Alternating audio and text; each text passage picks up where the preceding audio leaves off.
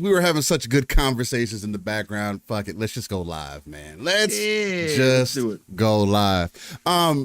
So, ladies and gentlemen, I'm just gonna start the show before we get caught up in our conversation, like we did last week, to where we just kind of forget. So, first off, ladies and gentlemen, I'm not gonna do any backstage today, but I can welcome you to the Living Split Screen, a non-console eccentric platform covering everything going on within the gaming industry.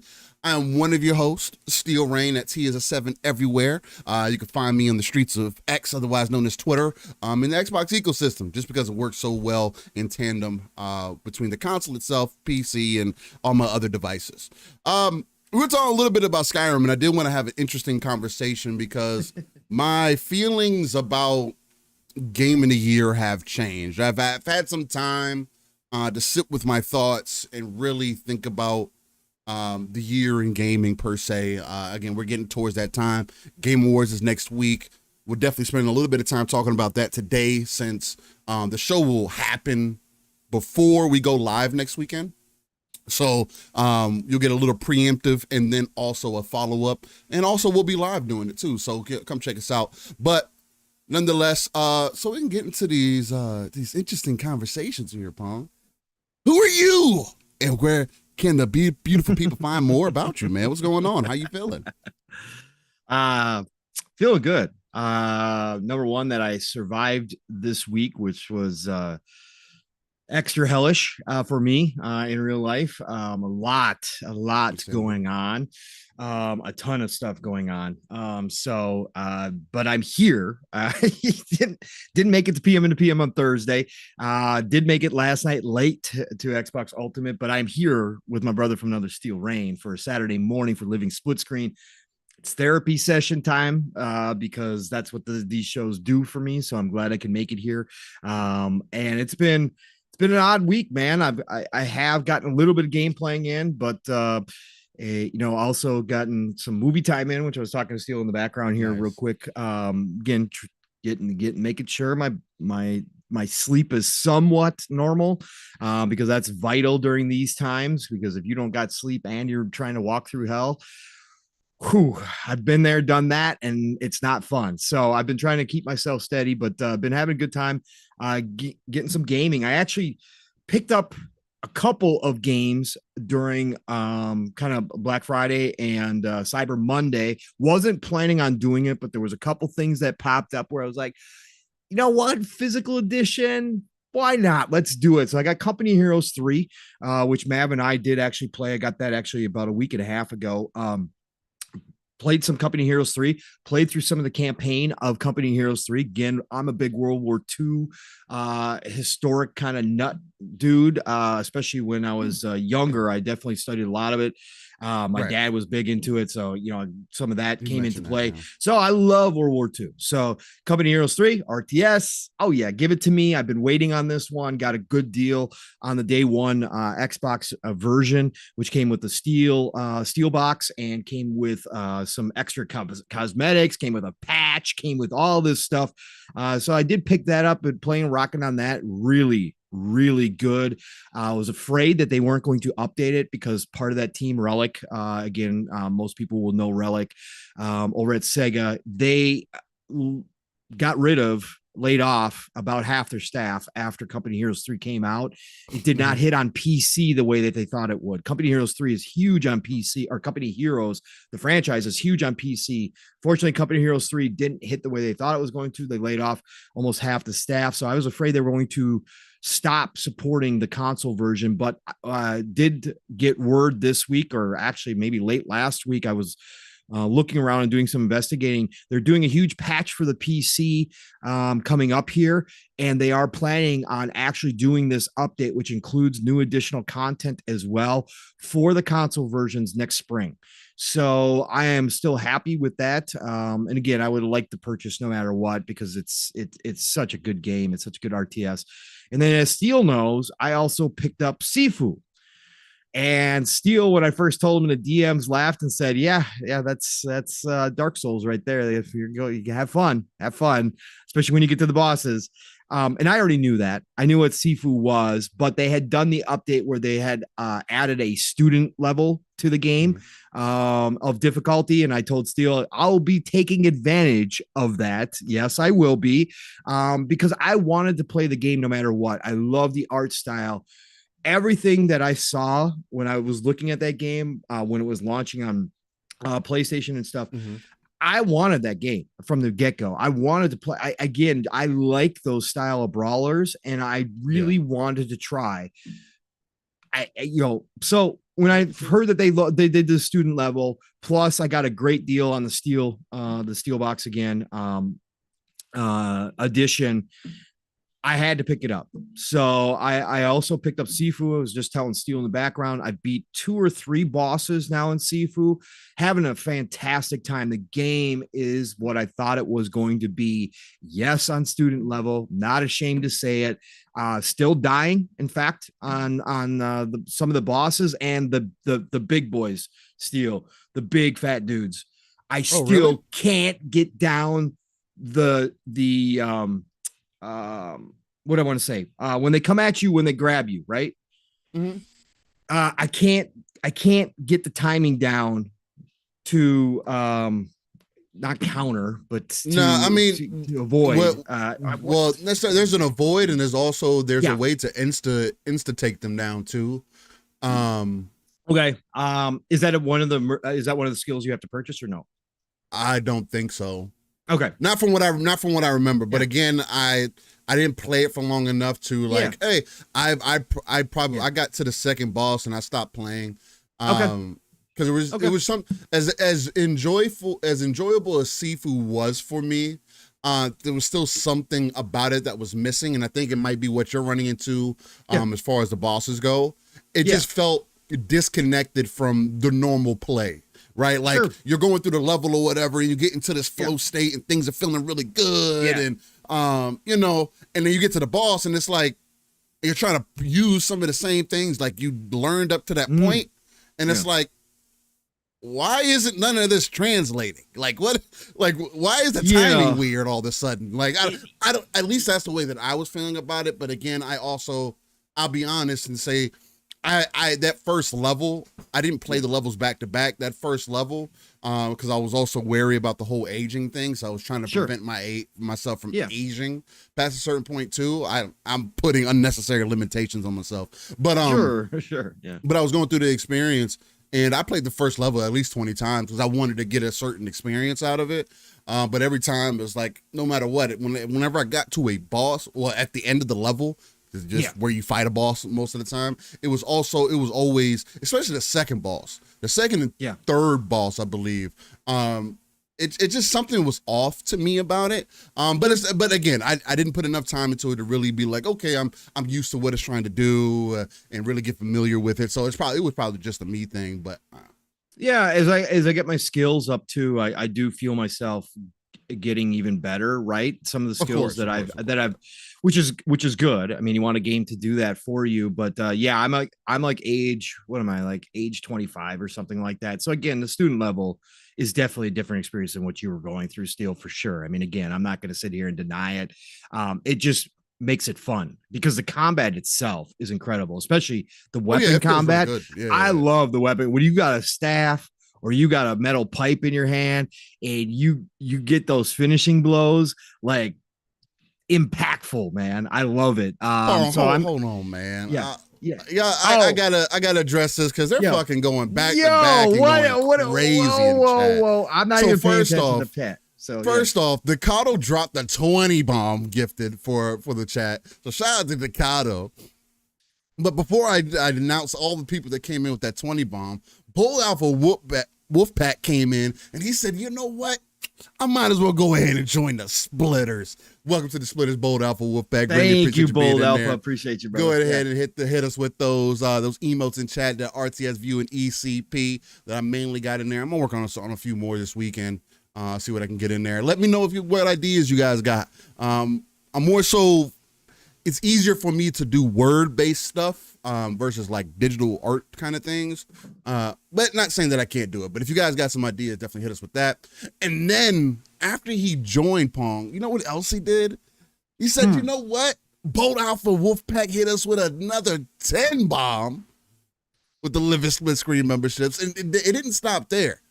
Then Decado said, you know what, Bold? You can't up me. I gotta send in 10 more Living Split Screen memberships. Like, ladies and gentlemen, why are y'all going crazy this morning? What is happening? Thank you so much, Decado and Bold Alpha Wolfpack. It's never expected, much and appreciated. Bold Alpha Wolfpack starting the bombing run. That's right, everybody. We got the bombing run going this morning. That's right. We got 20 bombs dropping. We got 10 bombs dropping. We got single bombs dropping. That's what we are doing here this morning. We got the sub train rolling for everybody. That's right. You guys are headed on your way to hit that December goal early for yourself. Right before Christmas. That's right. That's right. Because Christmas, this is a short month, folks. This is a short month. So wink, wink. Now's the time to keep dropping those bombs, wink, wink, so that we don't have to have advertising rolling into 2024 on our channel. That's right. It's your goal to keep advertising off Steel and I's channel. So thank you for starting the bombing run this morning. That's right. The bombing run has begun. If you want to continue to level the advertisers with the bombs, you go ahead and keep dropping those on in here, everybody. Wink, wink. It's that time of the year to be gifting people, wink, wink, because Christmas is here, and we appreciate all of you, Decado, Bold Alpha Wolfpack, all the splitters, everybody joining us this morning, no matter what you're doing, whether you're lurking or whether you're listening live or whether you're participating in the chat. All of it is the same to me and Steel.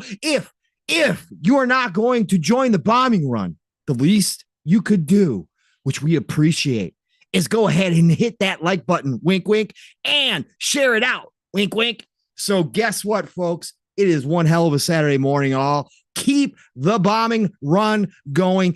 Keep the sub train on the tracks. Let's do this, folks. Let's go. Living Split Screen is live. My God, bro. Yo! What is going on? Bold. Yo, okay. This is how we're starting the show today, right? We're starting it off beyond strong. Bold Alpha Wolfpack hit us with a 50. Bold, you might as well just, Bold is out here repping it for the entire splitter gang. He's like, you know what?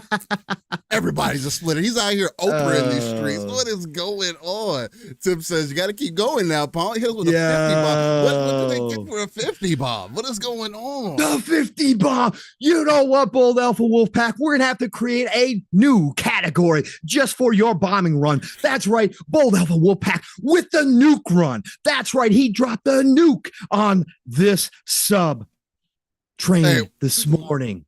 We got to jump in a whole new category for him. He's Bold Alpha Wolfpack is creating a whole new realm just for himself when it comes to subs. Man, that's right. This sub train is not stopping anytime soon. That's right, folks. The December goal that you guys have to hit for us is now down to 560 more subs. Let's go, everybody. 560 subs, and we don't have to put advertising in for 2024. Wink, wink. Keep this bombing run going, and if you want to match Bold Alpha Wolfpack, well, by all means, start your nuke. If you want to go ahead and drop a single in here, we appreciate y'all. What are y'all doing? We are never going to start this. Decado is showing it up with another 20 bombs. Much love. Oh, listen my to God. this bombing run. We are leveling all other shows as we speak with this bombing run. You guys are absolutely incredible. The sub train has just gone into Mach 1. They don't make Mach 1 trains, but we have got the sub train at Mach 1 this morning, folks. That's right. Wink, wink. You guys are y'all the best. You all the best. Yeah, we're one step closer to getting our Living Split Screen coffee off the ground, you guys. The new year. We are going to be flowing in beans, Steel. That's what's going to be happening around here. I want to let you guys know everybody. That hopefully you like a dark roast. I'm a dark roast fan. That's what we went for. It smelled good. So those are the type of beans we're getting in. Hopefully you guys are ready for that coffee when we get it nice and ground up. We're grounding it up. Me and Pong, we do it both. I send him beans. They send me beans. And then we just go in our bathrooms and we grind up the beans in there. And then we package them all up. It's kind of like removing some weight for real. So, Oh, I got bricks of beans in my truck right now, man. Let's go. Oh my God. You guys are absolutely incredible. Again, we joke and stuff, but all the time, again, it's never expected, but always appreciated. You guys are absolutely unbelievable this morning. Thank you all for being here. Again, it's just, I love this community, man. I love this community. I love what Steele and I have built here. It's Pong, before we get into it, because I did want to talk a bit about Skyrim, since it's fresh on my mind, and the whole game of the year. I got a couple other things to talk about too, Steele. So okay, cool. So I'll pass it back off to you then. Yeah. But just to get a little sappy for a little bit, because again, we are a live show, right? Yep. And like I told you before, like I was telling you guys before, when Yobi dropped his, again, because you don't expect for everybody to. And shout out to Yobi. I didn't expect any less from him, but we have seen other examples, and man, I'm pretty sure me and Pong dealing with people as long as we've been dealing with people, and I say dealing with people very loosely, but it's just very rare where you see organic and actual love and care and people that want to support what you're doing, right? Again, the whole reason why Living Split Screen is non-console centric is because we want y'all to be everybody in chat, everybody who's a member, everybody who's not a member, anybody who is in chat. I want you guys to be able to come to a place where you can talk about anything that's going on within the gaming industry, and we could pick up those topics, right? We could have that discussion like we always do. And I know, shout out to Nix, he ends up being one of the main proponents that we kind of pick off of, but it is no disrespect the Knicks and none of that, but he's offering another side of the conversation that we do tend to see. And I do think that, as an example, things like that do add a value to the conversation that you wouldn't get in many other places, without getting too deep into the for lack of a better way to put it, into the mud of getting crazy with it, right? Where your opinions start getting disrespected, where people start telling you that you're stupid, and things like that. Like, this is a place where we would never do that to y'all. Now, we'll be honest and say, no, this is how I feel, and I'm standing on how I feel. But you guys are welcome to do the same. As a matter of fact, if there's anything that you take away from Living Split Screen on a week-to-week basis, and you guys, the gifted memberships is something that is so out of this world for me personally, because me and Pong stepped into this with no expectation of getting anything back. Just giving the community something, especially with us doing a show once a week. I know it's not a whole lot of content. That's why I try to stream every now and then. I've been wanting to stream Skyrim, but because of all the mods and things that I have on, it doesn't perform the greatest. Hey, Pong, imagine a 10-year-old game that on my current hardware makes the game drop down to about 30 frames, 25 frames sometimes, in the open world sometimes. So it's like I want to continue to bring you guys additional content.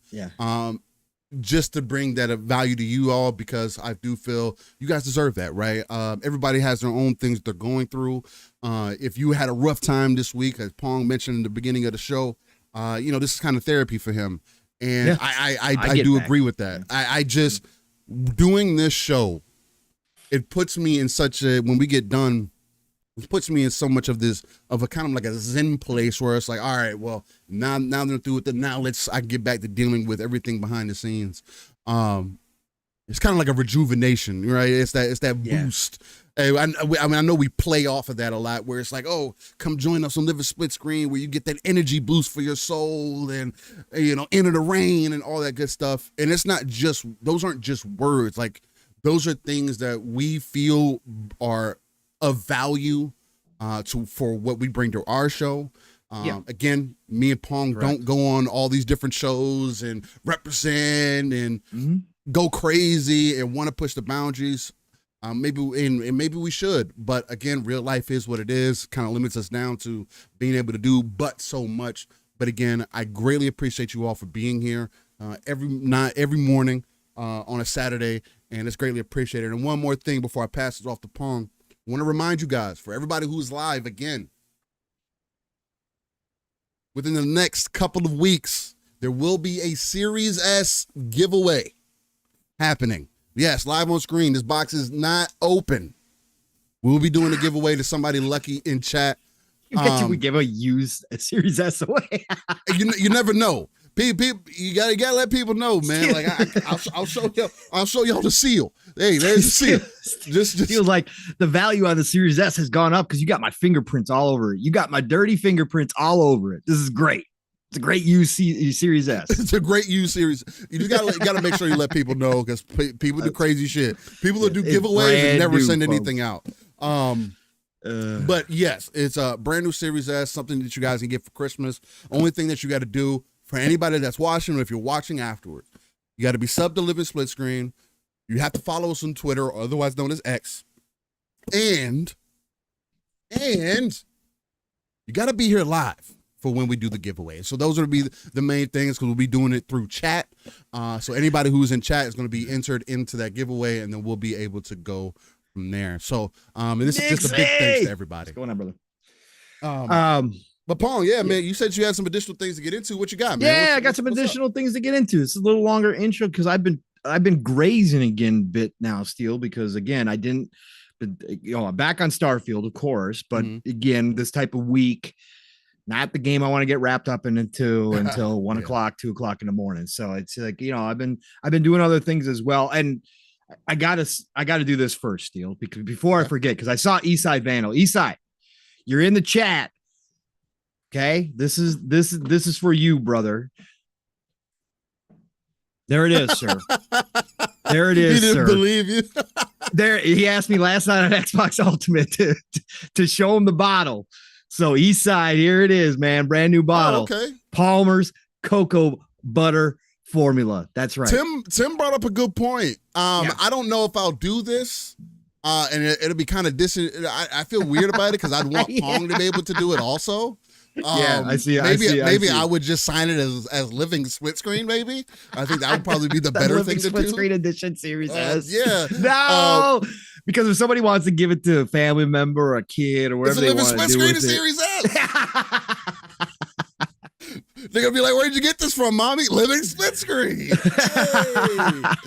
Hey. But serious. If that is something that you as the audience feel would be valuable, if I'll ask the person that wins, right? If the person that wins says, "Yo, I want the living split screen autograph," I'll figure out how to put a living split screen autograph on there for y'all. Maybe get a sticker made. Maybe we get a big sticker made. Throw it on. That'd be kind of cool. I would do that. Yeah, it might delay the shipping process a bit, but that's the whole thing. But yeah.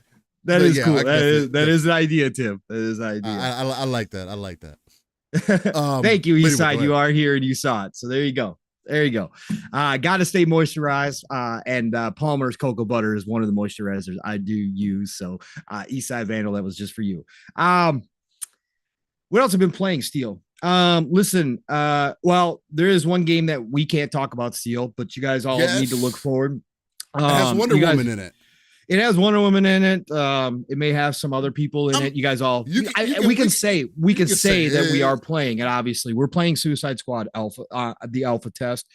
We can confirm that both Steel and I are playing it. We're playing it on PC.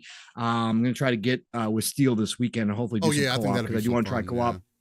But we are playing that. So look forward to our thoughts down the road on that. Again, can't say anything about it. It's under heavy, strict NDAs. But just keep your eyes peeled. I'll just say that I've played or touched. I played it ever since Thursday. Was it Thursday that came out? Yeah, it was Thursday. Right? Yeah. I played it a bit each time. So each day. So if that tells you anything, great. It tells you something. But keep your eyes and ears peeled for Suicide Squad and thoughts from Steel and I eventually when it finally does release or we get closer to release because also, let me see what else here. Dungeons 4 dropped in the Game Pass a while back. Not going to be a game for everybody. Obviously, if you know what Dungeons is, basically you take on the role of the baddie. You get to kind of develop your own dungeons. Dungeons 4 has a lot of different modes in it where you can actually kind of have a sandbox and you can just sit there and create your dungeon for hours on end. You can defeat wave after wave of enemies, but I'm actually playing through the campaign. I played other dungeons before. I love the story behind it. It is written as a tongue-in-cheek comedy. They reference other popular movies and such. It's really cool. I love the concept of dungeons. I think it's a fun game. It is a strategy game, I guess you would call it that, but it's definitely action based. It's got a little RTS to it because you build up your armies of orcs or evildoers, right? Orcs, goblins, etc. You got to collect gold. You got to dig out your dungeon, right? So you can actually control where they dig, where the goblins dig, and you can find hidden things and all sorts of stuff. Dungeons 4 is amazing. I'm through, I think, Act 6 now. I think I'm on with Dungeons 4. So I've been putting time in on Dungeons 4. Love it. If you guys take a look at it, if you've played the dungeons before, it's not going to be anything new to you, but the story this time around is amazing. I'm laughing my ass off all the time. So Dungeons 4, I've been playing that. And then what else? I think I've got something else. What else came out this week? I haven't had a chance to touch SteamWorld yet. I have not done that yet. I do have it downloaded. I'm ready to rock and roll on that. What else came out? Something else big come out? Oh, Remnant 2 came out, of course, dropped, but I already owned it. Steel, I, and Jasper beat it when it first dropped. We got early access. We got to go back for the DLC too. Steel and I got to do that. I got that re-downloaded. But if you have not played Remnant 2, if you've been here for this show, you know when Remnant 2 dropped, Steel and I had a lot to say about that game. We talked about it for a couple weeks at least of shows. So it's now available in Game Pass. Give it a go. I know everybody's got a billion things to play, but this is no risk. It's in Game Pass. Go check out Remnant 2. I said it's my dark horse. I said it should be in the Game of the Year conversation. Not that it should win, but it should have been in the conversation. Remnant 2 is simply a fantastic game. They've done work on it. They've patched a lot of stuff.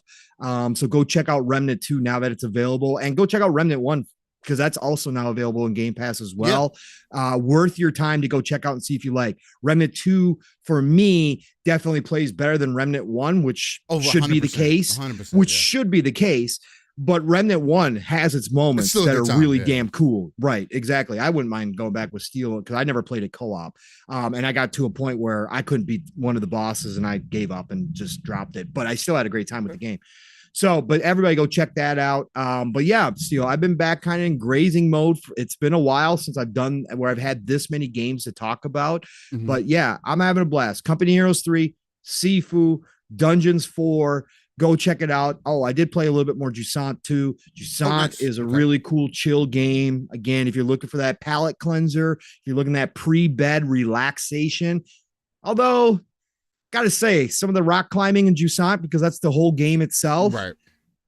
You know, it's a platformer at its heart because you're rock climbing. So some of those jumps and things that you have to do can get a little tense, at least for me, because the sense of being way up there, I don't know if that happens for other people. I do have a fear of heights. I can handle it, right? Roller coaster. I've been to the Cliffs of Moher in Ireland, hung my feet over the Cliffs of Moher, 1,000+ foot drop, right? I've done that. But do I get a tingly feeling? Do I get a little nervousness, anxiety? Yes, for sure I do. And I still get that in video games when it's done right, when the sense of scale and the sense of height. Right. Yeah. So with Jusant, I still have those moments. So it's not completely relaxing, but man, what a chill game. The mood, the atmosphere is completely 100% chill. You're not worried about combat. You're not worried about any of that stuff. You're just worried about the rock climbing and where you're at. So Jusant has been really cool too. I keep rocking on that as well, a little bit here and there. So yeah, that's been this weekend gaming for me, Steel. So nice. Yeah. Go ahead, Steel. Well, you got some. Well, I'll tell you this. Like Paul mentioned, we can't say anything about Suicide Squad, give impressions or anything like that. The one thing I will say is the thing that I said last night about it is if there's one form of entertainment that has shown me that I need to care about Suicide Squad, it's seemingly going to be in gaming. I will say, the only other thing that I also will say is that per Rocksteady's previous games, I don't have any reason to doubt, disbelieve what Rocksteady can do. Yes. Not only that, but yeah, I think people will be surprised. I think people will be extremely surprised. Quality, the effort, the love, the care. And again, I will say from what I have experienced, it would have been, and I said this last night to the guys, it would have been extremely interesting to see what they would have done with Gotham Knights. And the only reason I say that is because you guys saw the trailers. It's still based on a four-person crew. I know Gotham Knights is more like a two-man kind of thing. In most cases, like especially in co-op and whatnot, it's still based on 4 main characters. It would have been really dope to see what they would have been able to do with that. But I would say just buckle up and get ready for Suicide Squad in February. I think it'll be that'll be interesting. Keep an open mind. Keep an open mind, because Rocksteady's past is definitely indicative of the future. So a lot of the things like there's we mentioned on previous shows. Again, as I'm trying to definitely avoid, because I want to respect the NDA, avoid saying anything, but I have clips and whatnot that can't share out or whatever.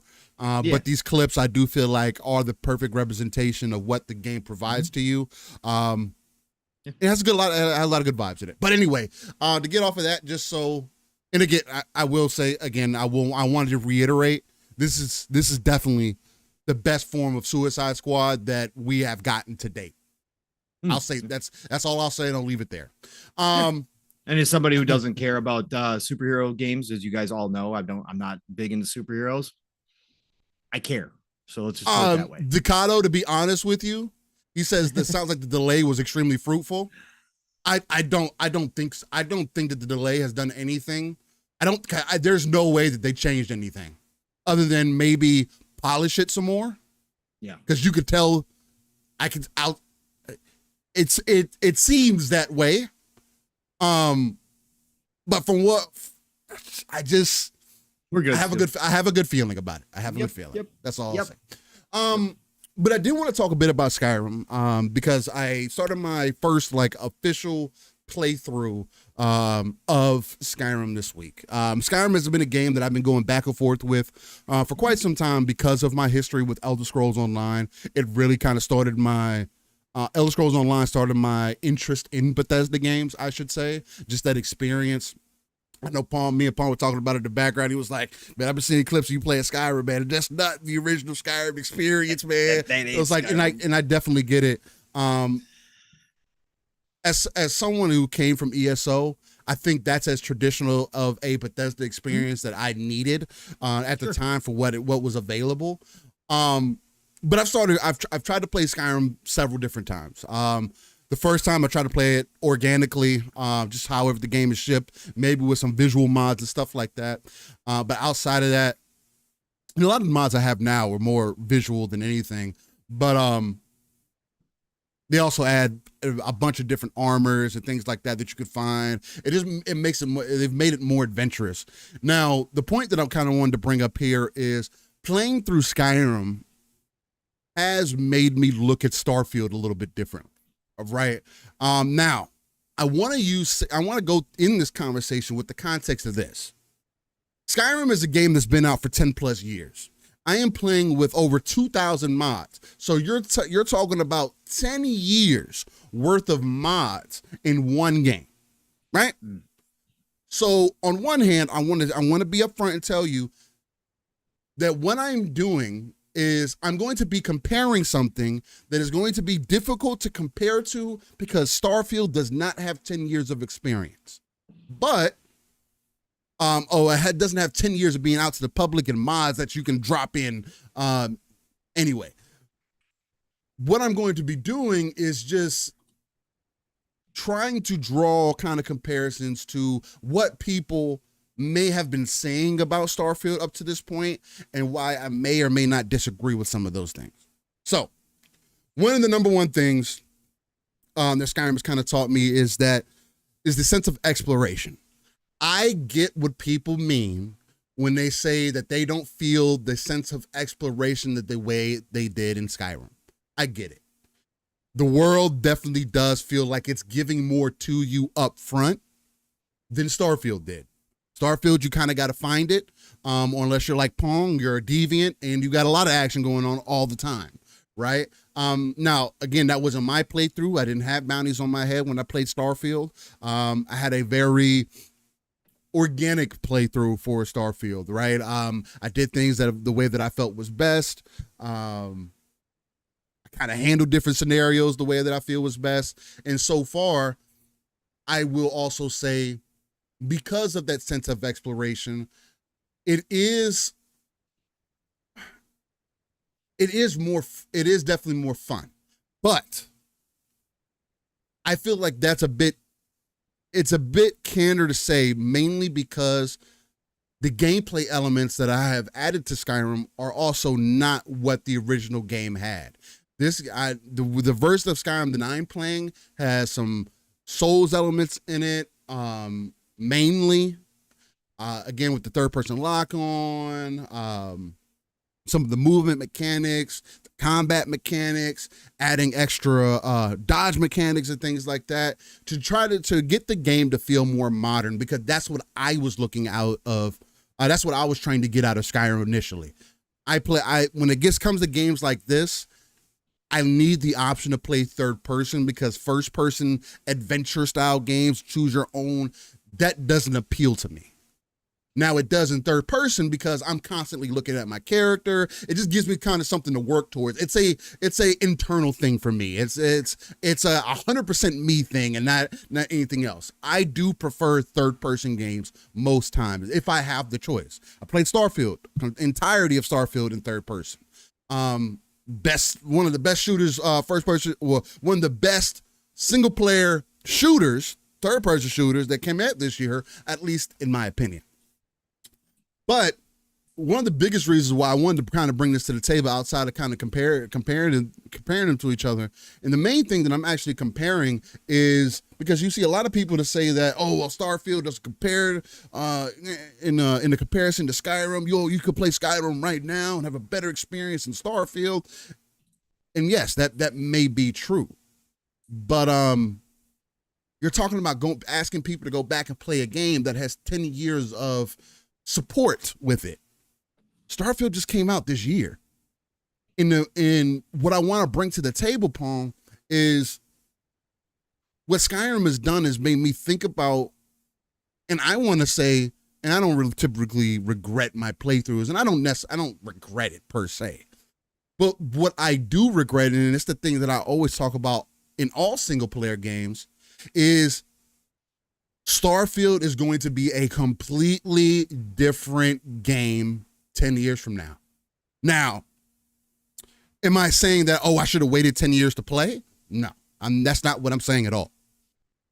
I will say that I'm glad that I waited to play Skyrim, because otherwise I obviously wasn't enjoying it at its base level, because gaming has changed since 2010, right? Your expectations have changed since 2010, at least for me. And those style of games have to do something for me that I'm interested in, while still holding its baseline of what the Skyrim experience is. I do feel as though I'm still getting the Skyrim experience as far as like the randomness in the world, right? I was give you guys an example, and people who've played Skyrim, maybe this is something that happens for everybody. I felt like it was completely random, and maybe that's just the way that it's supposed to feel. But I was just journeying and got done doing a mission or whatever, and was about to go somewhere else because I needed to make some edits to my character. I was like, because in this, with the mods and everything, you're able to see your character naked. And I was like, damn, I really threw off one of my meters for my character's figure, because of course I modeled her after my wife. But I threw off some things, so I wanted to change some things. So I went on this adventure, got that done, and I was on my way back, and I had got I have all this stuff in my inventory. So I was like, oh man, I'm weighted down. I got a follower with me, which again, I'm using them the same way I did in Starfield, which is they're my mule, man. But she's a worthy mule. Like, she came out of nowhere too. The first follower that I got died. We went into battle and she just died. She got beat the hell up and never came back. So I got another follower that walked up on me. Well, actually, I walked up on her and I persuaded her to join me. And so I got her rocking with me now. And she's been a dope person to play with. But I went to the general store, selling my stuff, just getting my inventory back right. And I had this dude run up on me and he was like, yo, I've been looking for you. You're a hard person to find. I was like, what are you looking for me for? He was like, I heard you're the Dragonborn and, you defeated the dragon, this, that, and other thing. We got a dragon problem. I was like, another dragon? We're like, what, where? Like, and we get into this whole dialogue. Lo and behold, I end up meeting up with this dude. He's like, yo, I'll pay you 10,000 gold if you come help me fight this dragon. And I'm in the game up to this point. I'm like, man, 10,000 gold sounds really nice right now. I'm only getting like 257, like I'm getting these weird off-brandish numbers. And when I sell stuff, yeah, I'm getting some money, but it's like 10 grand sounds perfect. So he was like, all right, well, go meet me here. We're going to get on this boat and we're going to go over here and we're going to go fight this dragon. I went on this whole other random journey that I wasn't expecting to go on with this whole other cast of characters that ended up dying anyway towards the end. When I started to feel something for them, they end up dying at the end of it. And I'm like, oh, well, I guess you guys weren't strong enough. So I looted their bodies and went about my business. And I came out of it. And the dude was like, man, I didn't think you would actually survive and all that good stuff. But it was just, those random experiences is something that I also experienced in the Starfield. And you don't really experience things like that just feel organic and natural to the world. And again, it could have been something that was very scripted to happen, right? It definitely could have been. But my point with saying all of this is Bethesda obviously has a talent that most other devs don't. Bethesda obviously makes games that most other devs don't. The fact that this game, Skyrim, as an example, has been out as long as it has, and the people have been able to essentially remake the game without Bethesda putting out a remake, is such a beautiful thing, because people like me who maybe can't get into the vanilla experience can kind of tailor their own experience and say, hey, people say that Skyrim's so great, what makes the game great? And just because I have all these mods in the game, shout out to Nolvis for anybody that's interested in, because that's what really got me in, is an auto installer, a one-click kind of scenario. You get Nexus Premium, boom, it's downloaded. Of course, you still have to have some baseline knowledge of how mods work, in case you want to tune some things and get in there and adjust some graphical elements. But the root of the game is still here. And again, it has helped me understand what Bethesda brings to the table. But the reason I say that it's made me look at Starfield a bit differently is it's kind of made me go back and think about the games that I've played this year. That sense of adventure. When I think about Hogwarts Legacy, when I think about Fate that I've been playing here recently, when I think about Armor Core 6, when I think about Atlas Fallen, there's these slew of games that I've played. Elden Ring was part of that. Into going into this year, also I was still playing that. But over 300 hours in Elden Ring in my first playthrough. Just to give a kind of an example, and because of how impressed that I was, by Skyrim, I started feeling not as impressed by Starfield, though I have to be honest and say I cannot compare the two, but I also have to, in that same vein, say it's hard for me not to think about it, because 10 years removed going into your next game, yes, Starfield is ambitious and they are doing new things, But if your community, and this is the thing that I think Baldur's Gate did so well, and I understand that Bethesda makes games differently, and not everybody's going to make games like Larian did. What if Bethesda had an opportunity or chose to, for an example, make Elder Scrolls 6 with 3 years of community development with it? What kind of game that could be created from that? What if Starfield had 3 years of when they delayed the game? What if they took that year, 2 years to get creator or get some input from the community on other things that maybe they could bring in, adjustments, mods, whatever the case may be. And these things are going to come anyway. But it just made me think about how much better that the Starfield experience probably could have been, and why maybe people who are Bethesda fans were a bit more critical on it. I do want to come and say, to me now, because of the way that my recent gaming experiences have been, Starfield was definitely my game of the year. But the more that I sit with it, and we'll probably get into our Game of the Awards, game of the year and stuff like that later on. But I definitely think, looking at it, Armored Core 6 is definitely top of the line for me across the board. As far as every category goes, as far as my game of the year, was most anticipated game this year, for a game that you talk about that, the changes, you talk about the putting the years of development in and really seeing you take those leaps and bounds. I feel like Armored Core did more than Starfield did in comparison to Skyrim, as an example. And again, I have a very skewed experience, and that's why I'm prefacing this with, hey, this is me taking it as, man, if the community was able to do this with 10 years, I see what you guys were doing with Starfield, but what could you have done to maybe enhance what Skyrim did, right? That sense of adventure for people. And that's, a lot of that stuff is still in Starfield, but I'm not the typical Bethesda fan either. So it's like, I know I'm coming from a very outside and skewed perspective. But this is also something that I hit on as far as just development goes overall, and how we evolve things, the attention to detail type of things. And again, Starfield is still very high up on that list. I would say it's definitely number 2 for me for the year. When I sit back and look on it honestly. But yeah, I mean, I kind of wanted to bring that to the table to you, Paul, as somebody who is that Bethesda guy. You talk about how much you've enjoyed Starfield, and I'm right there with you.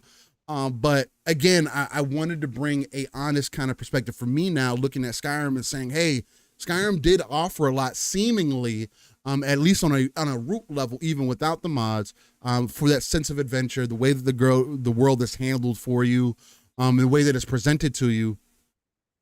But again, hopefully you're hearing what I'm saying.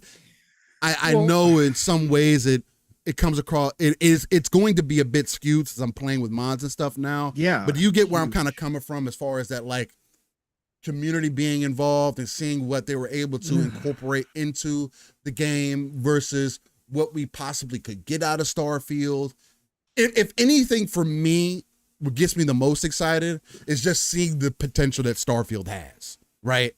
And I think that gives it more credit to you saying that it's a game of the generation, because as good as I felt about Starfield after I finished it, it's the way that I would feel 9 years from now. It would be over the moon, right? So, but that's, I mean, this is a tough discussion because I'm a purist at heart. So, right. No, I get it. Yeah, no. What I'm saying is I don't have a problem with mods. I think mods are cool. Again, as somebody who, I mean, just recently got a PC, right? They welcome. That's part of their culture. That's a part of who they are as a company. They've embraced the modding community. They hire people from the modding community to join their team full time. All that kind of stuff. I think that it's an interesting conversation to have, because again, as I said, Steele, like, I'm so happy that you have the mods to the point where you can enjoy Skyrim, quote unquote, even though it's not really Skyrim in its original vision. Which I get. Mm-hmm.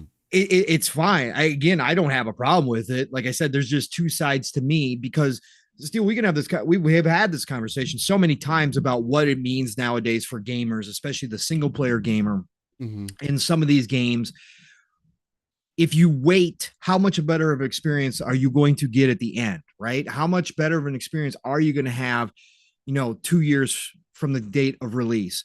Does that nullify the experience that you have up front? Again, that's going to be personal. That's always going to be something that you have to decide for yourself. Steele and I have preached that if it's a game that you don't have extreme FOMO for, and again, I say it, I got over my FOMO a long time ago. There's still games that I need to play day one. Cyberpunk, Starfield. Cyberpunk's another interesting right now, Steele. Cyberpunk's another interesting one. True. I don't know if you saw yesterday. They're coming out with 2.1. They're coming out with 2.1 Steele. This is CD Projekt Red themselves doing it. This isn't modders. This is CD Projekt Red finally developing the game as promised, even though Steele and I both played it day one without patches. I played it for 300 hours. Steele played it for 60, 70 hours, whatever it was. Right. Okay, I played it for 300 hours in one playthrough. Okay, sure, I got a couple patches in there, right, along the way, but nothing major. I played the game when everybody, or not everybody, but a majority of people were hating on the game. Okay. It was bad, yeah. Okay, I love the game so much so that I said it was one of my GOATs. Top 5, top 10, depending on the day, one of my GOATs. Okay. Love CD Projekt Red for what they do. Thought Cyberpunk was their best game. Again, I couldn't get into Witcher 3 like everybody else could. Yeah, I couldn't. I saw the quality. I know what CD Projekt Red can do. I had zero problems talking about it from that perspective, even though I didn't beat The Witcher 3 or I put a lot of hours in Witcher 3, but I never beat it just because it didn't grab me the same way. Cyberpunk grabbed me from get-go, from jump. This is, again, one of my GOATs. But the question is, Steele, where now all of a sudden with 2.1, if nobody noticed, this is part of the news, but they announced 2.1. So they just did this huge 2.0 patch, right? Changed the game entirely. Yeah. Right. Completely different. Completely different game than what Steele and I played. Yeah. Now all of a sudden people are loving it. Now all of a sudden Game Awards are saying it's an ongoing game. No, now they come out and announce 2.1 where they're adding in the metro system, Steele, which was supposed to be there. The train system, which was originally advertised for the teasers for the game 9 years ago now, 10 years ago now, when they have first announced the game and started talking about it. They were supposed to have a metro system in there. That was one of the big things that people complained about is CD Projekt Red cut that. Now they're adding that finally in. Now motorcycles are viable even more so. They're adjusting the motorcycle riding, right? They're giving you tricks for the motorcycles. They're introducing permanent racing events within Cyberpunk, which was something else that they had talked about early on as well. I'm still not getting my multiplayer because they cut that. That would have been dope. I'm still not getting the multiple free DLCs that they promised us, right? They cut that. Yeah, I don't think that's going to happen. Yeah. Again, doesn't take away from my standing that this is a GOAT game of all time. But now when I go back to Cyberpunk again, Steele, what am I going to have 2 listings for Cyberpunk in my greatest all-time list? Pre 2.0 is still a greatest of all time game, and now post 2.0 is going to be a whole different game for me. So it's going to be another great. But this is the discussion I think we're having here with Skyrim and the modding community, because CD Projekt Red is doing it themselves. They're fixing and going back and updating the game over. Bethesda is going to continue to do that with Starfield.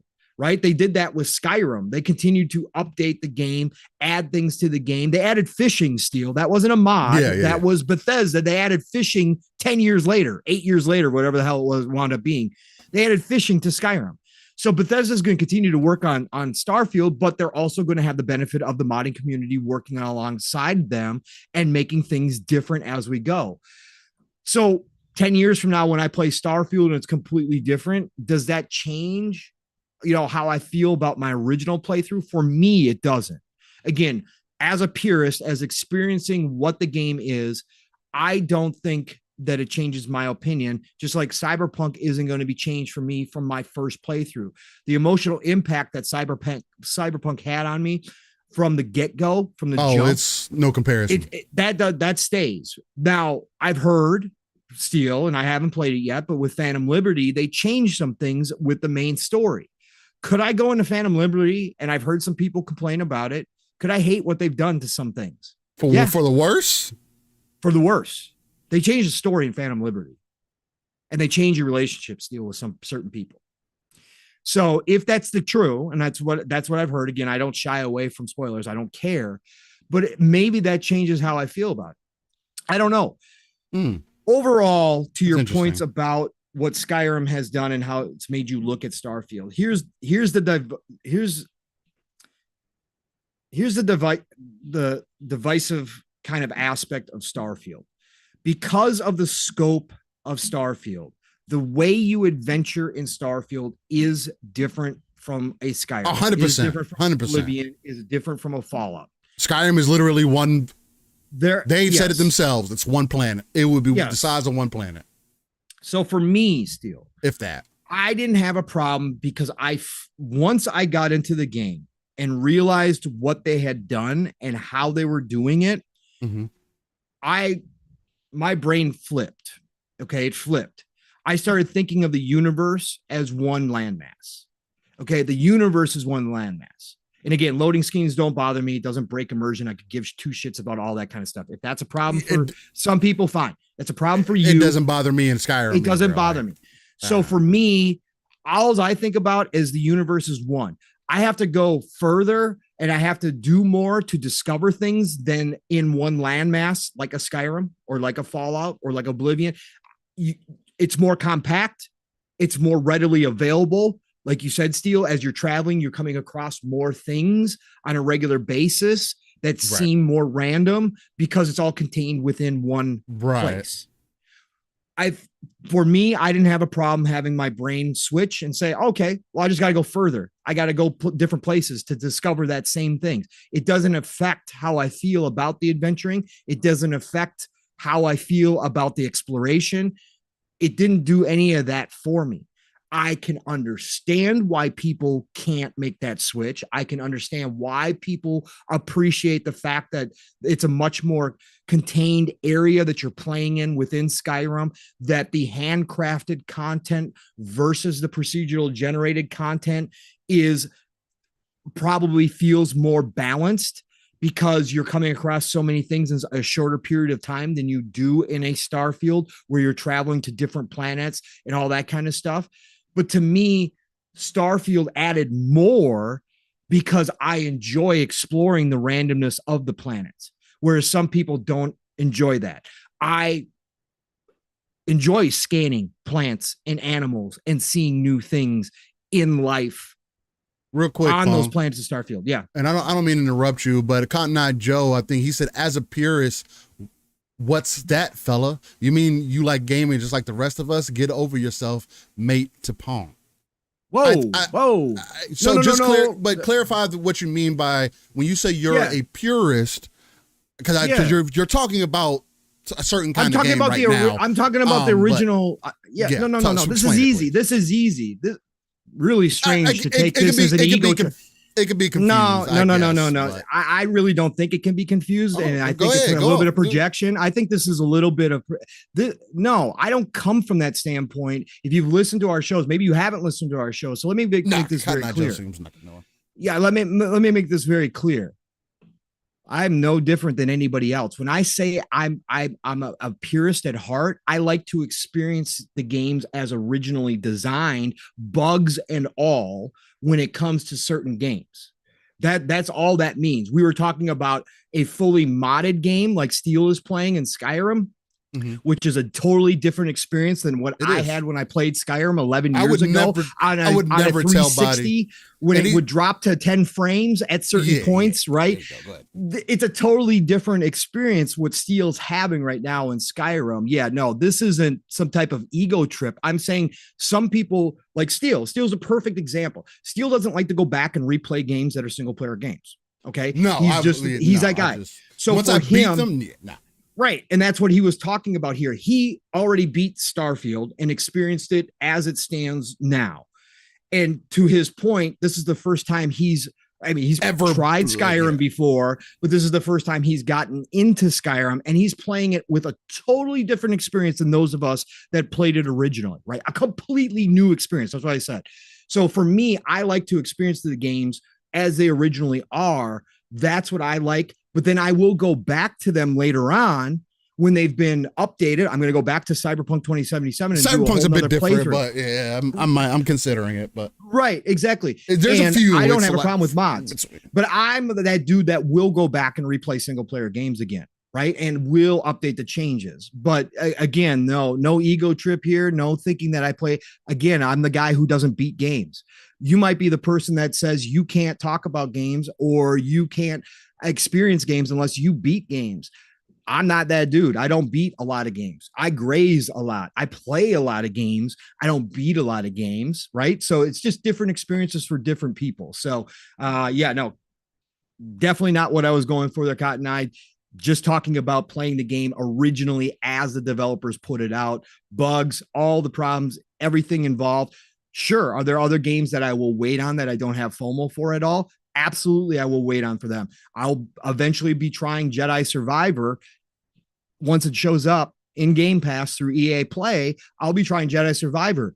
I didn't play it with all the original performance problems. I'll be playing it post-patch where a lot of those problems have been fixed. So yeah, it goes both ways. I'm just saying certain games I like to experience, like the big open world games from some of my favorite developers like Bethesda, CD Projekt Red. I like to experience them that old fashioned way. I do like to experience them with everything. Sometimes there's problems, sometimes there's not. Again, I didn't mind Cyberpunk pre-patch at all. I love Cyberpunk pre-patch. I didn't have the issues that a lot of people had. So didn't ignore that other people were having issues. We spoke out about them, talked about how it was wrong what they did, how they approached the launch. But yeah, no, that's what I mean by purist. I like to see the games in their original form without all the mods sometimes, right?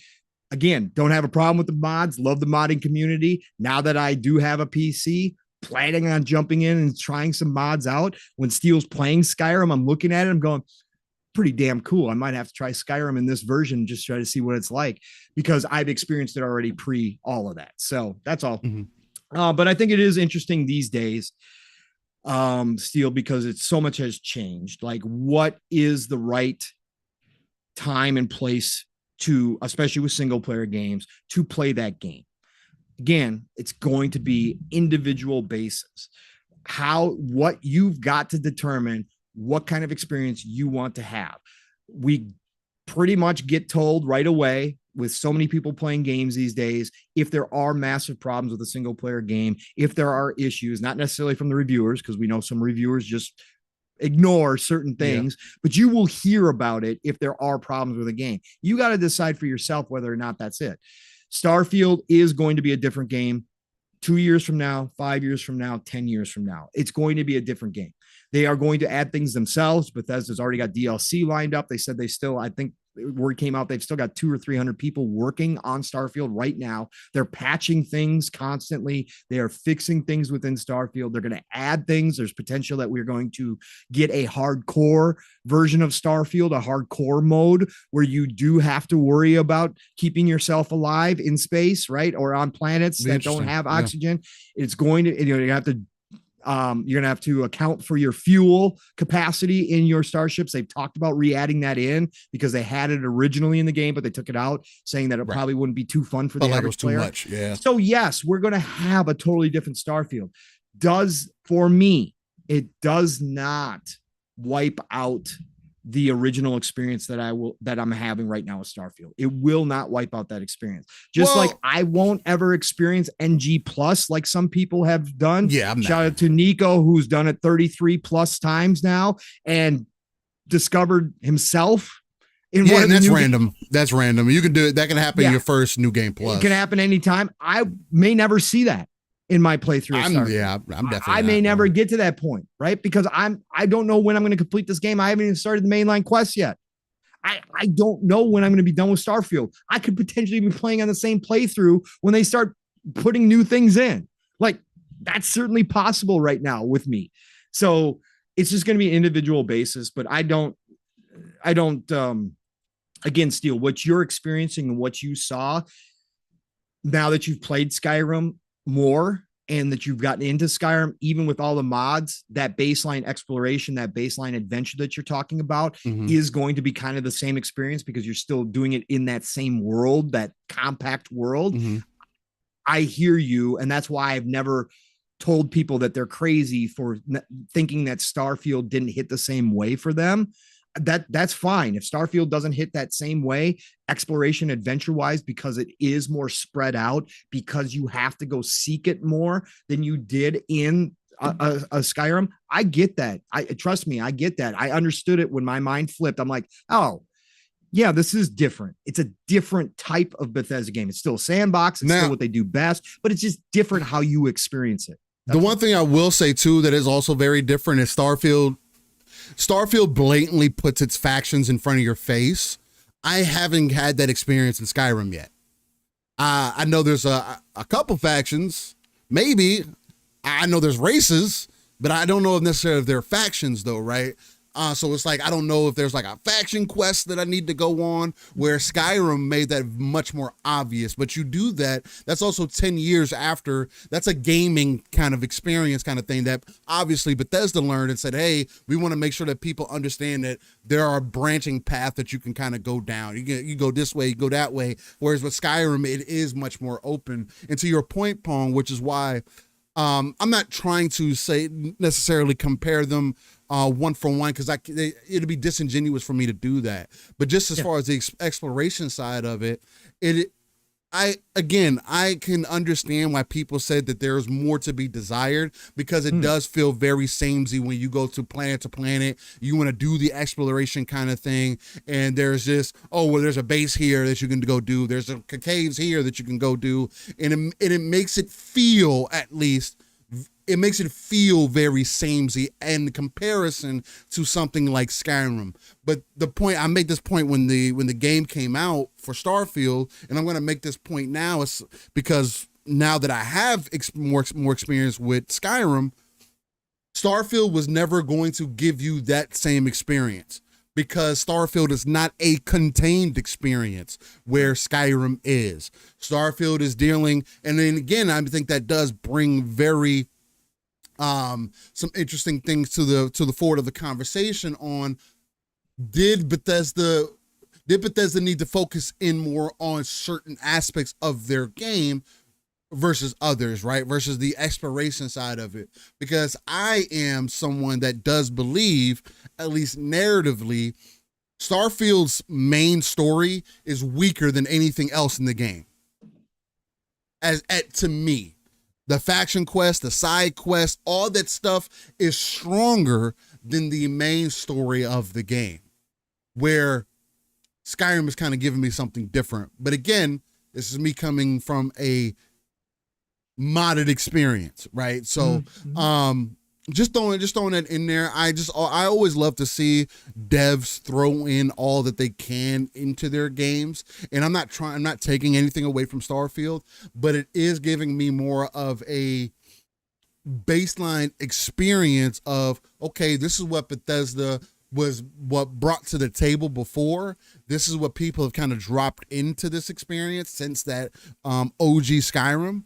And what did they give us with Starfield day one? Okay, what is going to change in 10 years that gets me excited? Because I'm not downplaying Starfield. Again, just because I'm saying it's not my game of the year anymore because of other games surrounding it, it's helped me put things more into perspective, if anything. So I just wanted to bring that to the forefront, bring that to the table, see how people were kind of feeling about that. I've been thinking about that this week as somebody who did enjoy the Starfield experience. I didn't feel it was boring. I didn't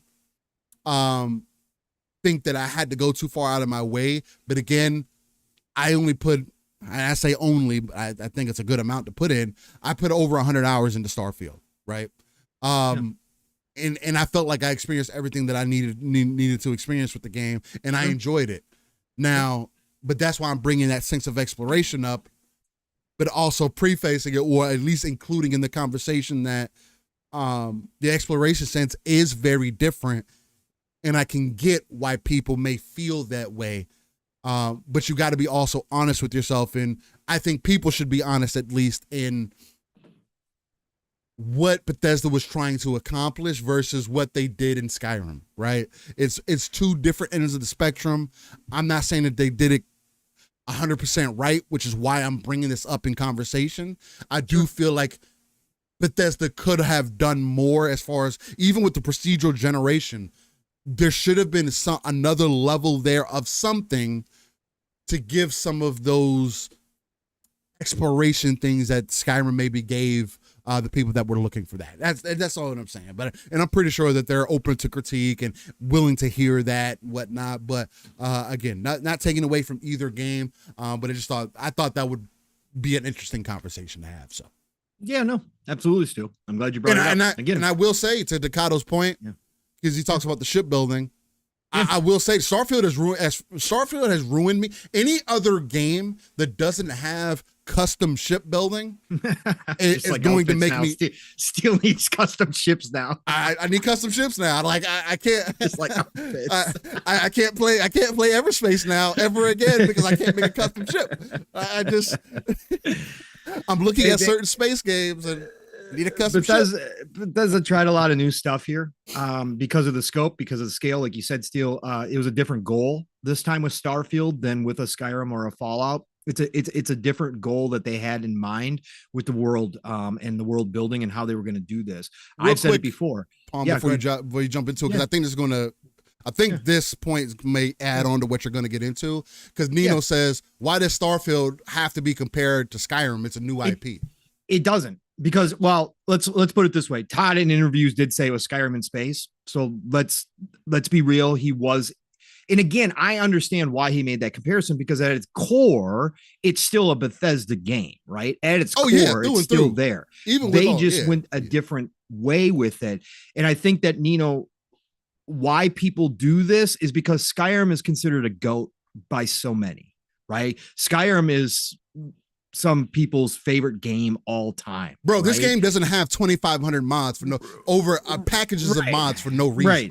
So I think that people naturally just do that because whatever their favorite Bethesda game, whether it was Fallout or whether it was Oblivion or whether it was Skyrim, whatever your favorite Bethesda game was, people naturally thought they were just getting a new IP, but that same exact experience, not realizing when they started talking about the universe, how it was going to be broken up differently, how it was going to be a different experience, going to find some of that adventure, find some of that exploration. I agree with you, Nino. Again, it is kind of, now that I've played this much of Starfield, and Starfield has become my favorite game of all time,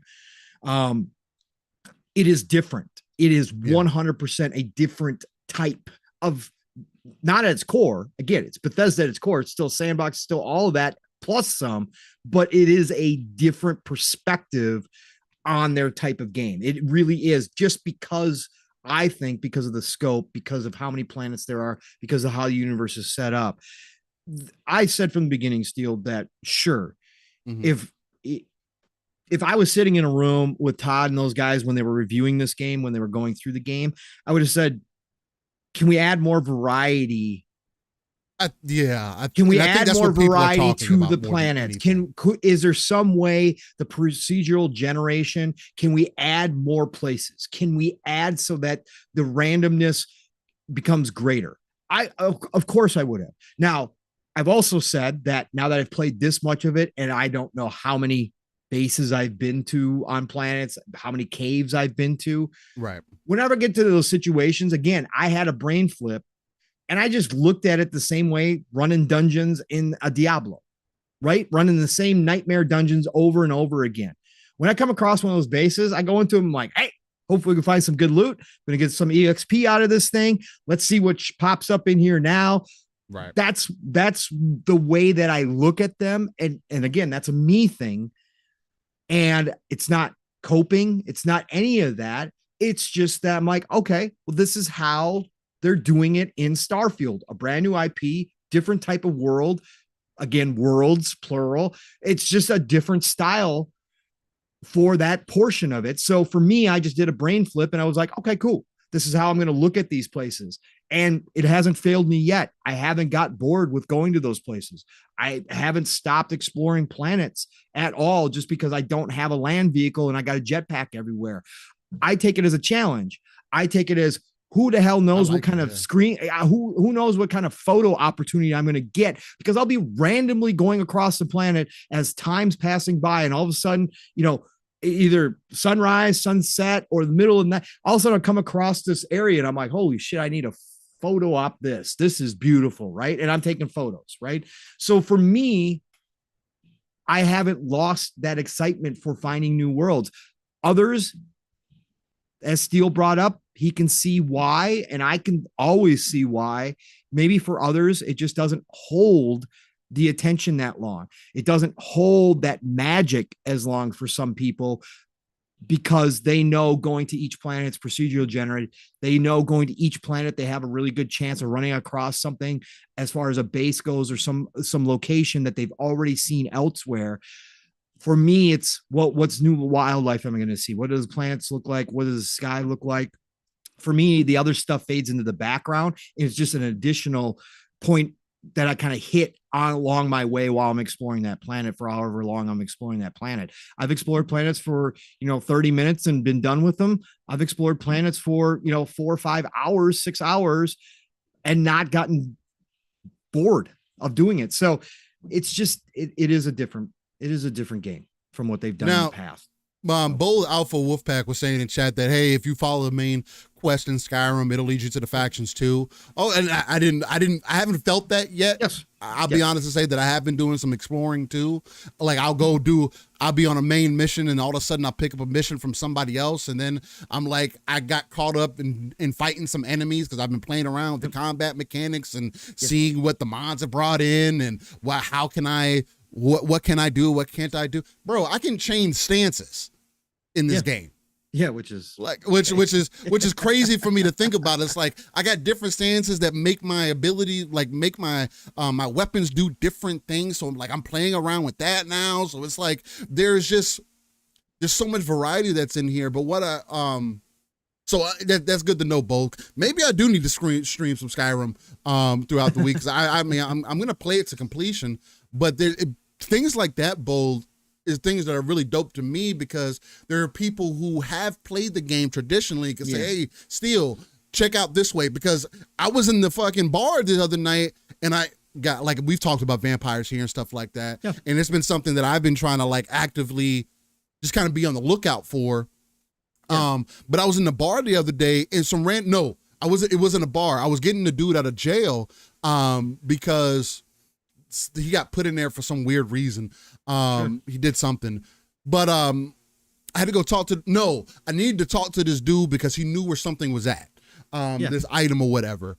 And so I had to go to the jail to talk to him, and I went in there and I was walking through and the guard was like, he had some random comment. He was like, oh, you're in the jail, this, that, and other thing. And then, so I was like, okay, so what else you got to say? Because sometimes you get interested and just want to see what else the NPCs got to say. And so I just talked to him one time, and he was like, oh, do you know about the vampire hunters? I was like, yes. Vampire hunters? I was like, he was like, yeah, I heard they were based out of Riften. Maybe you should go out there and check them out and see if you can. I always wanted to be part of them. I was like, I guess I'm going to go check that out. I'm like, I want to be a fucking vampire hunter. I want to be a vampire overall. Like, I think that just because I know the mods and stuff had also added in additional abilities for vampires that are supposed to make them feel like really nice. So I mean, I just like the concept of that. You can also be a druid in Skyrim. I'm changing different animals and stuff like that, which I didn't choose to do that. I think that's interesting because the druid, one of the mods for the druid allows them to turn into a dragon. Also, and I thought that was interesting as hell too. It's its own dragon. It's not even a dragon. It's in the game. Like it's its own dragon. It has its own abilities and stuff. And it's really cool. I'm not gonna do that because I feel like that's kind of too far for me. But whatever. But even that, like thinking of things like that, like wow, now I may end up becoming a vampire. Maybe I go hunt some, and because that's the other thing too, where it's just like it's seeking out those experiences, right? Bo's saying, yeah, talk to any bartender about a rumor in any Bethesda game. Yeah, so there you go. So Yeah, again, you see those things are there. Go ahead, my fault. No. I was just gonna say, God Emperor Sofa King says he says it just makes me think that Bethesda can't deviate from their formula, because if they do, especially in a new IP, people are comparing it to their past banger games and saying, "What are you doing?" And that is a part of the discussion. Yeah, the right to do that though. They're sure, but there is a part of that where you've got a group of people that just want Bethesda to continue to do what they're doing, but then you've also got the other group that is now claiming that Bethesda games are archaic and that they no longer have that. Again, going from Skyrim to Starfield, there's obviously, even with the mods, there's obviously advancements that have happened. It's blatantly obvious. Yeah, but what I'm saying is that I think we're also running into that group of people still that have now come to the determination that they love, for lack of a better term, the PlayStation game, right? They like the third person narrative driven game as their experience of choice in gaming. And I think we do have a large contingent of people, because of the PlayStation 4 generation, that now do believe, or again, I'm not taking away from it, it's probably their truth, that they think that is the best gaming experience. So when they go back, even if they did like Bethesda games previously, when they play a Bethesda sandbox now, Steel, they don't enjoy that experience the same way that they used to, because it's not controlled, because it's not tight knit. Well, I get that. I definitely get that. And I think that that's part of this, that's kind of something that has changed over the past generation. A group of gamers that have determined that they want the movie experience versus having an open sandbox. We've heard so many people complain about Ubisoft games. We've heard so many people, complain about all that kind of stuff. Whole different extreme. Right. It is to a certain degree, but I'm saying kind of the same, go anywhere, do what you want kind of experience. Right. Some people have drifted away from that and no longer enjoy that, even though, because that was a fresh experience, like in the 360 generation, Steel, that was a fresh experience, right? Oh yeah. Because that was the first time that console players really got to experience kind of what PC players had been experiencing, is this new realm of open world, go do what you want, go explore, all that kind of stuff. That was the first time a lot of console players ever got a chance. That's why Oblivion changed the game when it was exclusive to Xbox 360, because people that weren't on PC that hadn't tried Morrowind on the original Xbox were like, oh my God, what is this? I can go do this. Holy shit, I got all this freedom. I can make choices. I can kill people as I randomly want to. Like, what is going on here? And that was kind of new and fresh. And now we've gotten to the point where, well, no, I'm not too much into that anymore. And now this, Bethesda needs to change what they're doing. This is too archaic. They don't. There's one thing that this has proven to me. They don't need to change anything. I mean, I do think that they need to continue to work on improving the baselines of their games. But outside of that, like, the types of games that they make are very unique. Another thing that I also will say is there's no way that you talk about Starfield and then say, oh, Starfield's a step back from Skyrim. You're smoking crack. I'm just gonna tell you straight up. Even with mods, even at a base, with mods especially, if you're telling me that your baseline Skyrim experience was better than Starfield, you're smoking crack. Mm-hmm. You have to be completely disingenuous. Outside of my point of the world feeling more tight-knit and feeling like there's more going on, if you're going to directly compare Skyrim to Starfield like people have been, you're disingenuous.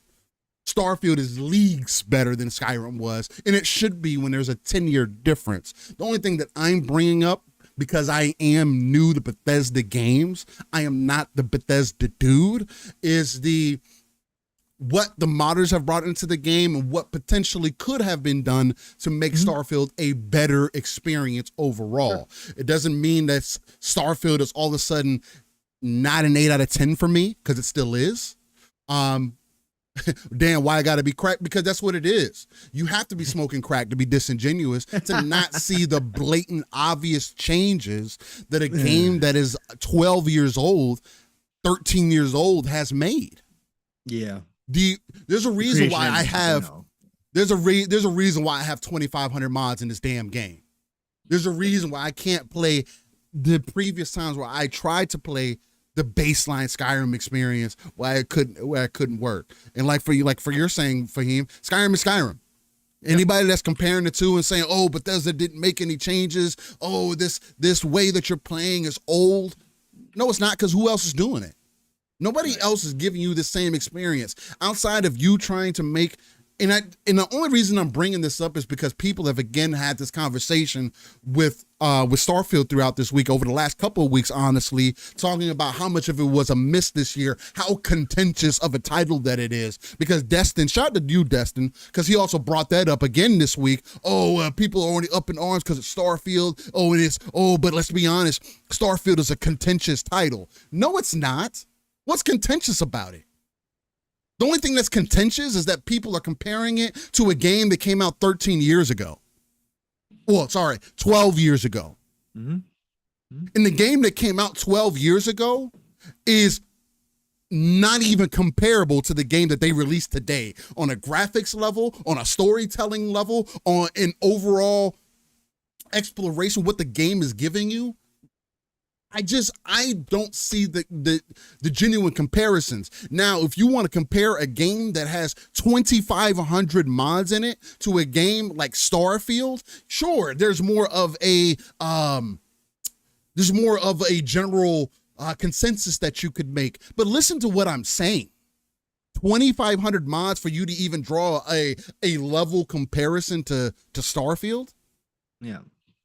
That's why I started the conversation with that. Right? Like, listen to what I am, the casual Bethesda fan, coming to you with this conversation. And I appreciate everybody that felt like this conversation was cool to have. Yeah. It was interesting. It's not for him, it's not the same. But because it's made by Bethesda, because it was made by because Todd Howard was at the top when they were creating this, they're going to be compared to each other. Yeah, which is part of the reason why I kept trying to get back into Skyrim, so I can understand why these comparisons are being made, how I feel about the game, because I beat Starfield, right? I wanted to understand where people were coming from as I was in taking these experiences in, especially as I have played more single-player games now. Especially, I just played Mass Effect for the first time last year, so it's like. And you played that in the best light too. and I played that in its best light also. So it's like, it just gives a different perspective on what I'm saying. And Bold Alpha Wolfpack with the $10 dono, he says, the Nova's Ascension combat mod is eye-opening to what combat could look like. Right. But I don't want Bethesda to change how they're building the sandbox experience, because that's what they do. That's all that I'm saying. Attention, I'm talking about the detail within the actual game itself, not the baseline of the game, right? Steele, I've got the answer to all of this. Go ahead. I got the answer to all of this, right? You just gotta let Bethesda be Rockstar, take 10 plus years to create a game, $500 million plus budget. I think that's where we should go. I think everybody should wait another 10 years for the next Elder Scrolls 6. Then it'll be in its best form. Then another 10 years after that for Fallout 5. I think that's what we should allow Bethesda to do at this point, is just take 10 years like Rockstar does plus to create their next game. Let's go. Rockstar is also different. There was an interview, I can't remember the dude's name, but he's under Rockstar, and he was talking about why GTA 6 has kind of taken so long to come out. And he was a black dude. I can't remember his fucking name, bro, but he's integral to the studio. But anyway, I think he might be a voice actor, whatever. But he was like, do you guys want to know why GTA 6 has taken so long to come out? And he was like, because you guys supported GTA 5. That's why. Right, but that makes zero sense because we supported games back in the past. That's bullshit. He said the reason that he said business wise, yes. Business wise, that's exact. That's exact. Because of GTA, what GTA Online did. Correct. That is why they've taken as long as they have. But we've also hear rumors that the GTA 6 has a $500 million to $1 billion budget. With marketing, and that could be true. I mean, it could be. I could see the possibilities in that because GTA 6 is going to have online also, and you have to enhance the experience. Again, it's going to be like going from Skyrim to Starfield. You have to give people enough of a change, and from what I've seen from GTA 6, there will be, in the baseline experience, right? So, yep. Exactly. And again, Tim the Sorcerer. I mean, again, the people that tried to compare this to Star Citizen, what Star Citizen's budget's already over 500 million.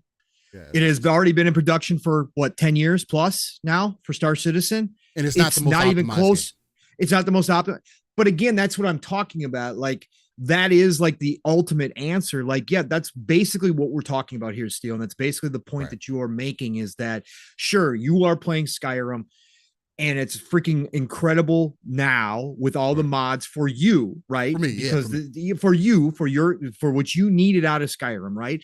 What I was looking for. But it's taken this long. So yeah, if we want to start talking about extending the dev time, absolutely. What Bethesda does is Bethesda creates the palette, right? Yeah. Bethesda creates the sandbox, the base. And again, I didn't even talk about all the stuff again that I brought up before, that when people try to just focus on the adventure and the exploration and the procedural generated stuff, right?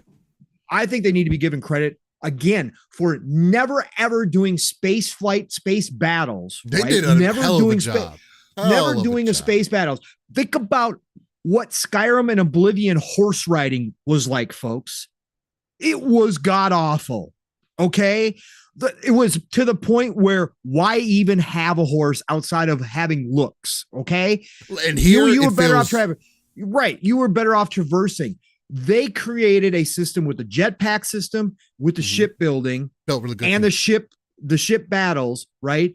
Top notch. The ship battles in Starfield are probably better. The controls and how the ships feel are probably better than 75 to 80% of all space games. I wish there was more of it, honestly. I wish there was a lot more going on in space for sure. I wish there was too. I hope they expand the battles out. I want to see giant fleet battles. I want to go up against capital style ships, right? That's how good it felt. I wanted more. That's how good it felt. More. That is their first time ever doing that. They obviously put a ton of time and effort into that. They took gunplay to a new level for Bethesda games. I'm not saying this is like COD level type shooting. I'm not going to say, but what I am saying is that Bethesda went back to the drawing board and refined a low point for Fallout. Without the VAT system, most people did not enjoy the gun combat. They said it was poor. Oh, yeah. Okay. Oh, it Without was. the VAT, VAT saved Fallout in a lot of ways. So the fact that they've gone back and refined it so that it actually feels good in Starfield to handle guns. And it feels Steele's favorite mode.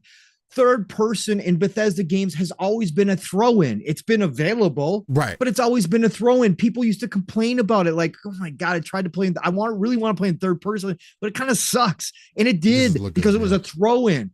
They went back and said, "You know what? We've heard you," and they refined the third person so that now me, as an OG Bethesda guy who does like first person, who doesn't need to play games in third person, I actually use the third person a lot outside of close quarters combat in ships. When I'm pirating ships, I do first person, right? Close quarter bases, I like the first person view when you're in tight corridors versus third person. But out in the open worlds, I'm playing in third person. It's freaking amazing.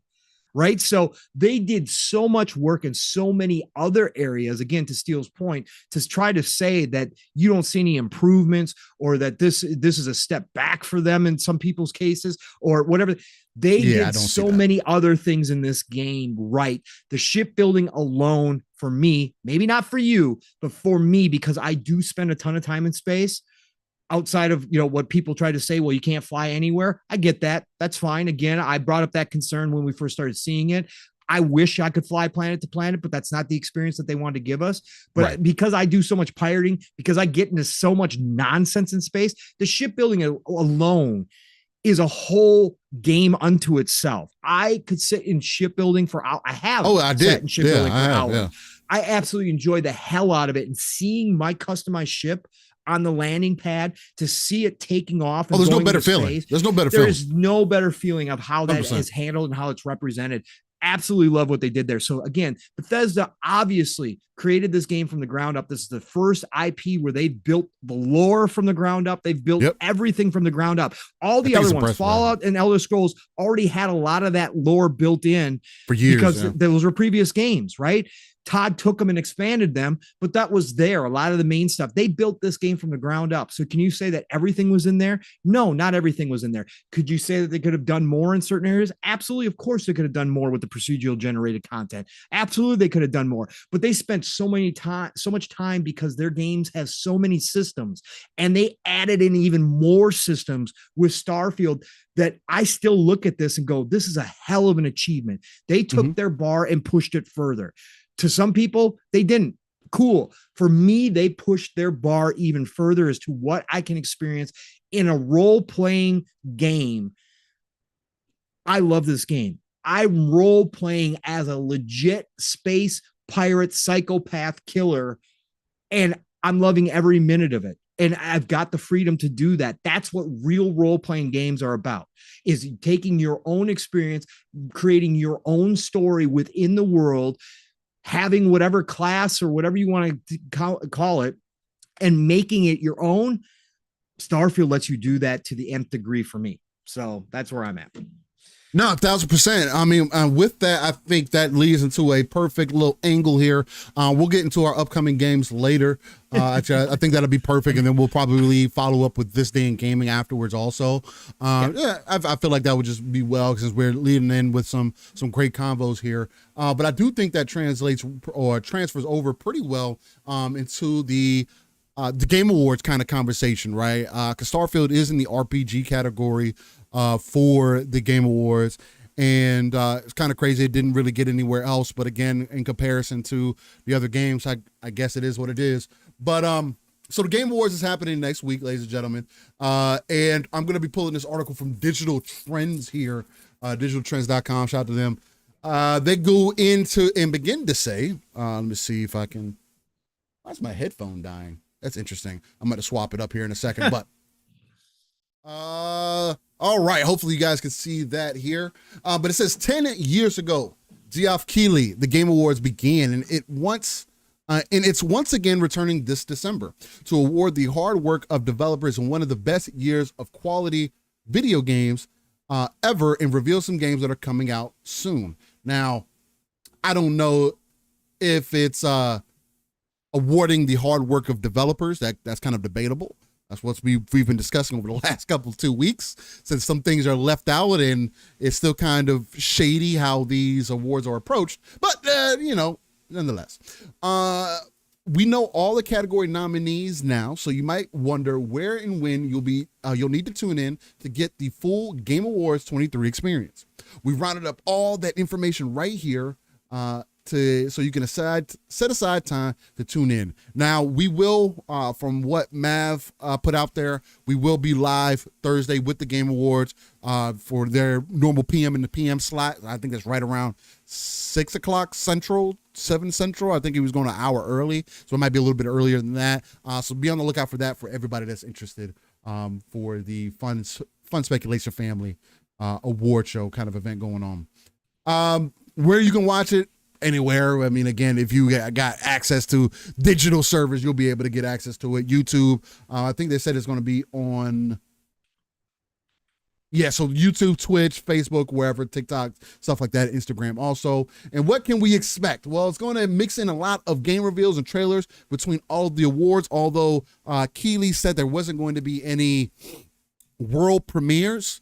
And then I heard you mentioned this yesterday, Paul. And then he mentioned that there is going to be world premiere. So there's that. He still doesn't know what he's getting out of it. I just, He's Yeah, so stupid, bro. I feel like he just be saying shit to say shit sometimes. He does.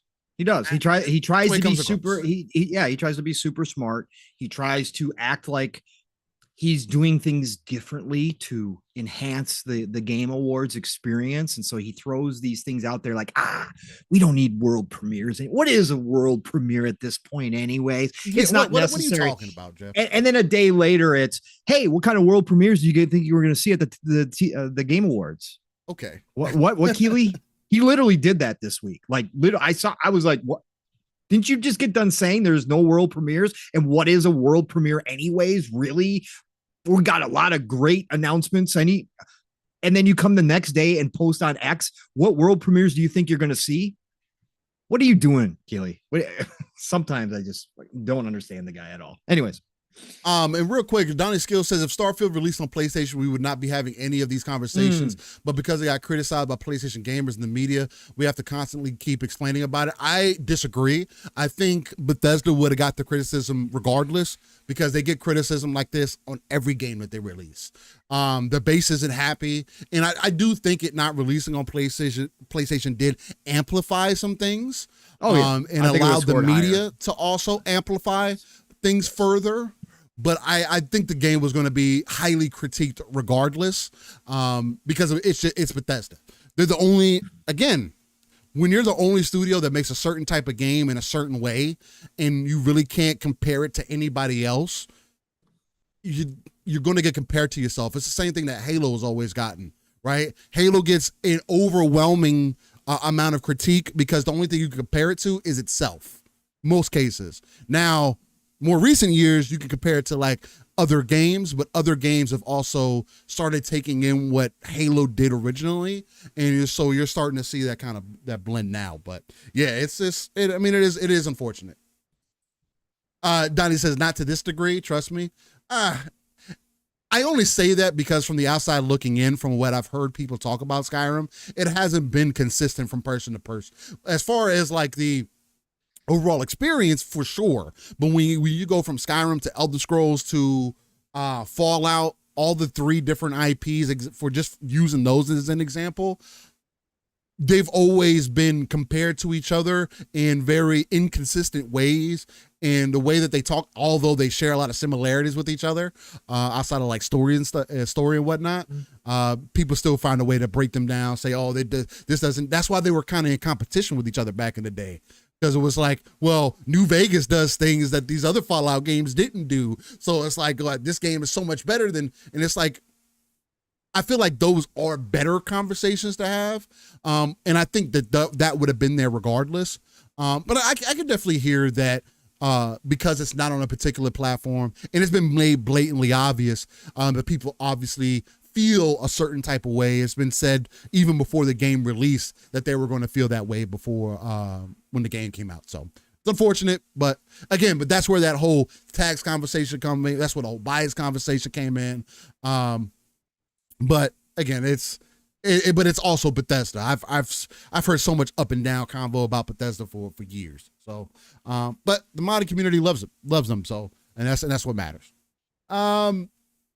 But what to expect from the Game Awards 2023? As is typically the case with this show, the Game Awards 23 will mix in a lot of game reveals and trailers between all of their awards. Shout out to Digital Trends, who said there's going to be game reveals there. And they just put this out yesterday. But when it comes to Game of the Year, if you're wondering, you got Alan Wake 2, Baldur's Gate 3, Marvel's Spider-Man 2, Resident Evil 4, Super Mario Bros. Wonder, The Legend of Zelda, Tears of the Kingdom, have the opportunity to win. As for the announcements happening at the show, below is a list of every game confirmed to be at the Game Awards 23. We'll continue to update more as titles are released. And they have Warframe's Whispers in the Walls expansion, which I believe with this expansion, they're actually going to introduce cross-save.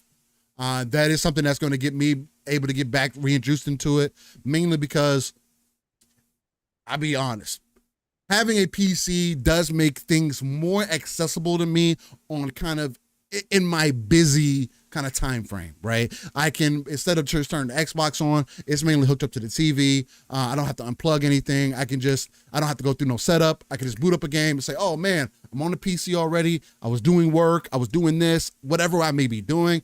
Boom, I just boot up Steam, pull up a game and go from there. I pull up Xbox app, boom, go from there, and I got the game running. And also, typically, games do run better on PC. And I have been spoiled in that, but I've also traditionally, I've been in PC since 2001, guys. Like, I've grown up, I've been with PC, in the PC experience since Windows 95. I was 3 years old playing with this technology, right? So it's like, I also have a very skewed perspective, although I still love my console experience. But bringing Warframe to the PC is something that's beneficial to me because there is going to be benefits, at least on a performance level, on a loading level, that really still bother me even on the Series X.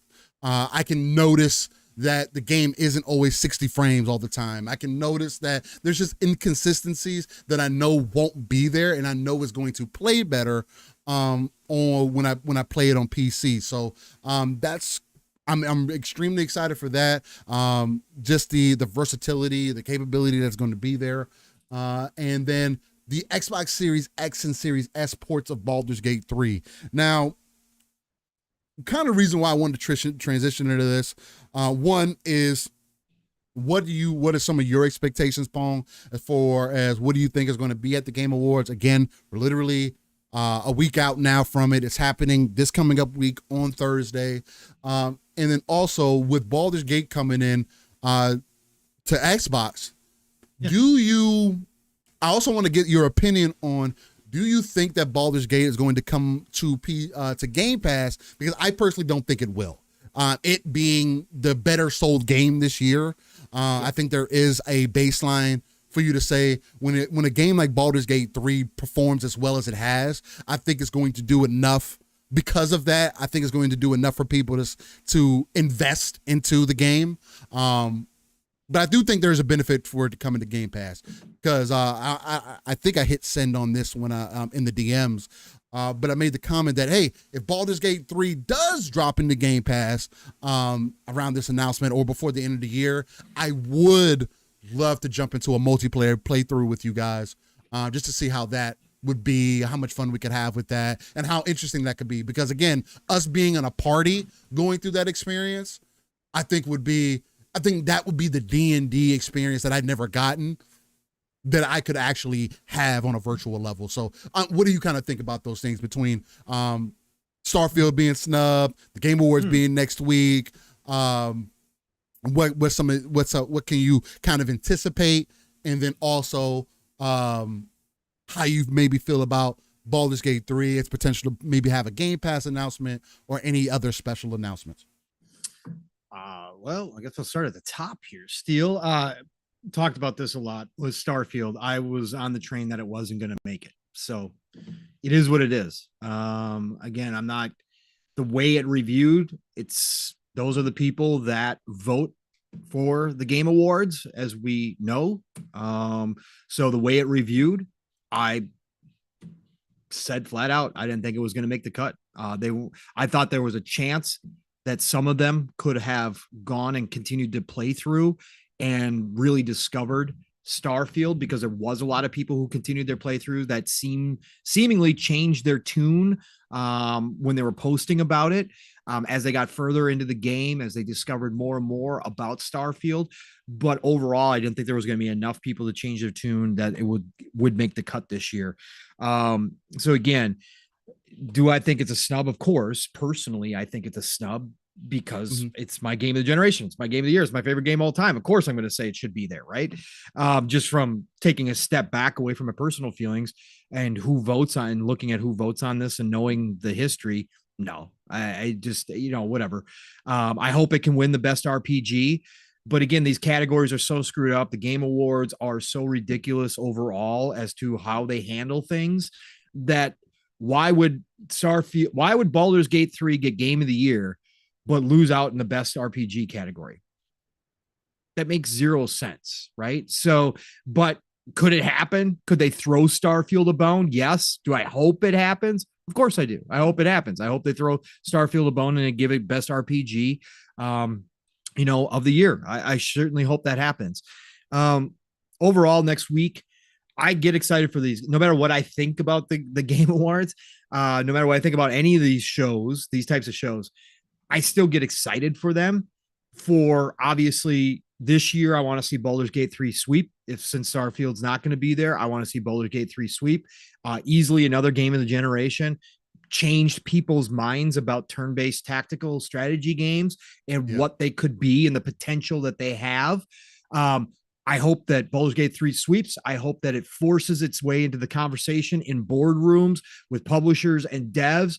Not to say that everybody's going to get this type of budget or this type of time frame to create another Baldur's Gate 3, but I would love to see more investment in these types of games. I would love to see some devs given a chance to take chances, given a chance to take chances, given a chance to work towards something like Baldur's Gate 3 with a turn-based tactical style RPG. I'd love to see that because I'm a big fan. I love these games. I want to see them. They're making a comeback. I want to see more. I want to see that narrative that, oh, this is a niche genre. CRPGs died out a long time ago. Nobody plays these games anymore. Bullshit. You put time and effort and make a great game, people are going to come play your great game, right?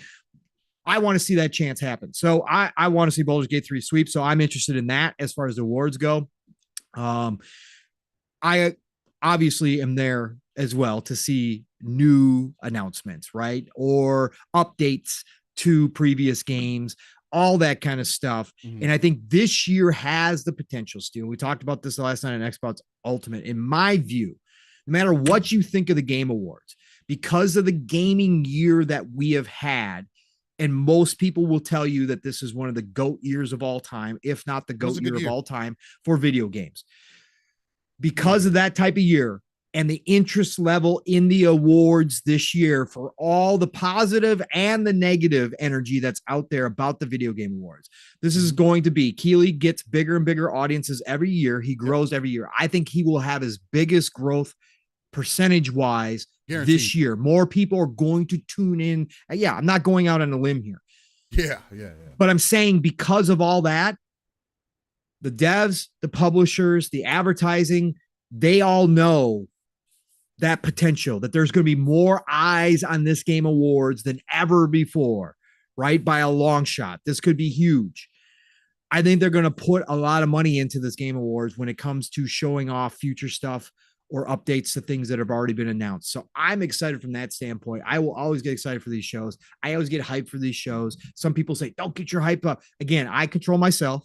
Okay. I don't blame anybody but myself. Right. If the hype isn't live up to my expectations, it'll be on me, but I get excited. I'm a kid at Christmas during these times because I want to see this new stuff. I want to see what people got coming down the pipeline. We know 2024 is already lining up to be another ridiculous year for gaming the way it stands right now. And we don't know anything about next year, or I should say we only know a small percentage of next year. So I am really looking forward to see what they're showing here as well. I think this is going to be a good year. If you're just showing up to watch the Game Awards for the announcements, I think you're going to have a good time this year. We've been hearing more and more people say, yeah, you're probably going to want to tune in. This is going to be a good year. Right. So I'm excited for that part. And then what was your last question, Steele? Starfield snub, overall feelings, and then what? The last one was concerning what do you expect out of the Game Awards overall? That's what or if there's going to be any like reveals or anything like that. Yeah. I believe. I think there was one more in there. Yes, that you had too. I'm trying to. Yeah. I think there was one more in there too. I think that we do get, I think we do actually get hardware here, Steel, in some form or fashion. I think for sure, I think it's potential that Xbox shows off the Slim, the Xbox Series X Slim, which was leaked, the cylinder looking one, the all digital one. I think we do have the potential of that be showing off. I think that there's possible that Sony teases the PS5 Pro here. They now have the PS Portal out in the wild. That's going. Next up is the Pro that we've been hearing about. Could they hold it? Yes, they could hold it. But I think that they entice people right now. I think they tease it, and I think they have a big spring, early summer showcase event. Not a state of play, but an actual honest to goodness showcase where they deep dive the PS5 Pro and then launch it next fall, winter. So I think that could be starting here as well. So I think we get some of that. I think Xbox shows up big here. I think we have multiple announcements from Xbox at this show. I think there could be some really cool stuff. You know, Sarah Bond teased out some Xbox 360 because she put up the logo with no context whatsoever. Didn't explain it. Just put up the 360 logo. Could we be seeing portions of the back catalog from Activision Blizzard coming maybe January or before the end of the year, even though they said nothing in 2023? Maybe they got some ready. Maybe some they can push out for the end of the year, or maybe they do a big 360 drop of backwards compatible titles early January. So when are you going to tease it? You tease it now at the Game Awards, right? Get people excited for a nice big drop into Game Pass. I think Xbox shows up big. I think Sony's here. If they've got any games to show off, I think you got to do it, Sony. You haven't shown your fan base, your core fan base enough. You have really no roadmap outside of, Helldivers 2, Stellar Blade, hopefully, cross fingers. We don't have a date on that. Obviously Final Fantasy 7 Part 2 is coming. So you've got those, but you don't have anything else. MLB The Show is MLB The Show. It's a big seller, but come on. You got to get people excited. You don't have anything for the end of next year. Wolverines, I don't think anyway it makes next year. So if you got anything else, if you got something to tease, this is the time to do it, Sony, for sure. I think they're going to be there. I don't know, Steele. I thought you mentioned this. Yeah, go ahead. I thought you mentioned this when you were talking about Baldur's Gate in the beginning. But Jasper was saying that the last question was Baldur's Gate going into Game Pass. Oh, Game Pass. Thank you. Yeah, no, I did not talk about that. That was the final one. Thank you, Jasper. God, good to have a young mind out there, Jasper. Thank you. Yeah, I was just regular cup. Baldur's Gate 3 coming into Game Pass. I say no. Is there always a potential that they drop the bag, that they cut a deal, that they got it done, that they want that big game in Game Pass for the holidays when it shows up on Xbox? Absolutely. Of course there is. That potential is always there. But I've been consistent on this. Baldur's Gate 3 is gotten so much popularity, so much attention, is about to potentially sweep these awards, that for Larian, why would they take the bag at this point? Why not take the sales at this point? Now, you can argue both sides. I have zero problem with it. Again, I believe that there's a chip in a chair that it shows up in Game Pass right away. But I think overall, it would behoove Larian, as the studio goes, because they are still independent studio, that they take as much sales as they can, that they ride this award ceremony to sales on Xbox. Xbox as a platform, much more receptive to a game like Baldur's Gate 3 than PlayStation. I agree. We have a lot of games like Baldur's Gate 3 that show up in Xbox and do well. So why not ride that wave, see how many sales you can get, and then cut the deal for the bag next year for Xbox to drop it in around this time frame on Game Pass, or maybe Game Pass during the summertime when there's a lull a little bit and you go, yeah, we're going to throw in Baldur's Gate 3. Xbox uses that to throw it in there to generate some excitement for Game Pass during maybe a slower time in between a couple of their big launches next year, right? I think that that's certainly a possibility, and that's more what I'm leaning at. I say next year we could see it, but I think this year they're going to ride this wave of popularity steal to sales. But would it shock the hell out of me if that's the announcement at the Game Awards? No, it wouldn't shock the hell out of me. So, okay. Well, I mean, kind of surprising for sure that it's not necessarily going to shock you. I think that would be quite shocking to see it drop into Game Pass, just because of how well the game is sold this year. Anymore, bro. Shocks me anymore with Game Pass. With Remnant coming in, I wasn't expecting that. I should have expected it because of just type of game that it is, and I know it sold more than their previous game did, but to get even more engagement, again, if it comes into Game Pass, I think we're gonna have be able to have a great experience with it there. Again, it's going to open me up to be, if it happens, ladies and gentlemen, I'll just say this: if we are able to make some time for it, I would like to stream an entire kind of multiplayer playthrough of Baldur's Gate 3. Us making all individual choices, and us just having a fun time with it, right? Just taking it for what it is, and see where we can go from there. I think it'll be interesting, at least. We may all die in the process, but I don't know. I think it'll be fun. Kind of bring those D&D kind of things back, but it would be interesting to see how that plays out. Again, I never thought of playing Baldur's Gate 3 co-op, even though it's always been there. Or Baldur's Gate itself, I've never. Those are single player RPGs to me, so it would be interesting to get some of us in there to try to play it and see what happens. Just to get us into bullshit and talking, see what kind of commentary we get out of. I think it would be a funny. I think it would be a funny kind of thing to do. Yeah, it could be. It could be for sure. We'll see. Let's see if it drops into Game Pass. $5. Bold Alpha with the 5 bomb. What's going on, Bold Alpha Wolfpack? I'd like to see Wonder Woman, Wolverine, and Shadow of the Erdtree DLC. Elden Ring DLC is Shadow of the Erdtree DLC has been getting some steam lately. That potentially it is teased here. Steel, I know you saw it and you thrown it in the DMs. It sounded like this is going to be a giant expansion DLC. It has to be at this point. So and they said it's going to be a little bit longer. So, but could they tease it here? Absolutely. Yeah. Because the game, I thought the game was older. Came out the year before. Damn. The game came out in 2022.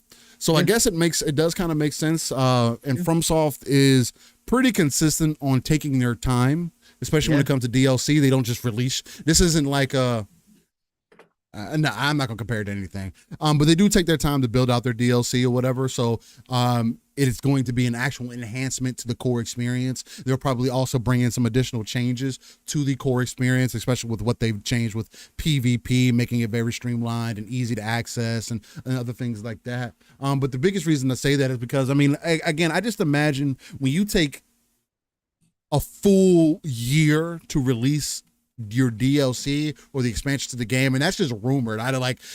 It seemingly may even take longer than that, but we'll see. The game came out in February of 2022, so it would make sense if they were able to release the DLC in February of 2024. But then that would be my point with that was, so that's what, 2 years of DLC work that you're doing, 2 years of expansion work that you're doing. At this point, it's probably going to be another 40-hour experience or add-on to the game, to a game that was already an easy 100-hour experience of just you exploring, right? That already gives you a lot of versatility in how you approach the world. I think this is going to add on just a whole nother level to that. And it's just crazy to think about with the amount of time that they put in. I was expecting for this to come out 6 months to an exact year later. And it's almost 2 years later. So it's kind of crazy. It's going to be interesting to see how they handle it, because it's an open world game, their first open world game, right? So it's going to be interesting to see how they expand, what they do, if they add new land or if they just add content within the land itself, if they add new, who knows? They've already got an underground section, right? So where could they go with it? It's going to be cool to see what from and how they handle it. And obviously it's going to be a big moment because there's still people playing Elden Ring to this day. Elden Ring is an experience that many of us jumped into, so I think this is going to be cool. And also to his point, Wonder Woman, I absolutely would love to get some information on Wonder Woman. I am, again, as a non-superhero guy, I want to see gameplay. I think this has got a ton of potential. The Nemesis system being confirmed to be in there, the confirmation from WB that this is remaining a single player experience, not games as a service. They're not, going that route with it. I want to see what they do with Wonder Woman and the Nemesis system. It's got so much potential. We talked about it, Steel, just last week, I think, when we kind of thought about who could some of her nemesis be, what, bosses wise, what are her villains looking like. We looked them up on Wikipedia and stuff. So I want to see Wonder Woman. I want to see what Monolith can do with them, with her. And is it Monolith? No, it's not Monolith. Is it? Yeah, it's Monolith, right? It's Monolith. Yeah, Monolith. Yeah. So I want to see what they do. I want to see the Nemesis system come back. It's been a while since we've had it. So I'm looking forward to Wonder Woman as well. Yeah, no, Wonder Woman gets me is definitely hype for me, mainly because of the Nemesis system. The other thing too that I will say, we were talking about Suicide Squad earlier. I think their picture of Wonder Woman is A1. Nice. And I hope it's something similar. I think Wonder Woman and Suicide Squad as an example, especially from the trailers, I think she's a good example of you can have a good looking character, a strong feeling character, and not be over sexualized per se. I think that they did a good example of that with her still being pretty attractive and whatnot. So I think that's really dope. And hopefully Monolith is able to carry that over with their version of Wonder Woman, giving you different outfits that you can wear. Again, I have to give them nothing but the benefit of the doubt just because of what they've done with the Shadow of Mordor and Shadow of War games. What they've done with the Lord of the Rings IP, I'd imagine that they're going to do with Wonder Woman. And if I can get 2 games out of Wonder Woman that are about a character that I didn't really care about before, to be honest, like especially when you saw the Justice League back in the day, like Wonder Woman was like, she was cool because she was the like the main chick of the group. But you weren't watching that because of her. You were watching because of Batman. You were watching it because of a Superman, of Martian Manhunter, of the Flash, of the all the Green Lantern. There was all these other key integral characters, and they did introduce a lot of people later. And I'm not saying that Wonder Woman was completely irrelevant. It's just not. She's not one of those that you could typically think about first when you think about DC and whatnot. And hopefully they bring it to the forefront. So for sure, my generation who grew up on Linda Carter as Wonder Woman. Oh yeah, I love Wonder Woman. So Wonder Woman. Yes. Okay. I grew up on Wonder Woman. Linda Carter. The show was freaking amazing. I remember watching it as a kid, man. See, that's the difference. And then we had I grew up with Justice League, so I wouldn't know. Yeah, but then we also had the early we had the early cartoon, right, with Wonder Woman as well, and the Invisible Jet and all that kind of stuff. So we did have a lot of Wonder Woman back in the day for those of us that are old like me. So Wonder Woman has always been out of the DC characters up there, right? Yeah, for sure. So that's pretty dope. Yeah, I didn't know that. Yeah. I came in that Justice League era, so it's like I didn't really see her outside of she was around somebody else, typically Superman and Batman. I do think of her as like the main part of the crew. I don't think of her like somebody weak or anything like that. I've seen her plenty of times hold their own. So it's like it's just really interesting. She's very combat focused also, which gets me excited. I mean, if like out of all the characters, of course she is. If there's somebody like comparable to Batman that I would like to play with that is also but has like that strength of Superman because she's went toe to toe with Superman before, I think Wonder Woman does definitely represent that pretty well. So girl power. It's gonna be pretty cool to see. Lydian Master, member for 1 month. Shout out to Lydia. Appreciate you coming through. LSS with Steel and Pong is the best. Keep it up, Jets. Appreciate you for being a member. We try our best as long as we can keep that live, raw, and uncut energy for you. I think we're definitely good to go. But yeah, man. So Game Awards is definitely going to be an exciting time. I'm excited.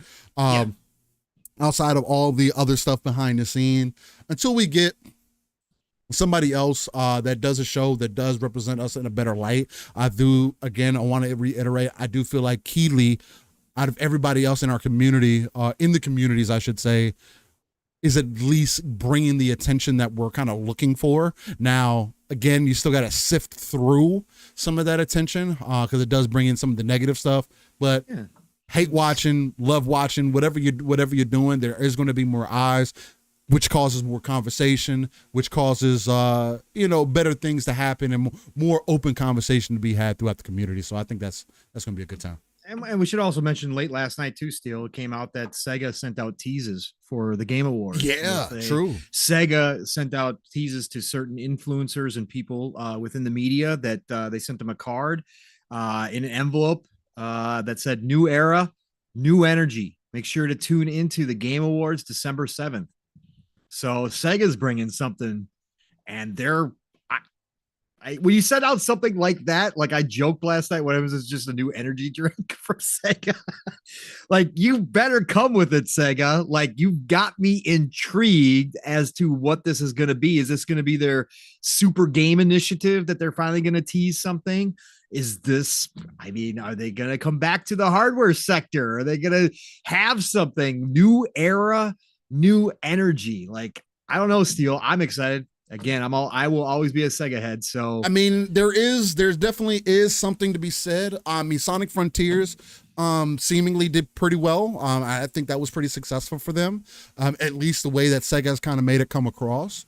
Was it one of their better selling Sonic games? It did much better than Superstars did, apparently. That's not getting any love. So, and from what I'm seeing here, apparently there's supposedly a Sonic announcement expected for next year. So maybe they go for a Sonic Frontiers 2. Sonic go Adventure, put that announcement. please. I hope they do a Sonic Adventure.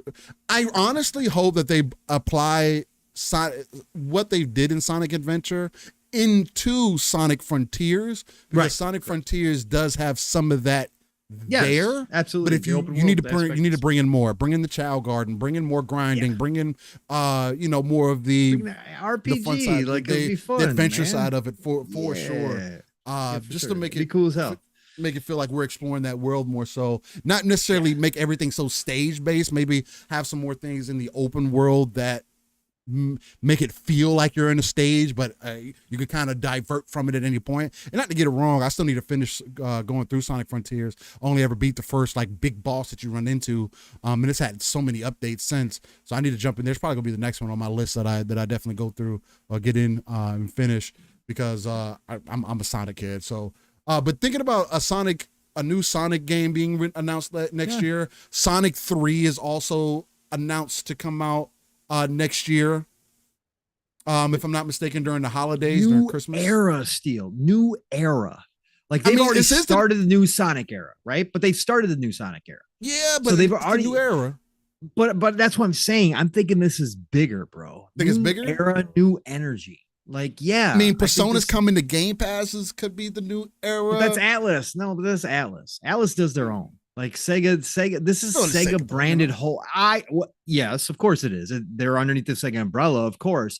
But it's the way that they're promoting this. This is like Sega themselves, man. This is like, are they rebranding? Are they gonna bring out some surprise like the handheld or something to go up against the like?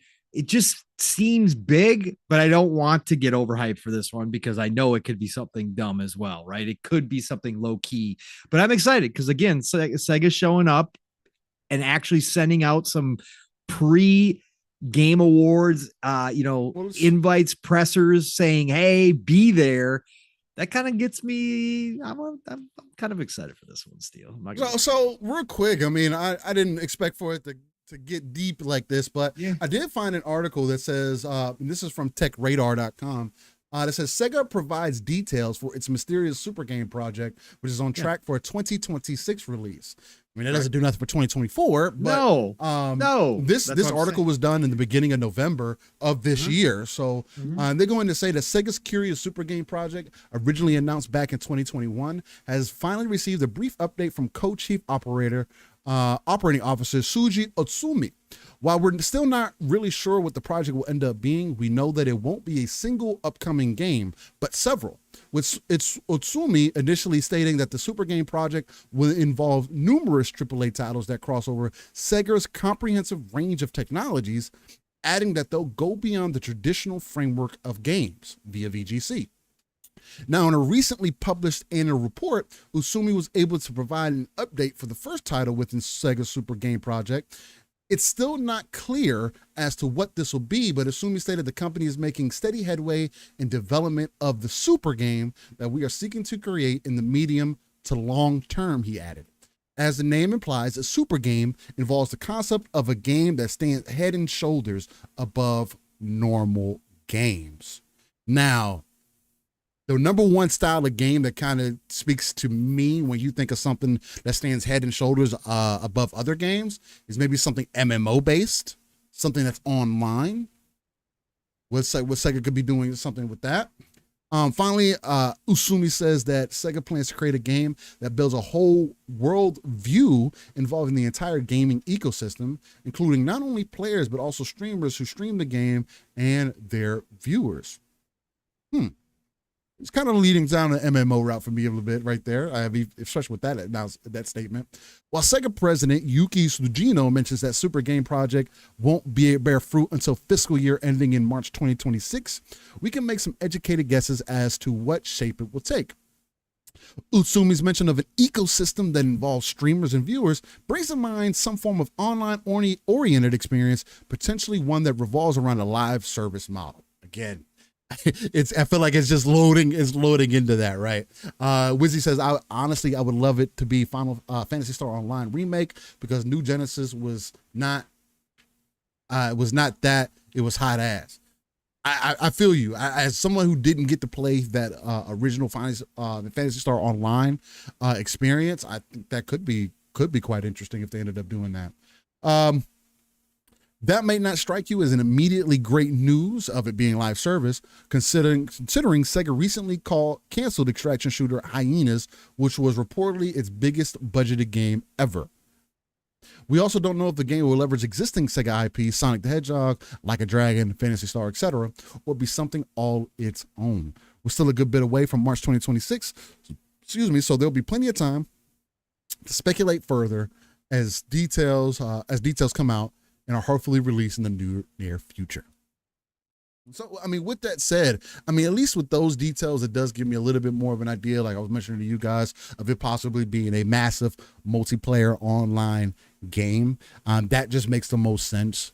I do feel like every publisher should have their form of live service game that works for them. Use your IPs to the biggest advantage, but make sure that you create a game that has a good cycle within it, right? You have to if you're trying to pull in an audience, especially if you're going to use an existing IP. That's why I mentioned Sonic first, because Sonic is honestly the easiest IP to use, although again, with Sonic Superstars, even they said that, due to a particular IP releasing at the same time our game released, that's why our game didn't do that well.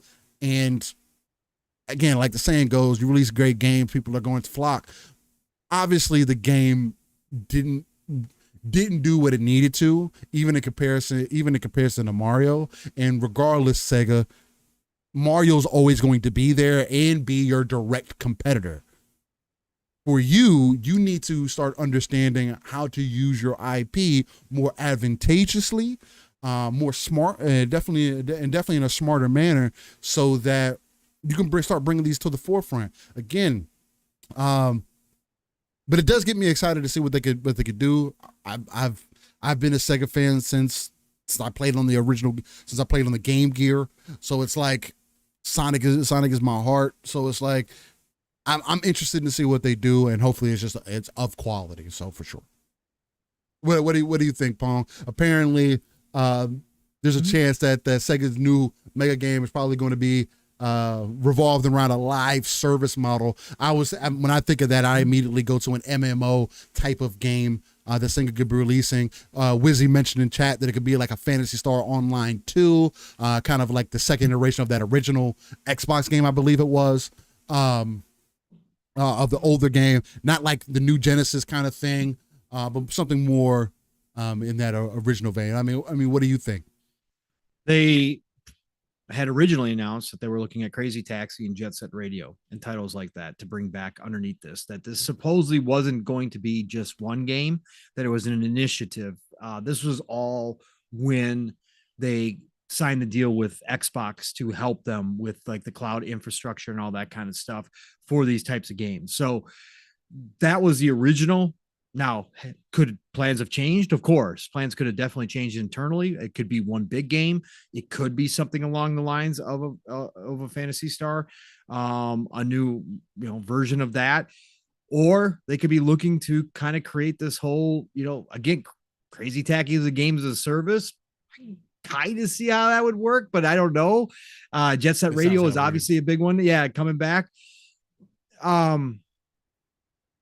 I don't know, Steele. I don't know, because it's such a weird way that they announced this whole thing originally and what they were talking about. Like, again, the super giant game initiative or whatever the hell they called it. It's just such a generic way of saying that you're trying to think about making a new games as a service or a bigger, lineup of games as a service going forward. It's just such a strange thing, but this is Sega, right? So I want to see Sega come back however it wants to come back. And if it means that they're bringing back some of their old IP in different versions. Again, I don't have problems with games as a service, so I'll be there to check out something. If they come up with some new way to do Crazy Taxi or Jet Set Radio, I'll be there because I want to check out what they're going to do. That's why I'm curious. Maybe that's what this is going to be, that they're going to tease something at the Game Awards for this initiative. If that's the case, that could be it. But like you were saying, Steele, that Sega, I wish they could find, I don't know why, even though Sonic's extremely popular still, obviously the movies prove that. It's beyond, Sonic's been played out. Sonic's the old generation. Nobody cares about Sonic anymore. That's not true. That's been treated well. That's all. That's not true. But games wise, why when Sega does what Nintendo does and does a classic style Sonic, it doesn't seem to carry the same type of critical acclaim that their Marios do?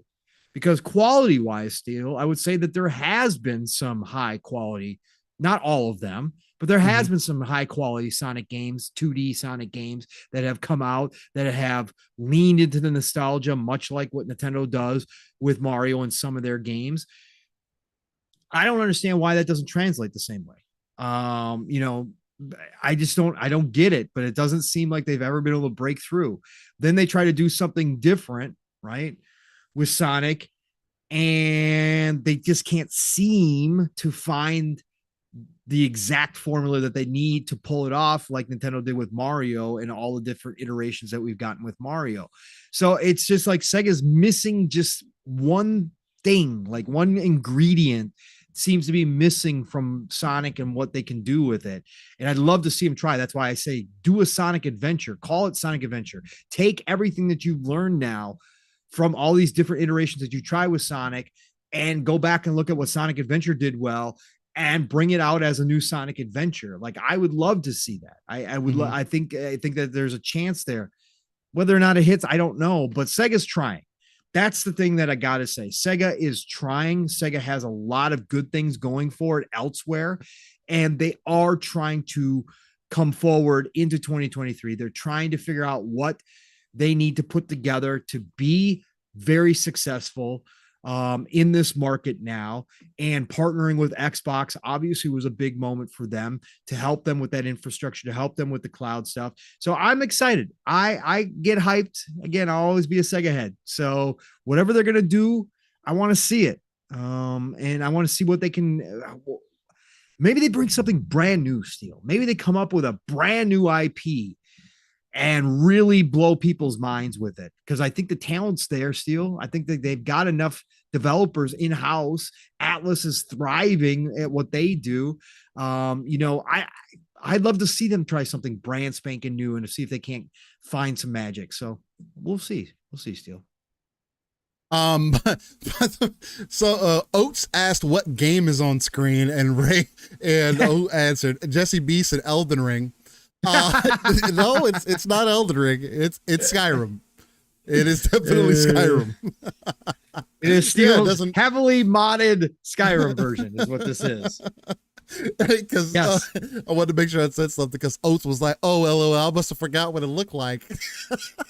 No, you remember what Elden Ring looks like? No, you're seeing a whole different version of Skyrim here. I don't recognize this game. And still, I did. There are certain things that are still very Skyrim-esque, right? There are certain things that they can't take away that are very Skyrim. But overall, if I just quickly looked at the screen and didn't know what Steel was playing, I would probably scratch my head a little bit too. It's crazy. Yeah, man, I'm loving it. I'll go back and look at older gameplay because some people are doing like some vanilla playthroughs, and I'm looking at what they're playing, and then I look at my game, or I look at some older gameplay because there's some things that I got like really stuck on. Yeah. And I look at some gameplay just to see how people used to play it, and it was just like, yeah, wow, this is kind of wild. I think the next thing that I want to jump off of, just because we got more now news about it this week, or just we're shown more about it this week, is Dragon's Dogma 2. Yes, Dragon's Dogma 2, ladies and gentlemen. I'm going to play some gameplay for you all in the background here. Dragon's Speaking of Dogma 2 RPGs. is extremely high up on the radar currently, and is actually looking quite phenomenal, if I have to say at the very least. RE Engine is definitely putting it to work. Whew. It is actually extremely impressive for what it is. It is definitely looks leagues and bounds better than the first game does. And this is definitely, I do think that Dragon's Dogma is like their version of a Bethesda game, right? That sense of exploration, the sense of wonder, the sense of kind of creating your own story per se, except more anime-esque, right? More giving you more of that Eastern flavor that me and Paul talk about all the time, and it's something that I do tend to favor more so. And as somebody that did recently get into Dragon's Dogma, I haven't beat it or whatever, and after seeing this gameplay, I don't think I'm going to go back through to try to play it, because Dragon's Dogma 2 just looks like a leaps and bounds transformative game from their first one, and looks like it's just going to be extremely impressive. I'm excited to play it. The biggest thing that I am kind of let down about, hopefully maybe we can get it in a mod or something in an update down the line. I would love to see some form of co-op come to the game, just because exploring that world with a buddy when it goes, especially when it gets pitch black and you and your buddy can be out there dark as night trying to figure stuff out. Y'all both freaking out and run across some big goblin that you guys got to fight. You're climbing all over everything. And I think that would have been really dope to add on to the experience. But it's just as far as a single player game, there's a lot that's going on for it. Capcom obviously understands the direction that they're going. It's just, what's crazy to me, Paul, I think wasn't more impressive than anything. And I know a lot of people were impressed about the Shadow of Colossus, and I bring that up very lightly and loosely because I never played Shadow of the Colossus. Maybe that's another game I need to try out also. I don't know. You gotta let me know. Shadow of the Colossus is something I should look into. But a lot of people got excited about that kind of thing. Monster Hunter has done that same kind of thing too, especially Monster Hunter World, where you get this big monster that you get to climb and whatnot, and it gives you that sense of scale per se. And the way that Dragon's Dogma is approaching it, giving you those Monster Hunter feels, being able to climb onto things and just be as adventurous as possible, really take those fantasy elements to the next level and get you enthralled in what they're trying to present to you. Has me extremely excited. It's a day one play for me.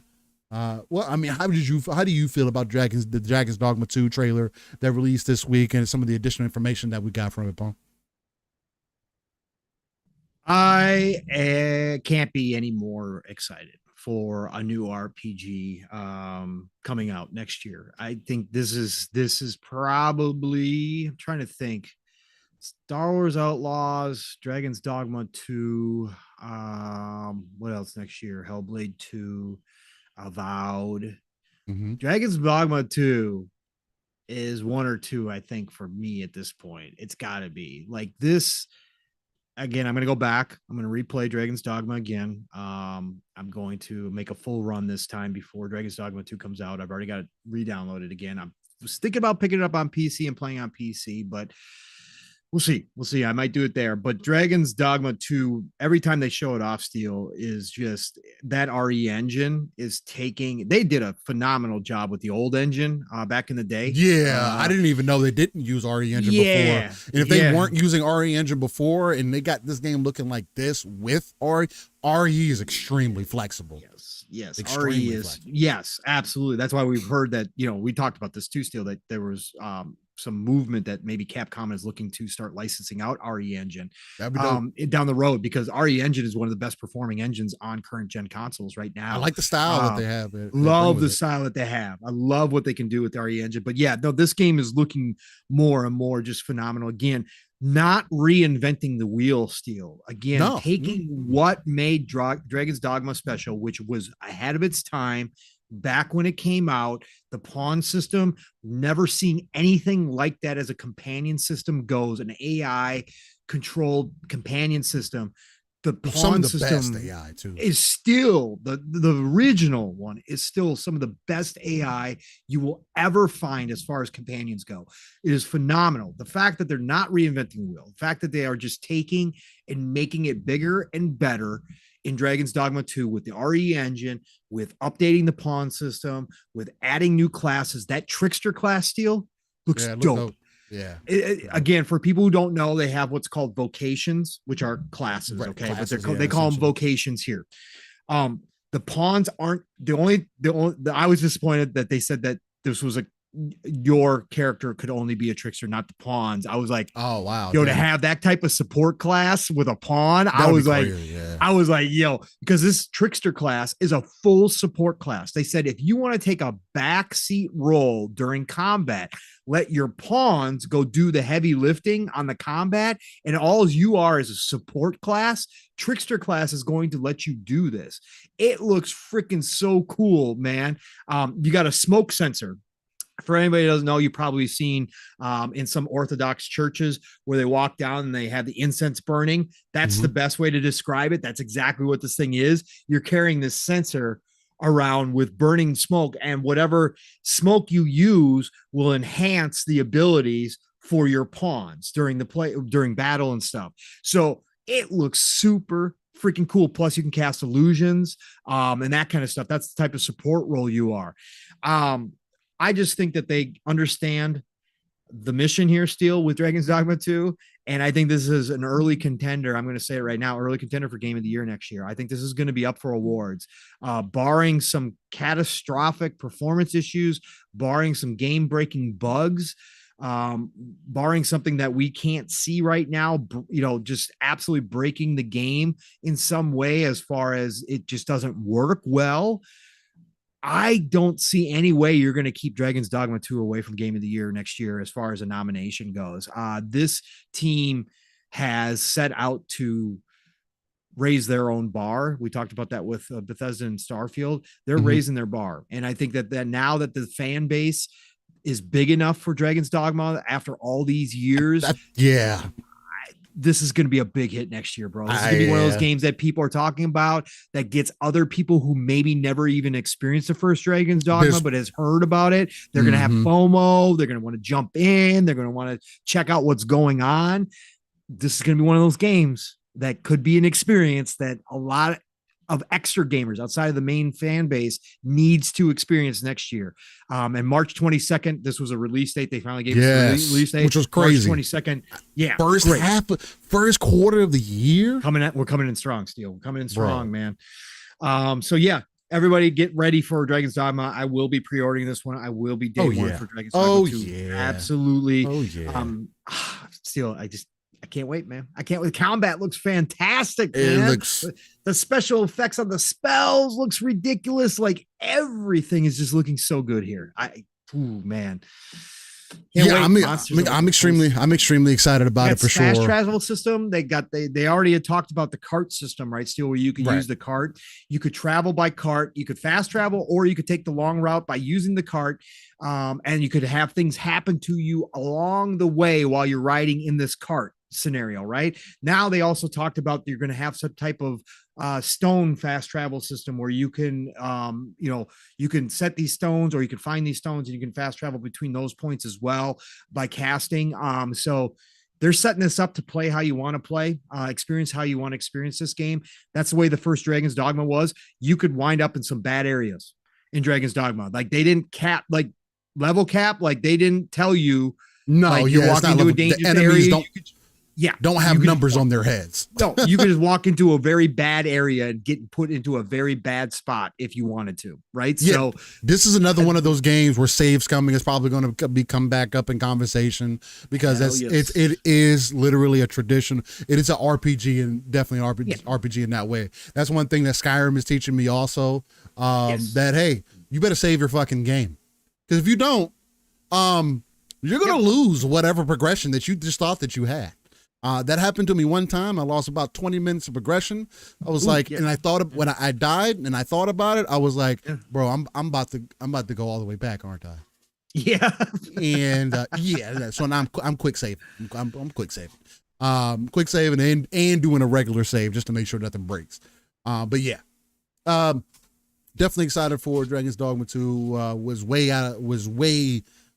Exceeded my expectations in many ways. So in the pawn system, who was it? Nam says So the pawns are about that smoke. That's exactly what it is. And you can adjust their play styles and everything too. So that's something else to consider. Another thing that does kind of add to the co-op element of it is that the pawns, you can be based off of people on your friends list, right? So you do who have they created that. as a pawn. Yes, you hire those pawns. You can hire pawns from other people, and the people that you hire those pawns from get gold and stuff from you using those pawns. So there is a little bit of that too, where you want to level up your pawns and get them to a point where people are wanting to play with your pawns like that. There's a whole other game within that game, but yes, the pawns, whether you have them as your main combatants or you have a mix of combatants and, let's say you mix them with tanks and you have healers on your pawns.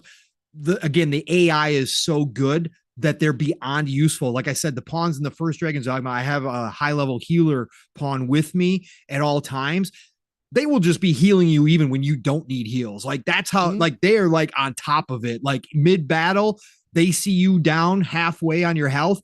You better best believe if their cooldown's over with, they're healing you. Like you're going to get a lot of benefit from these pawns. It is the closest thing to having actual people co-oping with you, as far as I've seen yet. Like this is the best example. And they said that they've improved it even further. And from what we saw when they were showing off the Trickster vocation steel, the way those pawns were coordinating attacks on the enemies while you were standing back, casting illusions and casting support spells for your it looked like you were playing with real people. Like it was that good. I can't wait, man. It's going to be so damn fun. God. Yeah, it's going to be a really good time. All right. The next thing we can kind of get into here. Wait, Steele, before we move on real quick, I gotta bring this article. I just happened to see this article about Dragon's Dogma 2 from Rock, Paper, Shotgun. They're pretty good. They're pretty good, son. They can. This is from Edwin Evans Thurwell. He's the what are you saying? Oh, you sound concerned. Oh God. Published November 30th. Okay, so this is a recent article.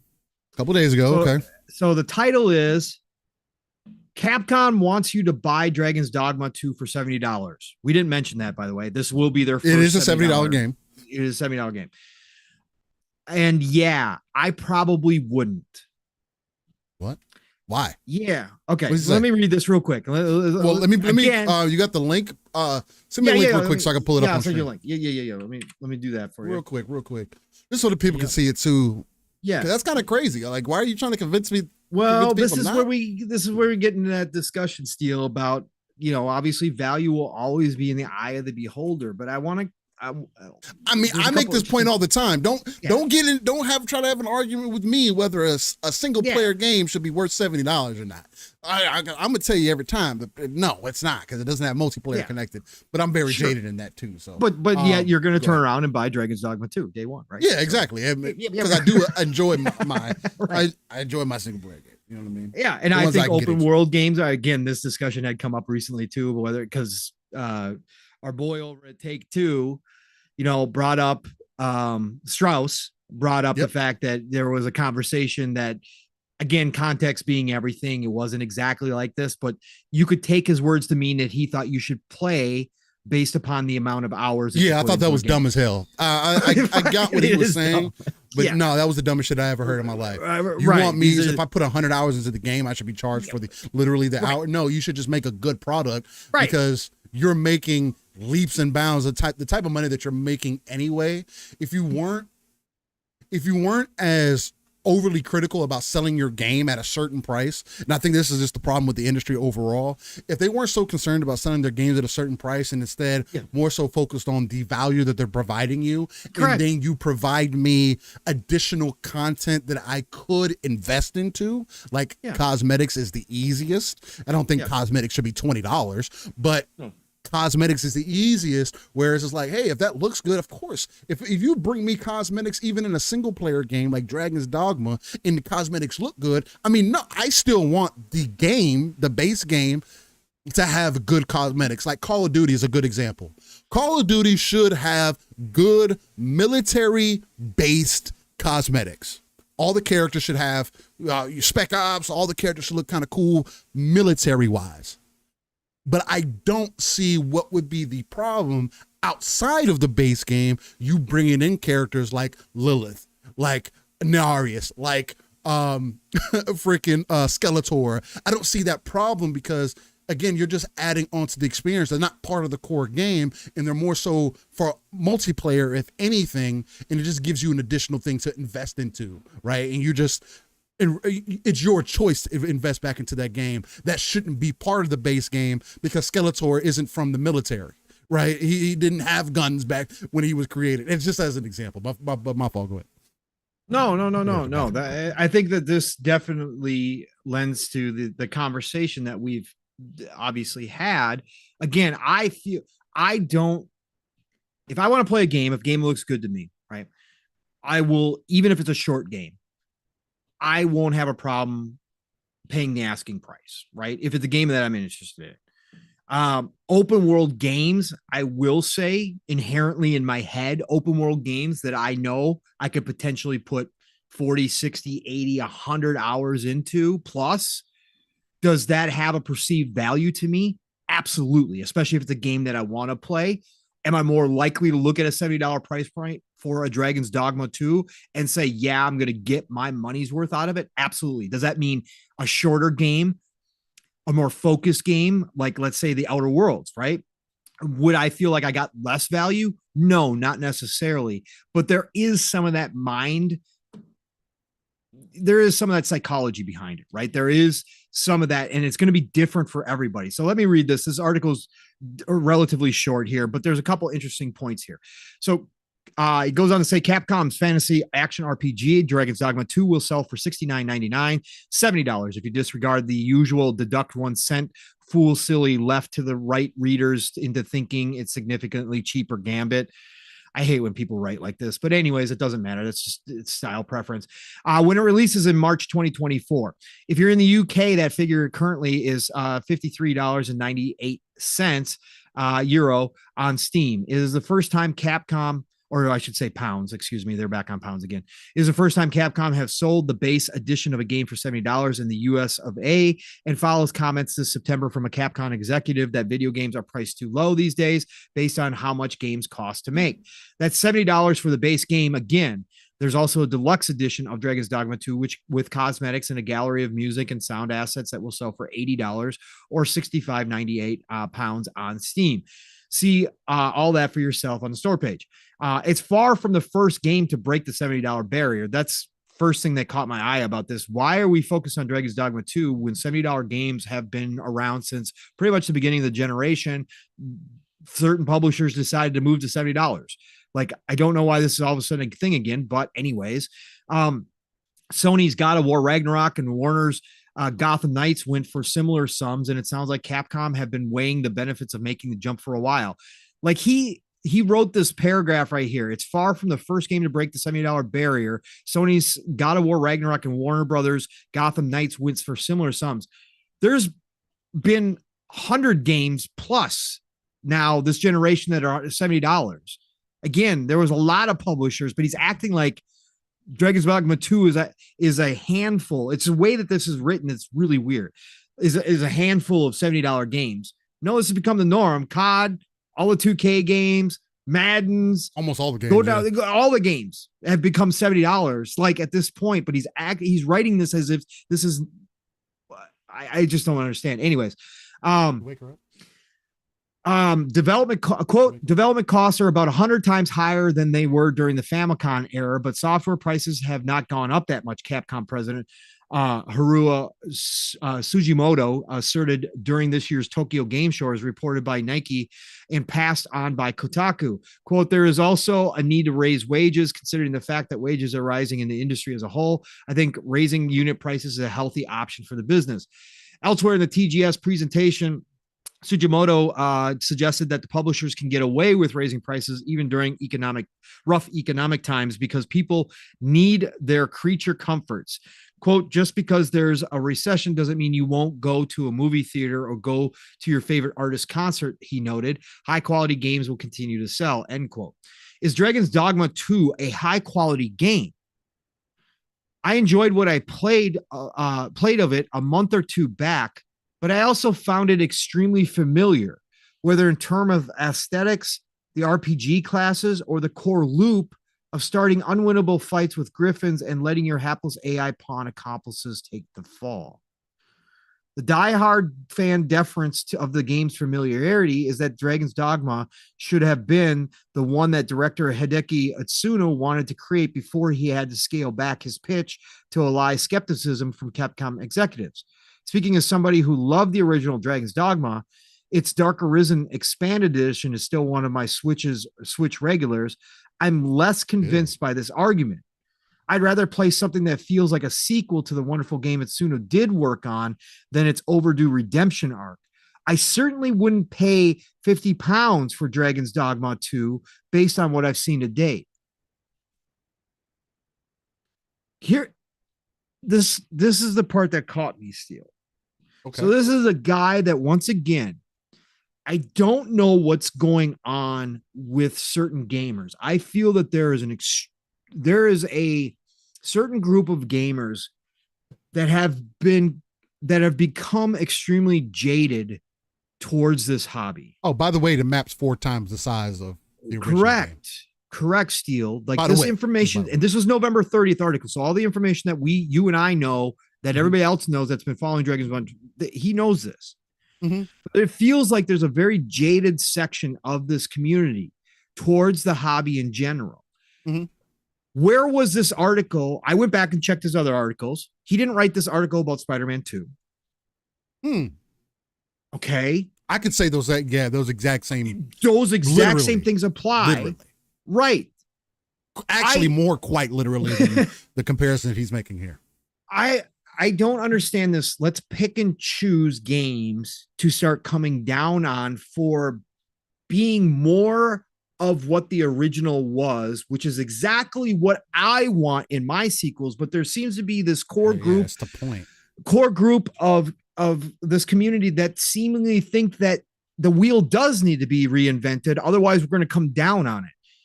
Like, I don't understand. If you were a fan of the first one and you're getting more of the first one in the second one with obviously upgraded, better combat, better mechanics, better graphics, better all of this stuff. Literally. Why would you say you aren't even willing to spend £50 plus for this on this game specifically? I don't understand that. It goes on to say that's a judgment about one game, of course, rather than commentary on the broader point about pricing versus production costs, where to start. Game Developer published a feature on the subject in December last year, arguing that the key problem is diminishing returns from exorbitantly costly new graphics techniques. One way of making savings could be to cut some of the executive salaries, according to January 2022 report. Let me stop you right there real quick. It's the end of the article anyways. Go ahead. Well, arguing that the key problem is diminishing returns from exorbitantly costly new graphics techniques. You guys do not box ship games to store the way that you did it a decade ago. So what in the entire hell are you talking about? Well, and there's a bigger base of fans now that play video games. There's microtransactions, there's deluxe editions. There's all this stuff that we didn't have back then that we've talked about still. Never adjusted for us going more digitally. Matter of fact, we're over 75% digital in the gaming entertainment. Well, they did on PC, Steel. They did on PC. Oh yeah, that's kind of permanent. That's kind of like right. That's what I'm saying. On PC, we can get games cheap, right? Oh yeah. We can get games cheap. Oh yeah. We have sales on consoles, but nowhere's near what we have over on PC. No, on PC the games make sense. Like you getting a game again. I think $49.99 for a game is reasonable. I think that makes, for what we do not get anymore, I think that makes sense. Now, I'm not in business. I don't make games. I'm not here to tell anybody what they feel like it should be worth or whatever the case. But if we're going to, again, get into this conversation about, graphics and it takes more and all these different things, but then also ignore the technology advancements that we have gained, also ignore the things that we have lost, also ignore that you literally do not have a game case in most cases that you're pulling that game out of. Along with, you're not getting the guidebook anymore inside that case. You're not getting any extra goodies inside that case. All the things that we used to look forward to that really enhanced our gaming experience, because it was like a thing. It's like you just got a brand new book. That's what I used to compare gaming to. It's like you bought a brand new book, except the contents of the book is a CD that you can put into a system or some other device, and now you're playing the book, right? Like, that's how I perceived it. The fact that you took away the book from me and just now it is kind of unfortunate, but now instead of having to go buy the book and it's hardcover or whatever the case, now I'm just getting the contents. I'm just getting the pages from the book, and that could be inconvenient for some people, because you're now getting the contents on a tablet, on your computer, on your hardware, some form of hardware. When are we going to account for the things that we lost? And then we constantly get told about, oh, well, it costs more to make games. Oh, you want good graphics, it costs more to do that. I hear you, I get that, but we never talked about the difference and what changed, and that's never, and at least I haven't at least seen it. I've never seen a genuine conversation about how that has impacted the gaming industry and what kind of goes into that, and how, if that frees up money, if it doesn't free up money. It's just kind of crazy to think that, oh, you spent all this, you used to spend all this money marketing and putting your games on the shelf, and now that money, just all the money that you used to spend on that is spent on the games that you make now. Although you take longer to make games and you have more technology at your disposal to make part of the cost games. And you guys have decided to, in a lot of ways, bloat games. You guys have decided to, again, we talked about this. I think there is going to be a reckoning point where publishers cut back on the amount of money for AAA budgets, especially, that they do pull back and say, you've got to do more with less. You've got to figure out. Devs back in the day, again, they used a lot of tricks and they found a lot of magic because they had to dig deep to get their vision together in more limited budgets, in more limited time. Like, they had to work extra hard. And of course, a part of that was crunch, which again has, again, whatever side you fall on, it's become a massive point. But again, eventually I think there's going to be a reckoning. But at the same time, Steel, as you've been bringing up, as we've talked about, a lot has changed in the industry since back then, since the Famicom days.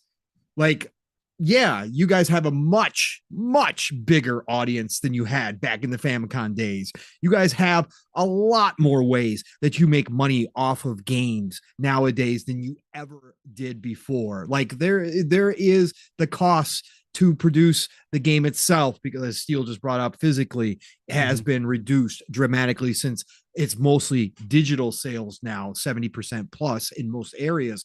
That has all changed, but you guys never bring any of that up. And again, the buying power of the pound and dollar versus back then is completely different as well. So there's all these factors that never get brought up in these conversations. I just think overall, I just hear a lot of these writers in the media that are just super jaded individuals when it comes to this hobby. Like Takato said in the chat, entitlement is another big thing that Steel and I've talked about in the past on here as well, that people nowadays come off as if they don't enjoy this at all. Like that, this is so like, and I understand it's your job and that does, but you chose this job. I understand that maybe you never thought you were going to be in games journalism. I've spoken about that. There's a bunch of new generation journalists that never, ever in their life thought they would be in games journalism, hate that they're in games journalism because they think lesser of the community. They think lesser of the entertainment form. And you can tell by the way that they write. That is completely 100% obvious. But there's an older faction of journalists now, and of older faction of gamers too, that have been playing for like as long as I have been, that just don't seem to like this hobby. We criticize, we talk about things that we think that games could have done differently. We do that all the time, but it feels like that there's just some overall, like, again, with this article specifically, why it caught me off guard, Steel, was, okay, fine.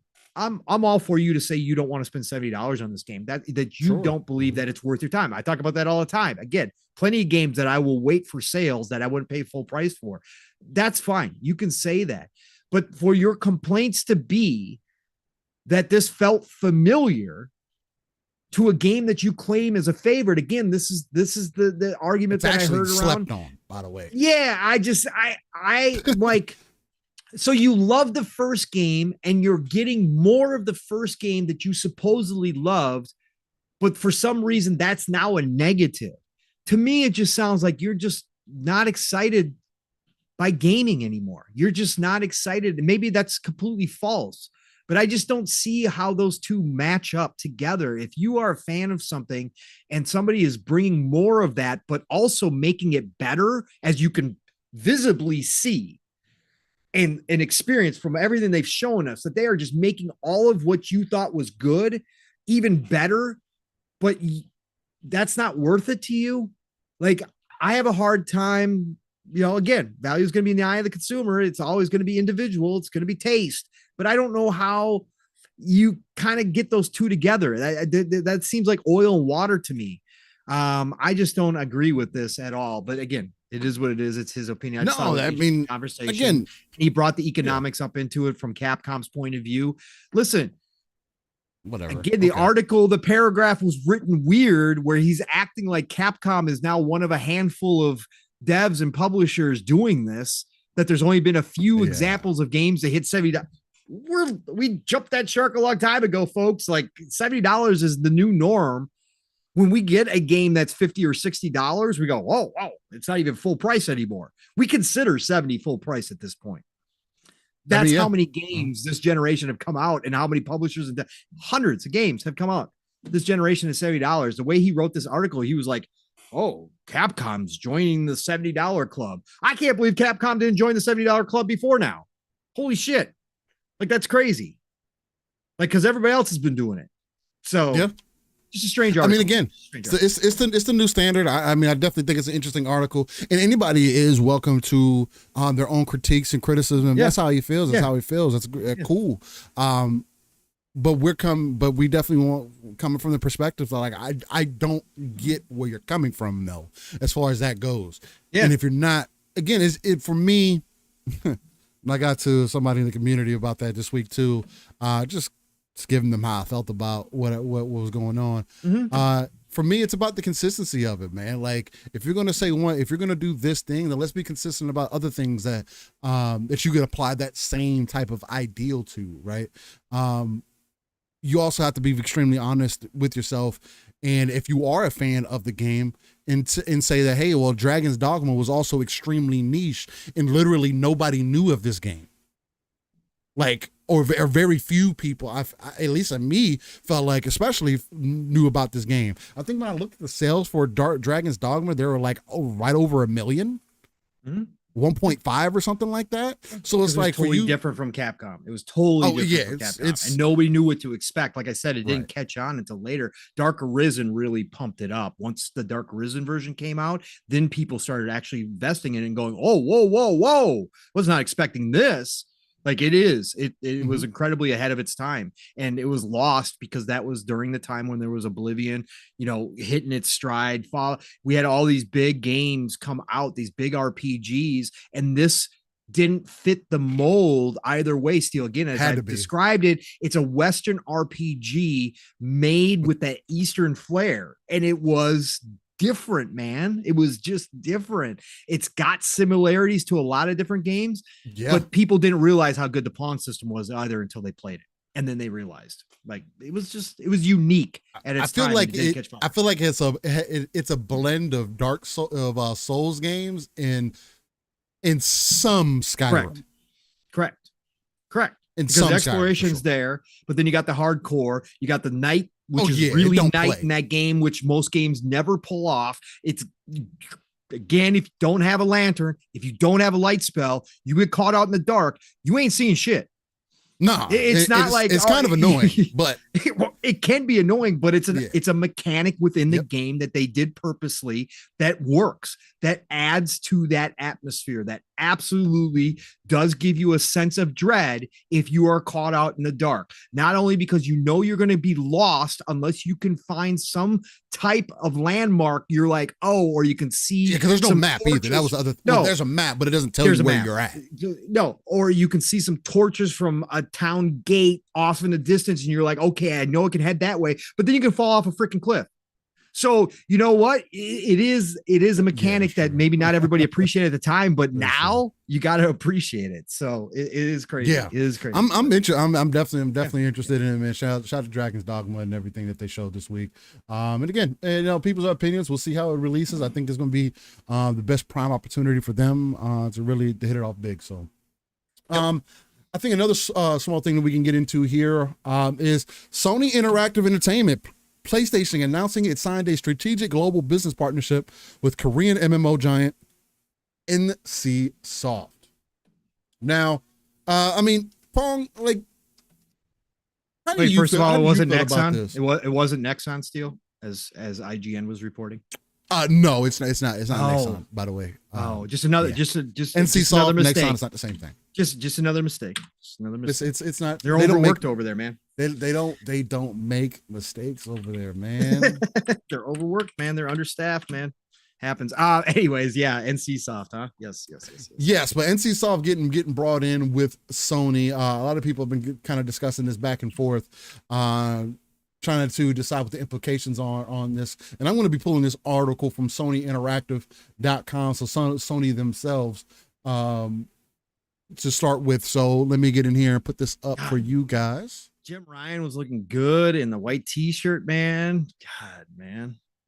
I tell you what, Jim Ryan sighting, man. We had a you Jim can Ryan tell that sighting. he is on his way out of the door, bro.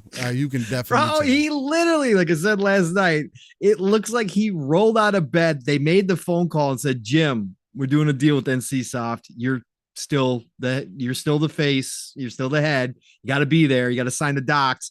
And he rolled out of his hotel bed and put on the first thing that was clean, bro. And it was a white t-shirt. And he just rolls in there to show up. The NC Soft guys all dressed up. There's Jim Ryan in a white t-shirt. Fucking crazy, man. Fucking crazy. Insanity, honestly. But so this is coming from SonyInteractive.com, so Sony themselves. NC Soft, the global premier developer and publisher today, announced that it has signed a strategic global business partnership with Sony Interactive Entertainment. The two companies' CEOs, Tae-Jin Kim of NC Soft and Jim Ryan at SIE, have met and jointly signed the partnership. Under the partnership, NC Soft and SIE will collaborate in various global business fields, including mobile. Make sure to put that on the Sony's official site as well, by the way. The two companies are evaluating a range of potential opportunities with an aim to foster strategic synergy, leveraging NC Soft's technical prowess and SIE's global leadership in the entertainment field. This partnership with SIE is the beginning of our efforts to build various synergies together, utilizing both companies' core competencies, technology capabilities, and expertise, said Tae-Jin Kim, say his whole name, president and CEO at NC Soft. He added, we will deliver a new and enjoyable experience to our audience across and beyond genres and regions. Partnering with NC Soft advances our strategy to expand beyond console and broaden PlayStation's reach to a wider audience. I wonder why we didn't use this in our conversations this week, huh? For those people out there that really love the console war conversations? Well, partnering with NC Soft advances our strategy to expand beyond console and broaden PlayStation's reach to a wider audience. Interesting. It's not like Jim hasn't said that before, Stu. Oh yeah, no. It's not like he hasn't said that before. He says, like SIE, NC Soft shares a similar vision in creating high quality, impactful, entertainment experience for players everywhere. And together we are excited to collaborate to push the boundaries of gaming further. So real quick about NC Soft, this is a good breakdown because it goes over the games that they're most recognized for. I was going to do that just to bring it up so people know where they're coming from. NC Soft headquartered in Pangil, Korea. Again, this is an area that we've been talking about Xbox getting into, is jumping into Korea. So there's more people. Again, there's a lot of talent coming from there. But is the world's premier publisher and developer of massively multiplayer online games, including the critically acclaimed Lineage, Aeon, Blade and Soul, Guild Wars franchises, as well as the numerous casual games with approximately 5,000 employees worldwide. NC Soft aims to provide fun for everyone, everywhere in the world. Yeah. Let me tell you about NC Soft. Outside of Guild Wars 2, at least, from what I know, and I haven't played Guild Wars 2, so I can only come. Guild Wars 2 is probably their best game out of all the games that they have.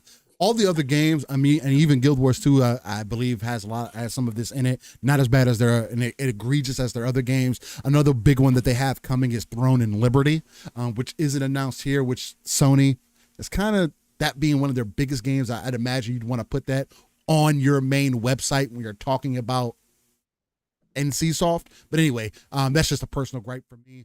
But they have traditionally been known to scalp the shit out of people. Literally create games that are pay to win. For me, that's another conversation that has happened this week is the whole pay to win aspect. I saw Asmongold talking about that.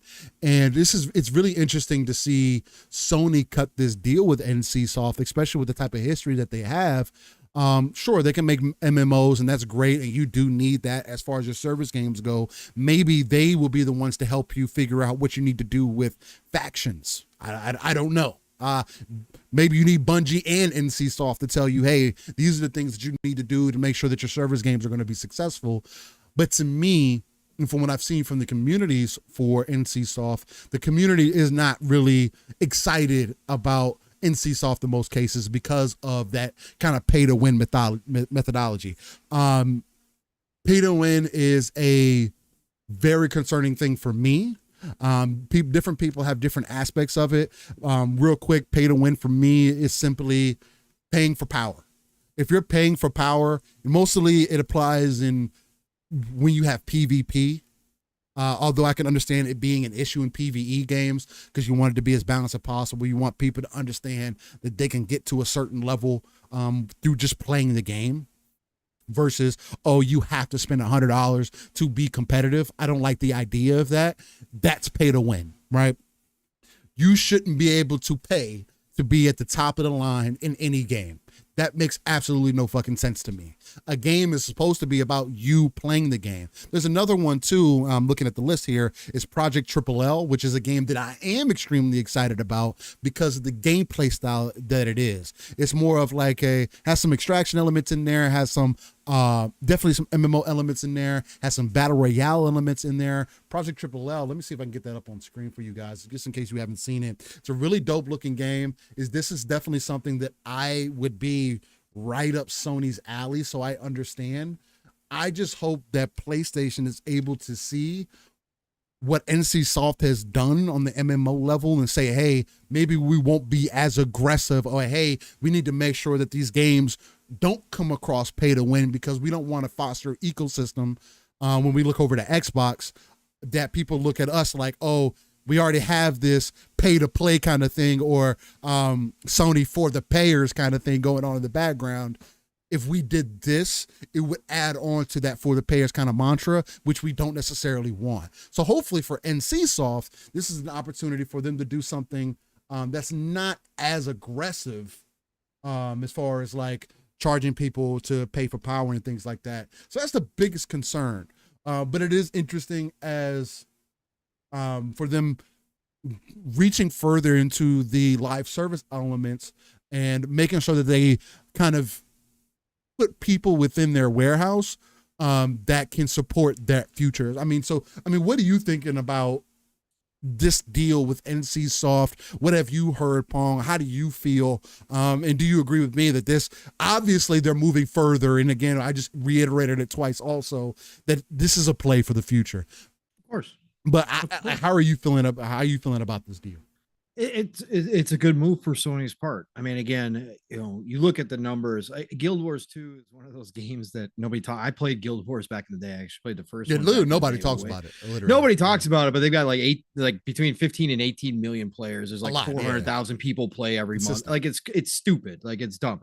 It's one of those games. But anyways, NC Soft, give credit where credit's due. Again, this is nothing surprising to us. Again, what energy you're going to get. PlayStation's doing what they need to do to look down the road. They are behind in a lot of ways to Xbox because Xbox is preparing for this because they moved in a different direction and started trailblazing towards the digital future, towards the mobile future, towards the cloud future, long before PlayStation. Well, I mean, PlayStation had thought about it. They bought things like Gaikai and all that kind of stuff, but they never did anything to start really investing in that area because they were resting on their laurels. We've talked about this. So the energy I'm going to give is that this is a good move. This is a move, Steel, that into an area again in Korea that we have been pounding the table for, Steel, saying that the talent in Korea is the next hotspot for video games. If Xbox isn't making moves in Korea, they are making a giant mistake. I understand that they still want Japan. They want to make moves there. We've talked about it. I get it. That's the fatherland. That's the homeland. Like that's an important place still for video games. But Xbox has to know, and I believe they do. Again, Sarah Bond and Phil have made so many trips over there. They have to continue to make moves. And what Sony's doing is leveraging their popularity in their region that they're obviously very powerful in still. Obviously, Nintendo is as well, but they're making moves and partnerships into Korea because Korea is the next big talent pool to be tapped into. We've already seen it. It's not like it's hidden. It's not like it's under the radar. If you follow gaming and gaming, that the talent pool in Korea is blowing up, right? And China is next. Now, China is a different beast because of the political situation, all that. South Korea is more aligned with the West, okay? South Korea, obviously. So, again, that's an easier market to move into. Xbox needs to be making moves. So, hats off to Sony for doing something that Steel and I've been pounding the table for. Start making those relationships, start solidifying those partnerships over there because it's only going to help you. And with NC Soft, PlayStation is making that play. That's why they highlighted it in the article. That's why they highlighted when they talk about it, Steel, on their own blog. The mobile sector. NC Soft is going to help them expand PlayStation into the mobile sector. What do we know Microsoft and Xbox are doing? Getting into the mobile. They are going to war with Google and Apple. That just got talked about this week again. That is the next big play. Phil talked about it in his interview. They are getting ready, gearing up with their partners to make a move into the mobile store space. We've known about this for a long time. We knew that was a priority number one for them with the ABK deal. Yes, there was a whole lot else in there, but they said it from the get-go. Number one priority, mobile. They needed to get King. They needed to get Call of Duty mobile. They needed to get freaking Diablo Immortal, which is still, as much as hate as it got, still rocking and rolling huge numbers. They needed that expertise to go toe-to-toe with Google and Apple. Whether it succeeds or not, we won't know until a couple years, 3-5 years from now. We'll find out where this all shakes out. But PlayStation isn't dumb either. PlayStation, again, they may have rested on their laurels. They may have fell behind the competition in certain areas when it comes to getting ready for the new future of gaming. But at the same time, they're not dumb. They knew this. Jim came out 3 years ago in that interview with GamesIndustry.biz and talked about how the console market was capped, how they had to start moving into other markets, that the AAA gaming console space was not sustainable for what they try to do with their games, that they need more revenue coming in from other places. We saw the move to PC. It's been slower than I expected. I thought this to be picking up here, but obviously we've heard that they're trying to work on their own storefront for PC.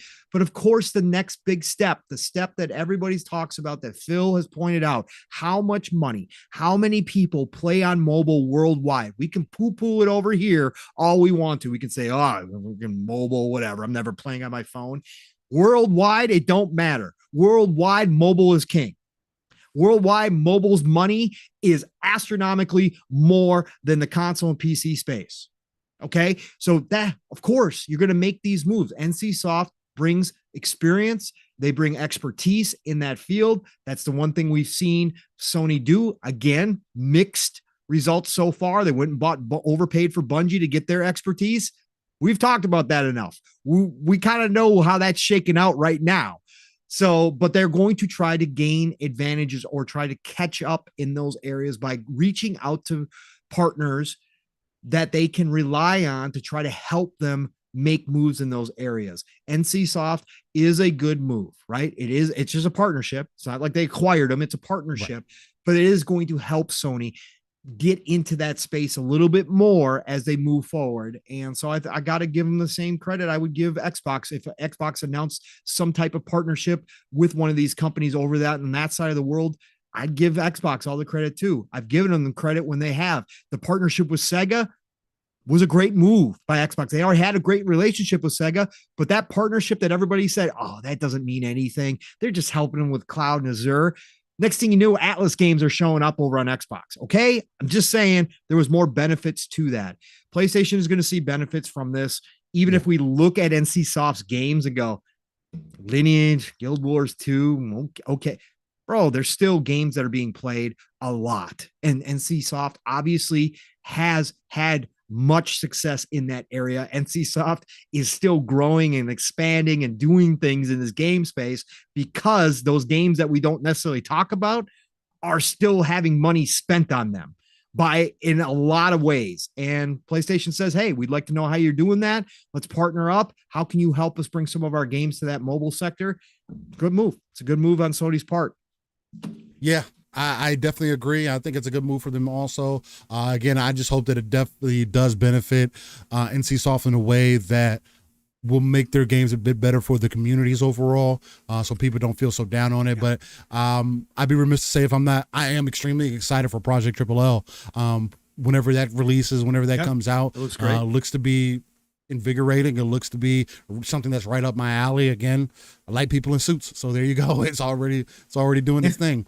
Shout out to Bold Alpha Wolfpack with the $10 donation. He says, I think Bandai Namco is the strongest route to penetrate the East. That'll cement Xbox in the East. And Phil has to show up at Blizzard and say, okay, who's making StarCraft 3? Open the gap on PlayStation. And honestly, we'll talk about that with Phil's interview here in a minute, for sure. Yeah, I think that actually that's a good segue. Let's go ahead and dive because I don't have anything. First, hold on. Let's Decado ask questions. Oh, okay. Wong's whole opinion. Do you think they will pull an Epic Store profit split in mobile? We already got a glimpse, and I'm assuming you're talking about Xbox, right? Going toe to toe with Google and Apple. We already got a glimpse of what the plans were. I don't know if you guys remember this. This is going back 2.5, 3 years ago when they first started talking about this. Microsoft came out. Satya talked about this, I believe, in an investor call. I want to say, I haven't looked it up. You just brought it up, Dakota, so forgive me if I'm misinterpreting where it was, but I believe it was an investor call where Satya was first talked about them breaking into mobile and also expanding their PC presence. Steele, I think you'll remember this. If you remember correctly, he talked about slashing their fees across the board on all their stores, Xbox, Windows Store, everything, including a mobile store, if they were going to go that route. He was talking about having some of the lowest fees going, and that's how they were going to go to battle. That kind of went quiet because obviously ABK deal came around. They've been trying to grow Game Pass, all that kind of stuff. I think we're going to hear about that more again, Decado. I think that Microsoft, if they're going to go toe-to-toe with Apple and Google, they are going to flex that bank account yet again. They are going to offer developers and publishers some of the best percentages going out there on all their storefronts to entice people to use those storefronts and to start to gain a foothold in that way, because Microsoft doesn't need to take the big percentages that these other places do. Apple doesn't need to take the percentage they do. They could certainly slash their prices, but they've got a duopoly with Google. So why would they? Them and Google charge exorbitant fees to use their stores, to have your content in their stores. they don't have any competition to worry about. If Microsoft comes in and says, we want to make a splash, they will go to that strategy that Satya laid out. And I think they will offer some of the lowest fees that we've ever seen in this industry for content. And I think that will entice a lot of people to jump on board. I think that actually, we heard that now through the court documents that recently came out that Activision Blizzard were planning on teaming up with Epic. I think you could see a Microsoft Epic team up towards the storefront as well, a partnership where Epic, because again, the Fortnite problems that we know about that they've had with Apple, you team up with Epic to go out toe to toe. You got a big game right there in the Fortnite space, obviously to promote your store along with Call of Duty Mobile, along with your Diablos, along with your Candy Crushes. You're talking about a lot of content coming your way to your storefront that isn't elsewhere. Right. Will be interesting to watch, but I think that potential is there, Dakota, for sure. Yeah, for sure. I pretty much agree with those points. So excellent. Tim the Sorcerer, it's lagging for you. What's going on? I haven't seen any lag. Nah, I haven't seen any lag on my side. Everything's clear on our side. But you were talking about getting into the Phil Spencer interview, so let's go ahead and jump into that. And we want to do it from directly from Windows Central here. Shout out to Jez Corden getting that chance to get in there nice and deep, like with Phil Spencer himself. Paul, man, the hate that Jez gets, bro. Like I was looking at some of the comments. Fuck. That PlayStation clown show circus hates Jez to no stop. Like they were like, oh, he's lying about all this. I'm like, it was a freaking interview with Phil Spencer. How is Jez lying about this? They were literally claiming that Jez made this up. Oh yeah, maybe yeah, he did. Of course he did. Why wouldn't he? He had an official interview with Phil. How is he making any of this up? It's unbelievable. Anyway, sorry, I didn't mean to get sidetracked. I mean, it was crazy when I went. The nicknames that they have for him, I was like, yo, you guys, whatever people need to tell themselves to be happy in life, right? Yeah. No, it's all jokes, man. It's all jokes. None of you guys take this seriously, joking. And yet you get really personal with people. Really personal with people. That's not how you make them. It's not jokes, That's not how you tell jokes. No, it's just not funny. It's not, at least not how I grew up. But, no. You can be funny without being personally attacking somebody. Now, if I want to talk about your smile being crooked and say you look like whatever, it's different. You know, just being picking fun. If we know each other, sure. Yeah, that's different. Yeah, us just being funny and whatnot. Now, this interview that Jez Corden did with Phil Spencer is quite a lengthy one, to be quite frank. So I don't know if there's like particular parts that you would like to pick out, Pong. I know there's a few places that I was going to pick out from. Just you don't have to read the entire article. Just hit the questions where Jez hits the question that interests you, Steele, and then the response. I mean, that's all you. Yeah, go right ahead. Go right ahead, because the entire interview was fantastic. So, let me see. And I don't know where the hell this section just went. There it goes. So the part of the article that I wanted to kind of get into was him discussing Game Pass and the whole third party conversation that people were having this week, right?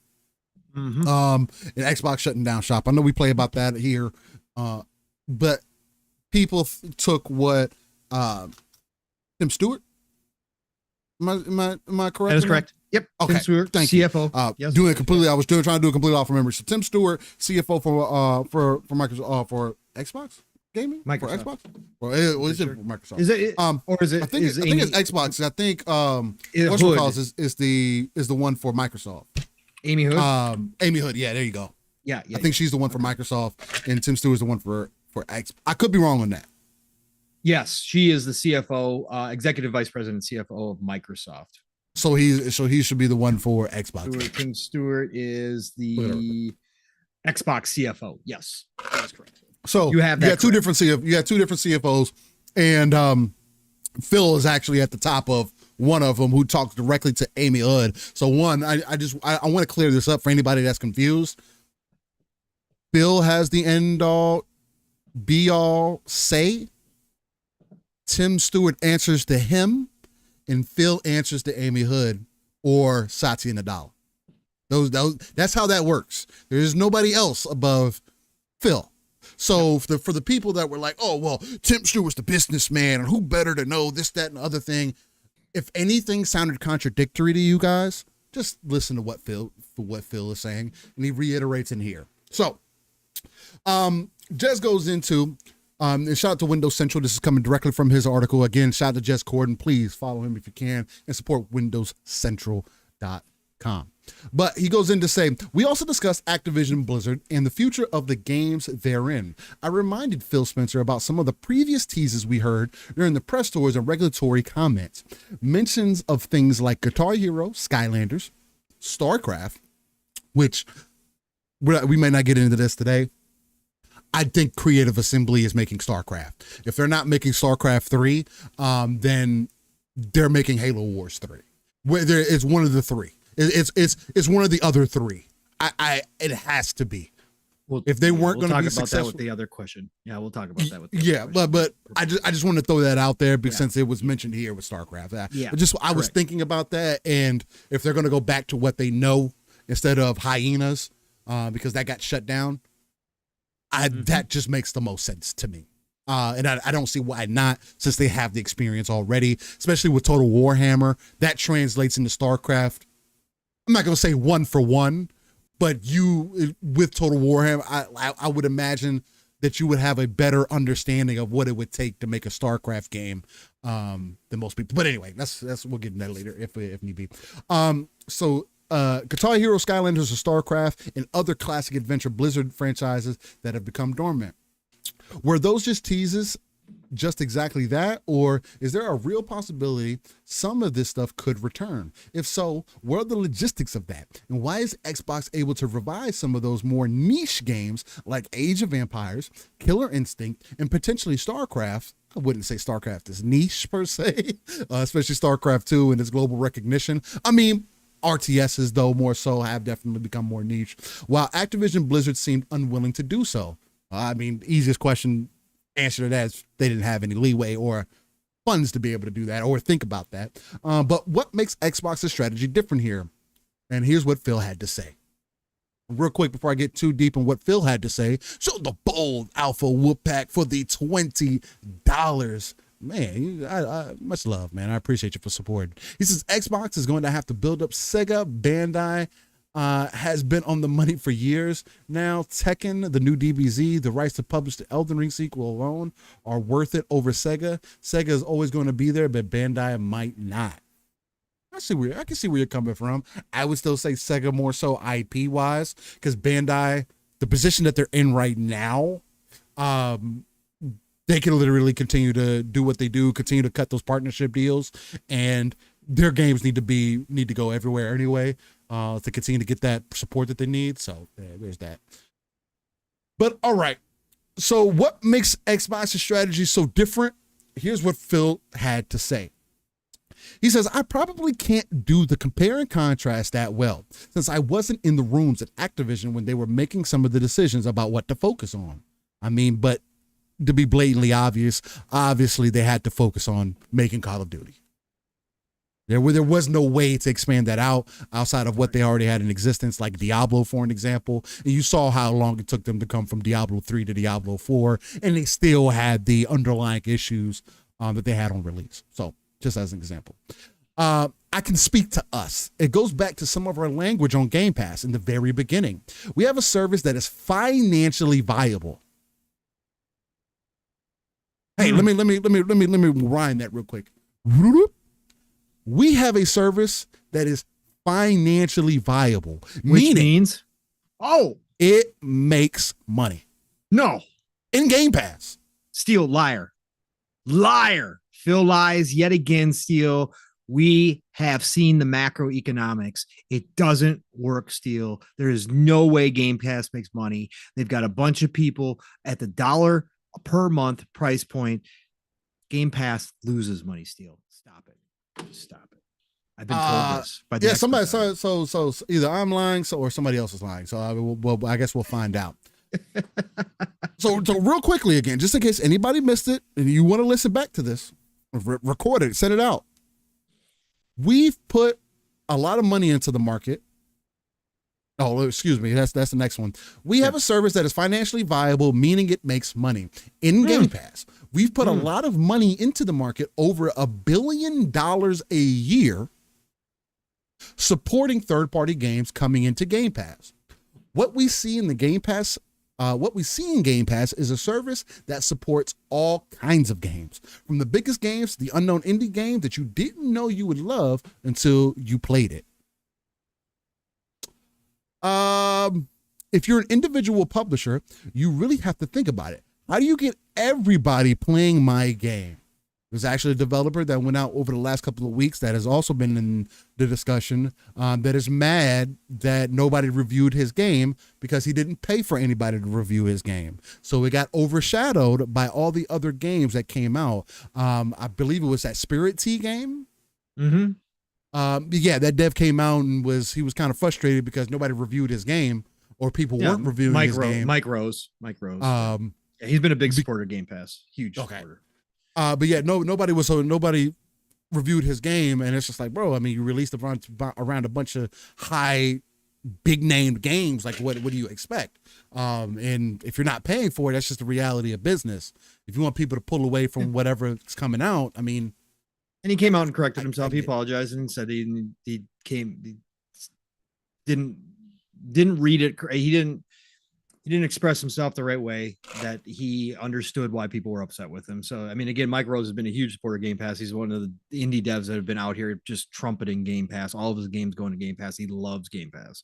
So it's just like he just came off wrong when he talked about content creators and not getting any of the big content creators to review it because he wouldn't pay them. Right. So he read the room wrong and he owned up to it. He took his L. Fahim says, viable, yes, not the best in the world, so stop. The old strategy of selling games wasn't the best in the world either. It's not sustainable. Jim Ryan said that. So do you want something that's viable or not sustainable? Right. Because what Phil is directly saying here is that it's sustainable, at least.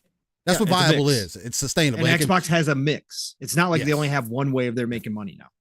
Yeah, you can still buy games, by the way.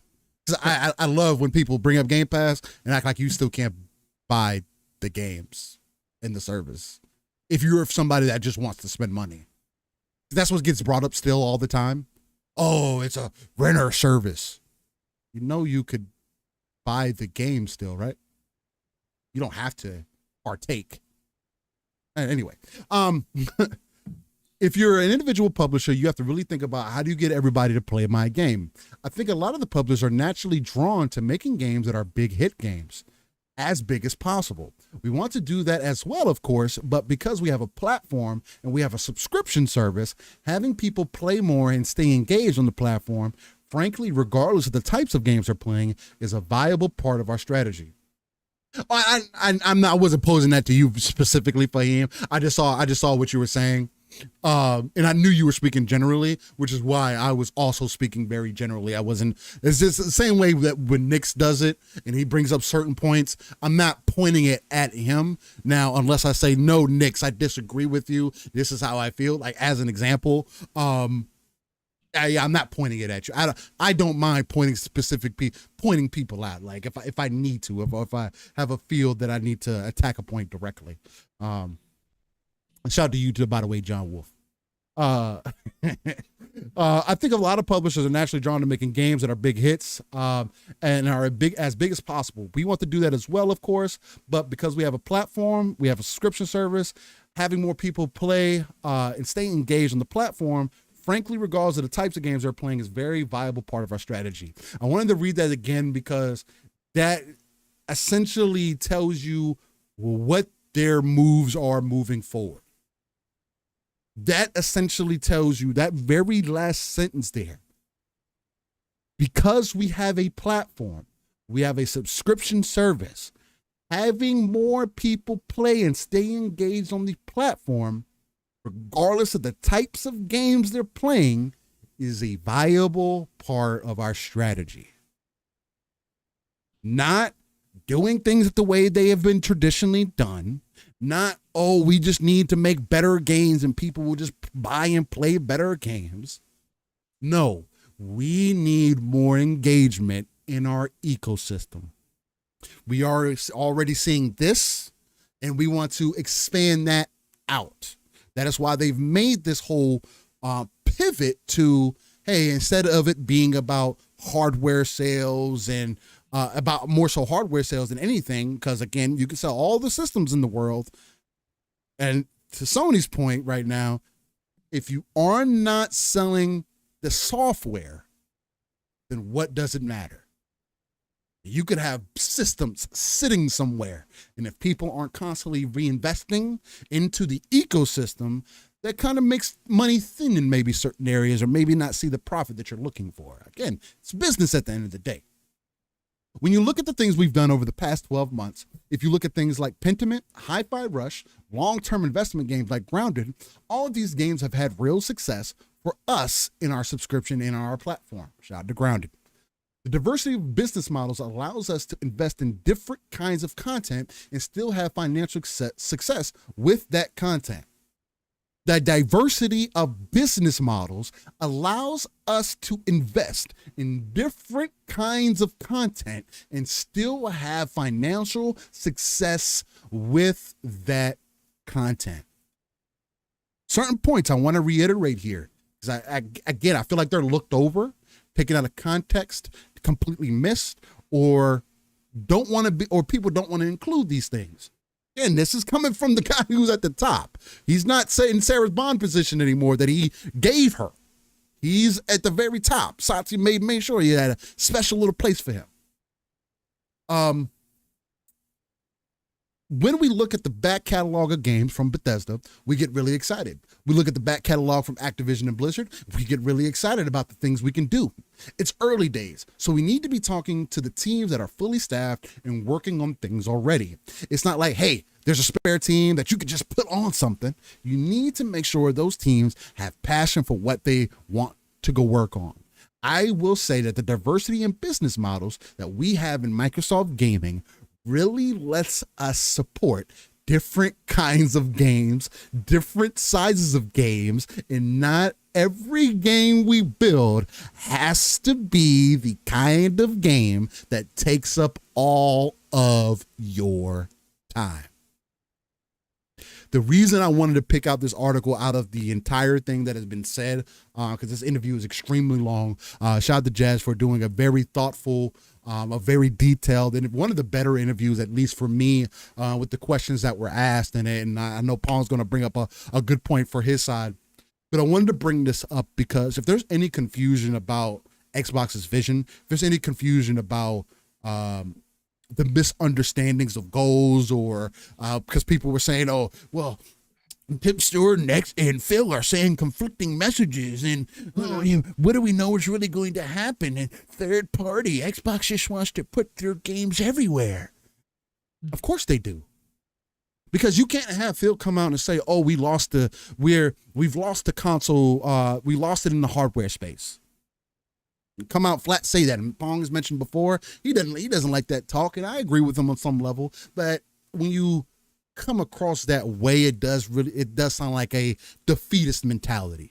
But I give Phil some leeway on that, a lot of leeway actually, because he's been consistent in saying that's not our strategy anymore. So it's like it comes across as, I don't care about this hardware conversation that y'all keep wanting to have with me. I keep telling you, this is about software and services, and we need to expand our player base that way. And I think everybody should do that.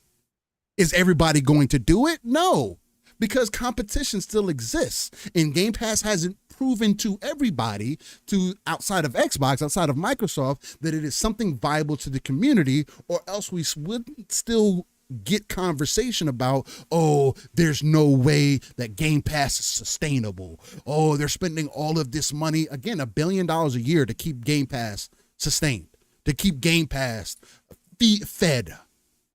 And it's well fed. This year was an extremely well fed year in Game Pass. I thought 2022 was a good year for Game Pass. Again, I defended it, right?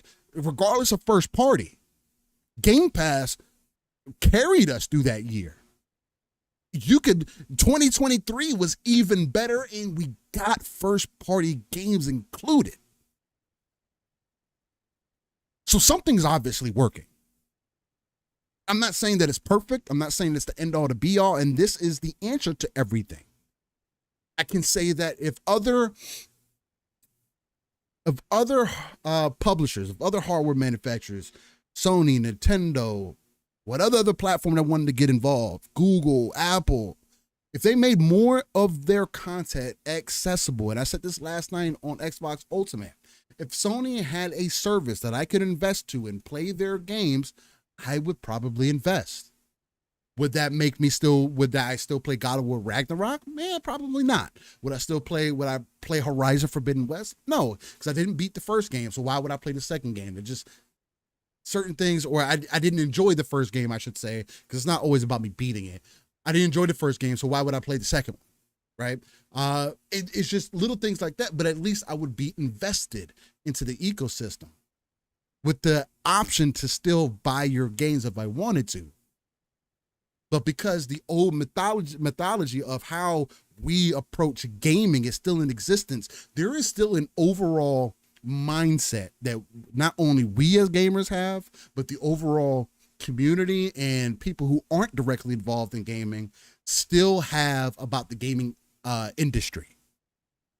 It still hasn't moved forward enough for people to take it serious or see the potential in it, or see that things can be done differently. But it is obvious, especially from the whole NCSoft and PlayStation conversation that we were having also prior to this, obviously people are starting to see the way. They may not admit it the way that Phil is saying it here, because, again, whether you want to say it's Xbox tax, whether you want to say it's bias, whatever you want to call it, Xbox was at a point where they were facing a shutdown in 2017. That's the reality of the situation. PlayStation's never been at that level. Nintendo's never been in that level where they had to think about that. Man, they've had some downtimes for sure, but it's never been a question of, oh, what is our strategy now? At least from my perspective. Sure, Nintendo with the handheld to going back to the regular console thing and seeing what they're doing with the Switch, it's successful. But you're not a software company that created hardware, tried to partner up with other people to make hardware. Nobody else wanted to partner with you. You had to get in conversation with Sega to even have some form of a baseline coming into the hardware industry. You also had to prove your point that people should bring games to your console to have a successful 360 generation with one of the biggest issues we've ever seen in gaming.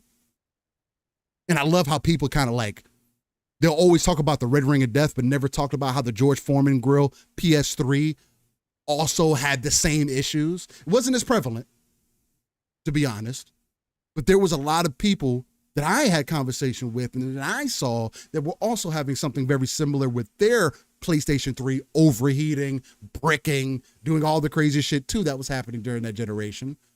But they had success then, carried over into the Xbox One to then have a change in strategy going into the series generation, and then have the consistency that Phil has had at least since 2017 in his involvement to see that, hey, services, creating games on a diverse platform, and making sure that we meet people where they are has been such a successful strategy to me.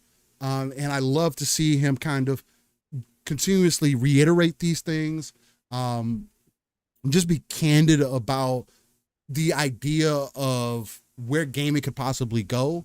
So that's why I picked that part out, Paul. So what do you feel about this? And then you could get into whichever part that you kind of want to pick out there. Yeah, for sure. Let me answer the questions in the chat here real quick too. Lydia Master and Lydia Master and Decado were having a little chat about RTS versus 4X strategy. And Decado said Pong could probably explain it better. I don't know how much better I can explain it, Decado. But Lydian, the difference between an RTS and a 4X strategy, right? 4X is an abbreviation that started.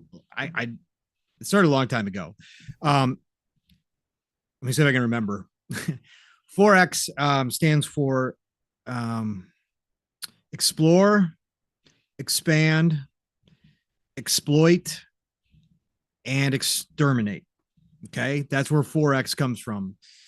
And it was that genre of strategy game was based upon board games, right? So it's turn-based. Yeah. Decado, you had it correctly there. It's turn-based. RTS stands for real-time strategy. So everything's so real time. It's happening real time. So an RTS game is also considered a subgenre because of the live action style, right? Versus the turn-based style, right? So, and then you've got grand strategy games, and grand strategy games generally, again, I would describe these differently. 4X strategy versus RTS. 4X strategy games and grand strategy games, generally speaking, not always, are to me more complicated because RTS games, generally speaking, are about your armies, right? About your resources and your army and the building out. Okay. 4X and grand strategy, generally speaking, doesn't have one of the 4X's involved, but I don't find that to be true but whatever, it doesn't matter. 4X and grand strategy, generally speaking, yes, it's still about resources, right? It's still about building out your army, right? But it's turn-based. But usually in 4X and grand strategy, you also have like a political side to things, a relationship side to things, where you can actually, become, I'm losing my words right now because I'm thinking about too many different things. You can actually become you can have an alliance with some of the AI. You can partner up with some of the AI. You have that type of decision making. Real world elements, kind of real world elements. It's a deeper version of an RTS, relationships, right? I would say, right. You're right. Yep, exactly. Relationships.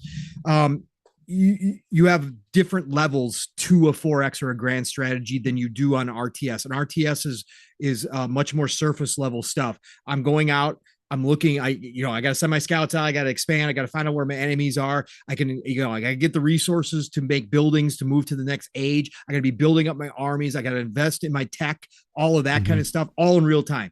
Whereas 4X and grand strategy, you generally speaking are making much more nuanced decisions as well, to help your people, to again expand relationships with other cultures that are around in those games, and it's all turn-based. So the simplest way to say it is real-time strategy versus turn-based strategy is the main difference, but I say it goes deeper than that on 4X and grand. But yeah, so there you go. All right, so let's get into this Phil interview here. Still, Phil laid it out exactly as he's always laid it out, Steele, about their strategy, about what they're doing. None of this has been hidden. None of this has been lied about. They have been bold in their direction. They have flat out said it, even when people don't want to hear the words or want to twist the words or take out of context, as was done with Tim Stewart's. If you go to listen to Tim Stewart's talk that he was giving, all of that language was used in relationship to specifically the Activision games, which we already knew. Call of Duty, Diablo, they're all going to remain on other platforms. None of that language was used in specifically about Xbox Game Studios, first-party studios. It was all revolving around the Activision Blizzard King deal. Okay, period, point blank. So yes, of course, in technically speaking, is Xbox a third-party publisher? Yes, they are, because they are now publishing games on other platforms. They continue to publish games that have already been on those platforms. So yes, technically speaking, they're already a third-party publisher. That's one part of their business model. But they also have a strong first-party model that revolves around their ecosystem, the console, Game Pass, etc. Mainly Game Pass, because as Phil has said numerous times, and still to your point that he said they've lost the console war, they've moved beyond the console, all that good stuff, that's already been said. Game Pass is their ecosystem, a big portion of it. So wherever Game Pass is, whether it's on PC, whether it's on a ROG Ally, whether it's on a TV through an app, their first party titles exist there. And if one day Nintendo and PlayStation decide to welcome Game Pass, you're damn skippy they are going to put Game Pass into those ecosystems. And if you're an Xbox super fan and you say, but that devalues what their brand, that devalues why own an Xbox console, they'll never do that. Let me remind you yet again. And again, this is just flat out being truthful here. This is flat out just the facts. And I've told you about this about every one of these companies. This is now big business. If you don't understand why Microsoft invested $70 billion, I can't help you. This is big business. Numbers drive this industry, whether we like it or not.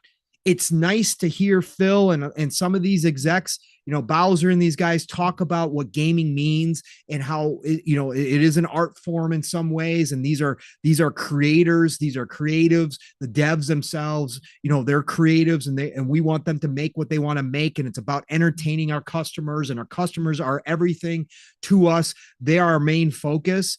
All of that is really nice to hear and true. But at the end of the day, if money isn't being made, if profits aren't increasing year over year, then these companies are going to do what's necessary to make sure that they are successful at the bottom line first. That's how this works. Again, indie developers, they would be passion project people. They would be people that would tirelessly work out of their basements or their garages with maybe them just themselves or a few close friends or whatever the case may be, people that they bring in. We will always have an indie community that isn't necessarily about the bottom line all the time, that just do it out of the goodness of their heart because they want to create something and give it to the world. That is still very true about this industry. We have a lot of places like that. But overall, when you start getting into the AAA space, when you start getting into the big players in this industry, it is nonstop about the money. It is thrown in your face every single day. The reason why Toys for Bob works on Call of Duty is because Activision had to have a Call of Duty every year, because their investors would never sit back and go, you know what, let's give Call of Duty a break. We'll be okay with our stock prices dropping this year if we don't have the return on investment that we thought we would. If we just go ahead and let Call of Duty breathe for a little bit, but we don't get that yearly bump from a new Call of Duty release, we're going to be cool with that. Investors don't give a shit about that. They want to see their bottom line grow every single year. So whether you're an Xbox fan, super fan, whether you're a PlayStation super fan, whether you're a Nintendo super fan, if you don't like the direction of this industry, if you say, I don't care about the money, I don't care about this, I don't want to see my favorite plastic box makers games, first party games go anywhere else. I never want to see that because it would devalue my purchase as an Xbox owner, as a PlayStation owner, as a Switch owner. I'm sorry to tell you, that's the future. All of these companies, whether it's 10 years, 20 years, whatever, I've said 2 generations. I think we got 2 generations less of actual hardware. Whatever that time frame is, it doesn't matter. Eventually, all of these places will be technically third-party publishers where you can access your video games through a portal on whatever device you're playing on, TV, PC, doesn't matter where it's at. You're going to access that. And when they can, it will be 100% digital and 100% streamable. And if that's not the future you're looking for, I hate to break it to you. Then you might want to start thinking about what you're going to do with, your hobbies after video games, because eventually that's where they're all going to go. The more costs that they can cut, they will cut. But for right now, what Phil is talking about in his interview is exactly what he said before. They don't have any plans to put it on Nintendo and PlayStation. Why? Game Pass I'm speaking to. Why? Because Nintendo and Sony don't want it. So it's not going to happen. He talks about the future in this interview, Steele, about innovation and hardware. They just put Sarah Bond over the hardware, as you were talking about, Steele. He made that direct correlation. She is now over the hardware sector along with all the other divisions to make sure that they are in alignment going forward when it comes to innovation, when it comes to pressing forward into new areas, that all of their divisions are in alignment. That's vital to them, so they're not broken up into pieces. So, the Xbox console is doing one thing, but that necessarily isn't applied elsewhere to the handheld market that they are partnering with all these different places with. Like, they want it all to synchronize. That's why you just saw the mobile, or I should say the handheld version of Windows being deployed to help with that, to unify things. Yep. That's the future that Xbox is looking forward to, is unifying all of their spaces, including now mobile, which they're going to go hardcore into. Mm-hmm. They need to have that so that your experience is as seamless as possible. This is something they've been working towards for a very long time. I'm preaching to the choir here, because you guys have all heard this for a very long time. All of you guys in chat, all of you guys listening to this in the future, if you're checking out our show, you've heard these conversations. You know about the Phil's vision. You know about Xbox's vision. You know about Microsoft's vision with Satya. You know where all this is going. So I'm preaching to the choir, but I'm saying that to all the people that were trying to twist Tim Stewart's words into something completely different, trying to apply their own macroeconomics to everything and read in without the context of what was being said, or completely ignoring the context, even when they supposedly went back and listened to it. That's a you problem.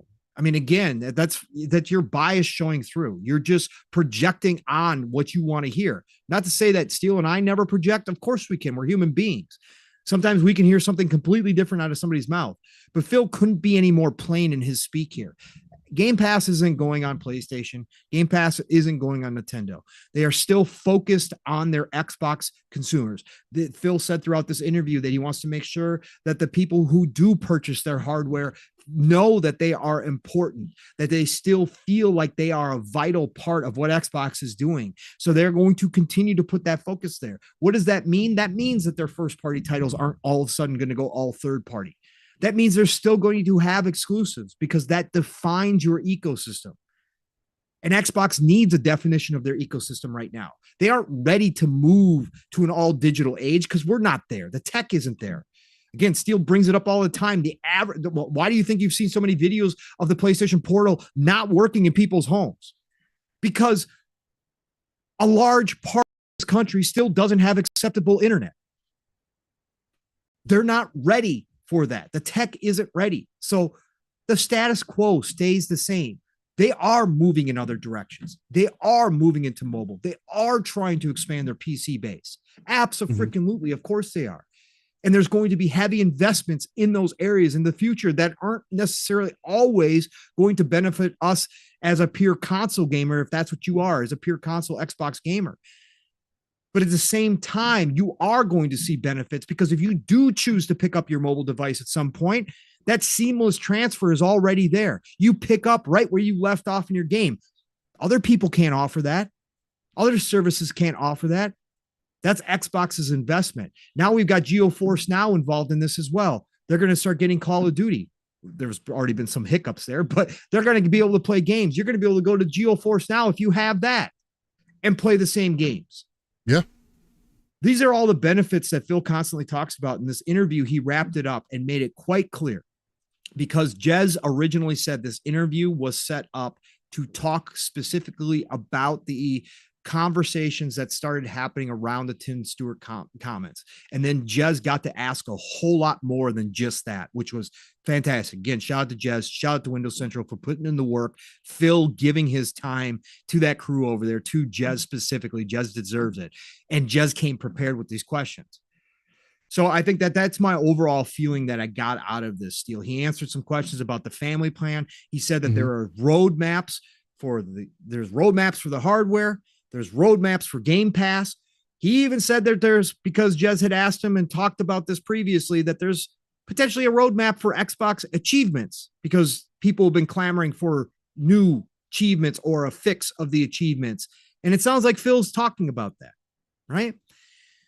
They've got roadmaps. They aren't going anywhere. They're not getting out of the hardware business. 2027 is not the drop dead date for Xbox. Okay. None of that is happening. They're already prepping for the future. He said innovation continues both in the hardware, software, and services sectors in this interview. They're getting ready. And again, as I brought up last night, Steele, before I move on to one of the things that I want to talk about this interview. Yeah. I brought this up last night on Xbox Ultimate. All you have to do is have a basic understanding that Xbox is now a pillar within the Microsoft Corporation, that they have invested nearly $100 billion over the past 5, 6, 7 years into Xbox. More. They are a pillar of Microsoft. Microsoft Corp themselves are now expanding their playing field into a lot of different areas. Obviously, the biggest one we know about is Azure and the cloud. They are going head to head with Amazon. Next up is mobile. We know now, their own words, they're going toe to toe with Google and Apple and trying to break up that duopoly. That's where another lot of this investment is going into.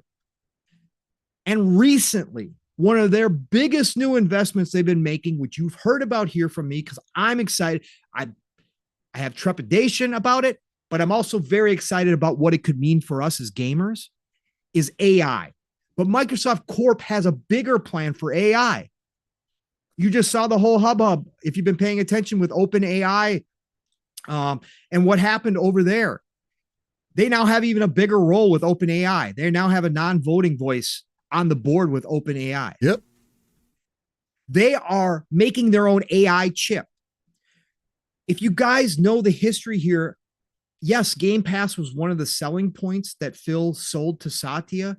He also sold them that you need a customer-facing operation, and Xbox gives you that. Most people know you as business to business with Windows and Excel and Word and all this stupid stuff that people don't think are exciting. You need a customer-centric line as well, and Xbox gives you that line directly to the consumer. Mm-hmm. But as part of the Game Pass, he also sold the cloud and how you could he could attach Xbox to the cloud, to the Azure servers. And what that would do would give them, Microsoft Corp, a proof of concept. Sarah Bond had an interview 2 years ago, 3 years ago with a business website, if you guys remember this, where she talked about specifically how they do this, that because gaming is such a complex system with so many different data points that have to be run through the cloud, that if they can get games running on the cloud and they can prove that their concepts work there in the gaming division, that when their sales team goes out to sell Azure to other businesses non-related to gaming, that it's an easy sell, because they can point, those sales reps can point out how much data and different points of information have to run from gaming, that those other industries will be a walk in the park for Azure, for cloud, and how they can benefit from that. So they use the gaming division not only as a consumer-facing division, not as that, oh, we're kind of in that cool kids club area, right? We got these games, we're part of the entertainment business, the biggest entertainment business in the world, but also they use all the back-end stuff to sell their services for Microsoft Corp. Microsoft Corp uses it. So this is the test bed. So guess what's going to happen now that Microsoft has announced they're making their own AI chips? I believe that the next console could, in fact, include one of those new Microsoft AI chips in the console itself to be used by the developer as they see fit. And as AI continues to grow and continues to advance, they will be able to update that chip, and developers can find new and interesting, exciting ways to use the AI chip within the console, which nobody else will have. PlayStation doesn't have the investment in AI like Microsoft does. They're not making their own chips. Could they go buy a chip from NVIDIA? Sure, they could. Do you know how expensive that will be? That's why Microsoft is investing in their own chip making. But this will be a test bed for that. They will have the advantage in the console market by being, maybe, potentially, again, in my opinion, this is speculation town, folks, having the first console with an AI dedicated chip in it, produced by themselves, that could give them massive advantage, that developers could flock to take advantage of in new and exciting ways. So Xbox and the gaming division will continue to be just an absolute shining star for Microsoft Corporation, will remain a pillar for a very long time as they use it in different ways for the corporation overall, not discounting the success that Xbox is now having, which Phil pointed out, Game Pass is already profitable, even when they spend $1 billion a year on third-party titles alone to bring into Game Pass. He's saying it's still profitable, despite all the experts out here say it's not. If that's the case, and we know it's the case, we know that's factual, then Microsoft is making money off Xbox as well. They're not going to stop doing that. All right. I preach enough there. Real quick, Bolt Alpha with the $5 says, Pong, only a matter of time, only a matter of when before consumers on these competitor platforms are asking when is Game Pass coming, and the change will happen inside out. That's certainly possible.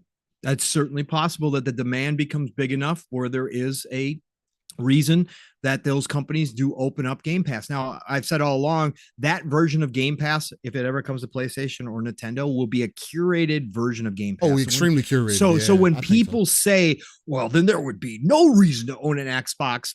No, it will be a limited version of Game Pass on those ecosystems. To get the full boat, you still will want to be on Xbox. And there still will be people who do want the full boat experience. So no, there still will be reasons to own an Xbox even at that point. But again, would it be a huge boon, or just an absolute massive money maker for Xbox to be able to put those on those? Yeah, absolutely. Of course it would. And that's why they'll do it.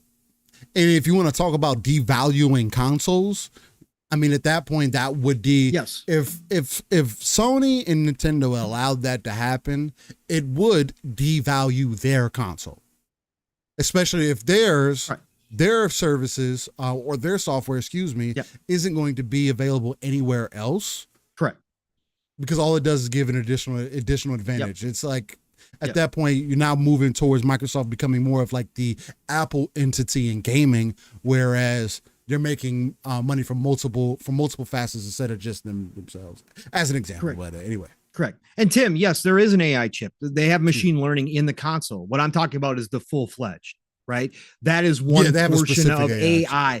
But I'm talking about an open AI chip, right? That has the potential to expand as AI continues to expand, to do a bunch of different things. You're absolutely correct. Machine learning is already in these consoles. It's a part of AI. Absolutely. It's a base level AI. What I'm talking about is the full-fledged, the chip that Microsoft is making is going to be based on open AI.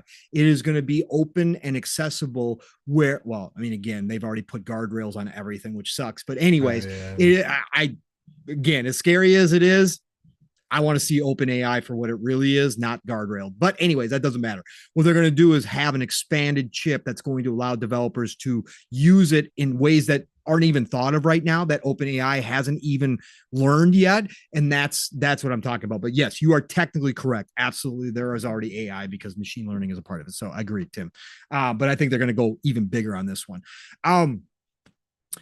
The thing I want to bring up real quick, Steele, is the tweet I made about the interview, giving credit to Jez for what he did.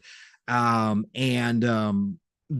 quote that I want to pull out is the part where Phil answered the question about the older IP, right? Because Jez asked him about the older IP at Activision Blizzard, even Microsoft's older IP, and whether or not, we could see new things, whether or not Phil was going to get people to work on these older games. And the direct quote was the last quote of that paragraph, which Phil said, he had expanded upon that. He said, great question. And obviously, that is a part of everything, but he specifically said it right here. This is the part that I pulled out. Quote, but also I want our fans and customers to know that I don't bring up games just to tease to no end. If people have watched how we've teased things in the past, there's usually some kind of reconciliation of those hints later on. I'm not the one to try to lead people on. It might not happen on a timeline that people would love, but usually when I tease, there's something there. Yeah, there's something there. Listen. This is all I needed to hear from Phil. This is something that we've speculated on for a long time. I've always been in the camp that Phil doesn't say names out loud of games just to say them.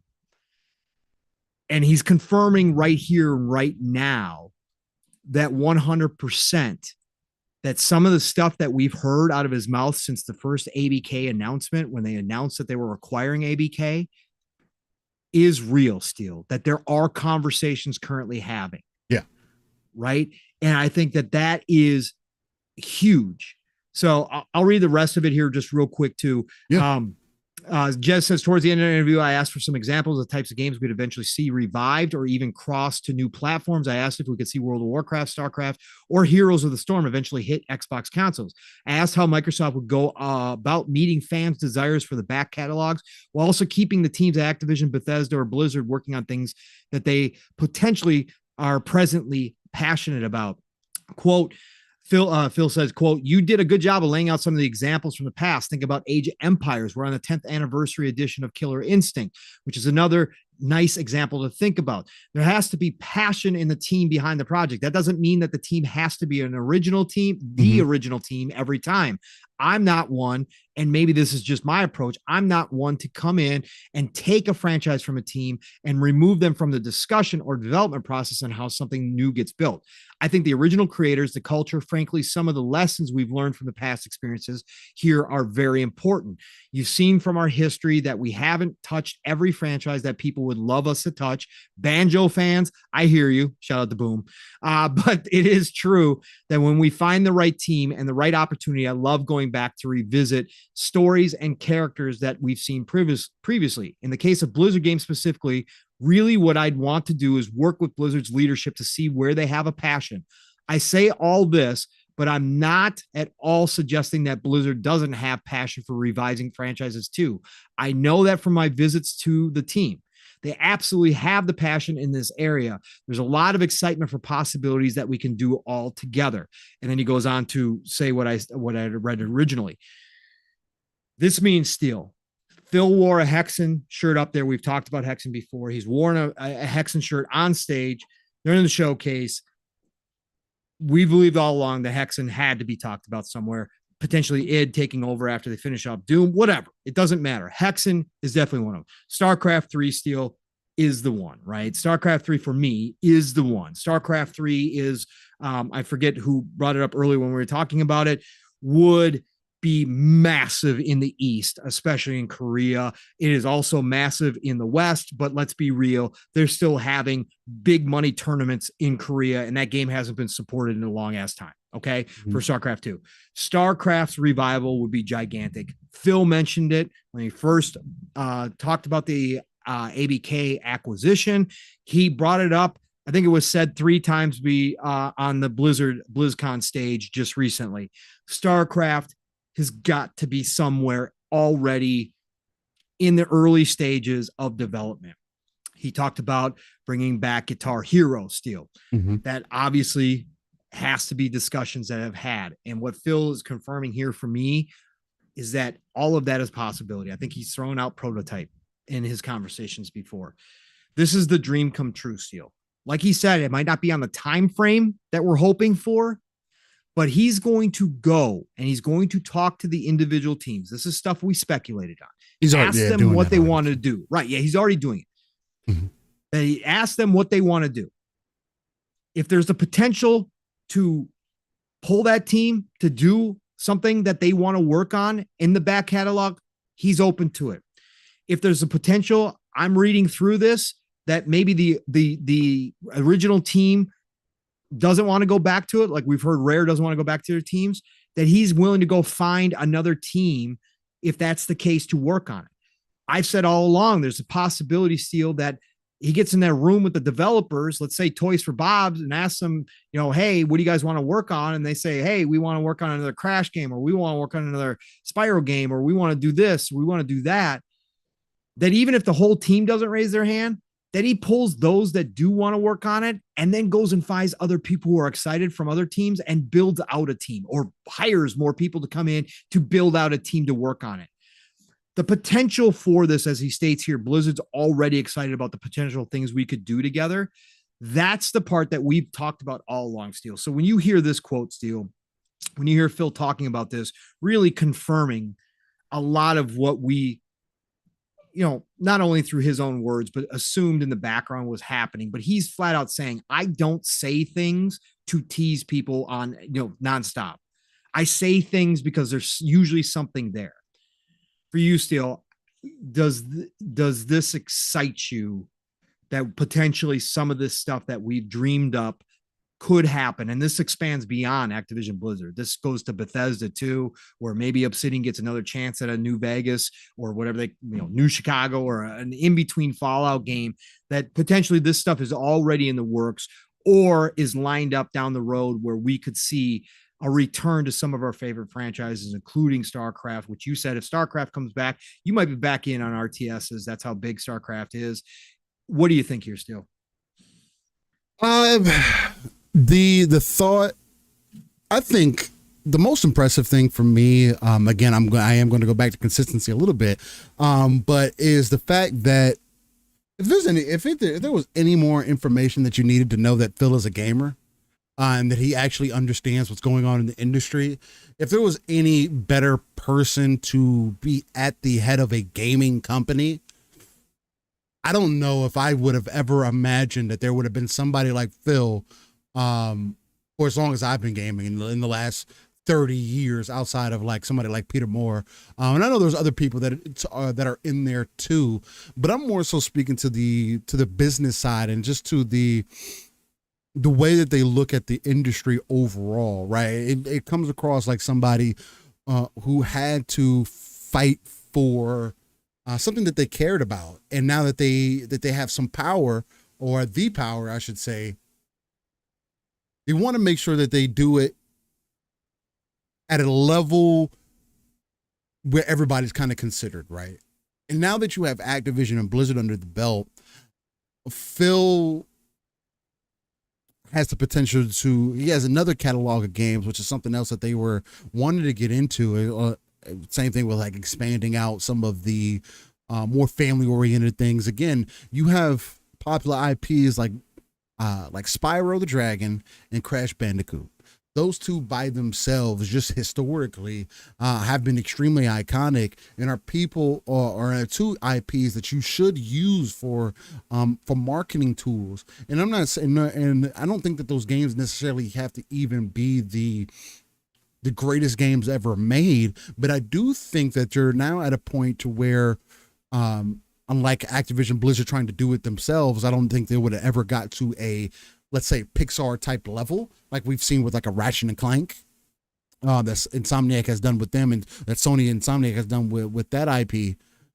But I do think that now that you could get something similar, and this could be Xbox's version of those games, which gets me extremely excited, right? I see the advancement Crashes just himself has made over the years, of somebody that's like one of the most memorable games from me back on PlayStation back in the day, was the first two Crash games.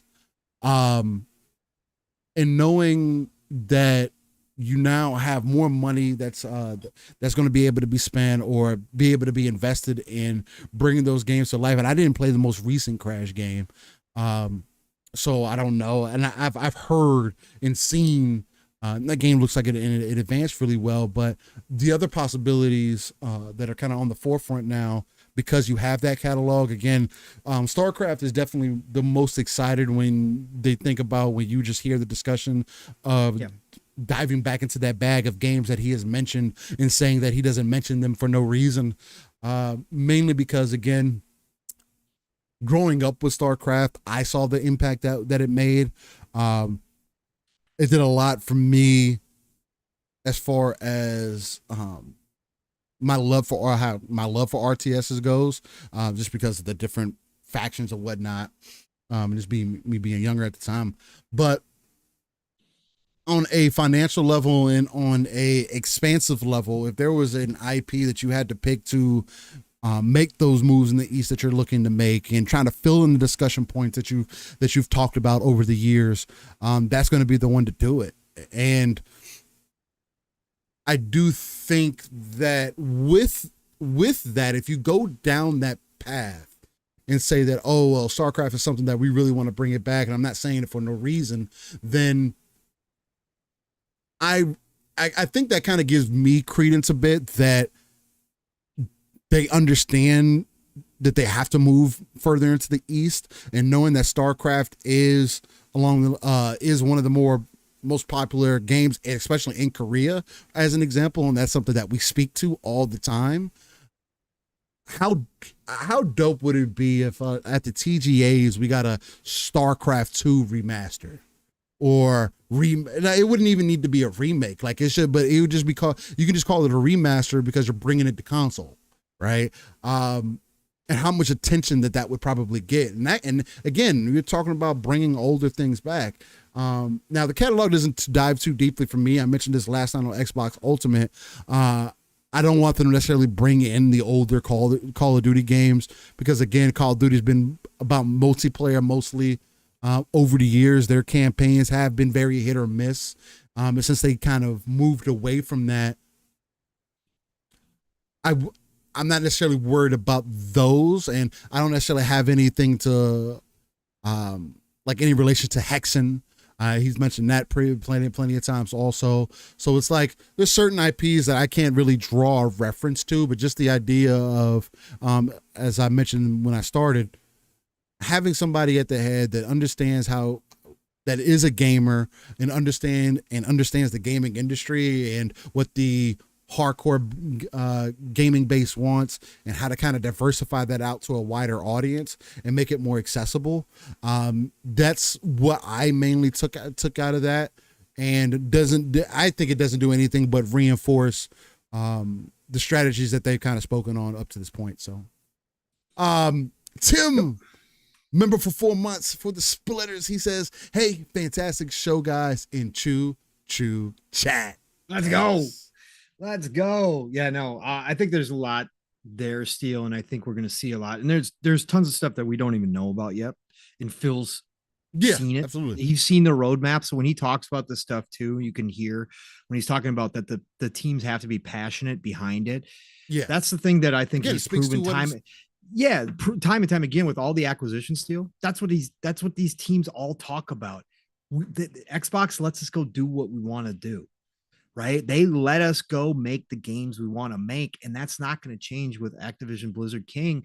And I saw Decado say that, obviously his most one that he's looking forward to is that rumored Infinity Ward game, which I'm assuming is the first person RPG with the ex-BioWare devs, supposedly a sci-fi game. There's stuff like that, Steel, that we have no idea about, right? We've heard a little bit of smoke. True. Potentially rumors, but there's stuff that's in that roadmap from Activision Blizzard King that we have no clues to what we're going to see until they finally announce it. And I think Phil's got to be excited about that. He was excited about it when he talked about the Bethesda roadmap that he saw, the ZeniMax roadmap that he saw. Mm-hmm. And there's still stuff from that acquisition that has been being worked on for 4 or 5 years that we still haven't heard about, still, that we're going to get surprised by, right?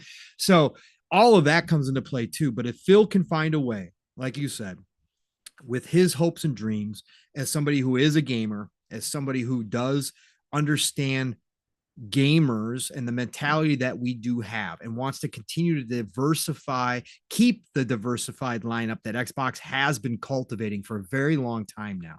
And he wants to continue to expand that by allowing these teams, not forcing these teams into making certain games, but allowing these teams to make the games that they're passionate about. We're going to see some absolutely freaking incredible things come out of this. And again, things like StarCraft are going to be massive. If we do get the Oblivion remake, it's going to be massive. Like, there is so much stuff in the works right now that I think it's going to be an interesting run for Xbox over the next 5 to 10 years going into the next gen. And what they're going to be able to accomplish with this IP that they have, with the catalog that they have. Again, Phil said, not on the time frame that everybody would like. So, again, we're not going to get everything in the next 3 to 5 years. But going forward in the future, we're going to get some surprises that we never thought of. And he just reconfirmed that, he's willing to look at that, or he's actively looking at that, should I say. Not he's willing, he's actively looking into that case where he can open up that back catalog of IP, not just Activision Blizzard's IP, but he said, hey, somebody wants to work on some of our old IP. Great, let's do it. Right. So, I think that this is going to be an awesome time. Yes. Decado says BioWare. Yes, Pong. Yeah. And again, the there's so much potential still. So much potential when you look at what they could do here. They really can make any type of game that they need to. They really have the ability. They actually own the IP to make any type of game that they want to. And that's outside of third-party partnerships. That's outside of licensed IP. Just internally, they now own a full catalog. Like like crazy. They own like 3 catalogs right now, but it's going to be such a fun ride right here, right now. So I agree 1,000%. Breaking news. I know we're not a movie place, but I thought I Am Legend was a good movie. Will Smith confirms he will star in I Am Legend 2 with Michael B. Jordan, and they're going with the version, the DVD version where his character lives. So shout out to I Am Legend. I thought it was a good movie. I like it. I like the movie. was cool. I enjoyed the movie. Gave me some feels. So oh yeah, for sure. 1,000%. But yeah, anyway. I just thought that was interesting. First thing I see when I check in on Twitter. Cool stuff. Yeah. So all right. Well, ladies and gentlemen, we're getting almost close to that 4-hour mark, and we got some things I gotta do today. So we'll go ahead and start winding things down. What we'll do first is get into our upcoming games, and then we'll get into this day in gaming, and then we'll go from there. Appreciate you guys rocking with us thus far. Thank you for everybody who's helped support today and in the future. And if you supported in the past, nothing but love and appreciation to you guys. Again, as we say, never expected, but always and forever appreciated. But Pong, I mean, are you ready to see what is upcoming in the world of gaming? I am, sir. We've got the good old Game Informer here. What's this week looking like? Let's take a look here. Let's see what we got going on. All right. Here we go. Let me get that pulled up there. Are you ready, sir? You got everything pulled up? I think so, my good sir.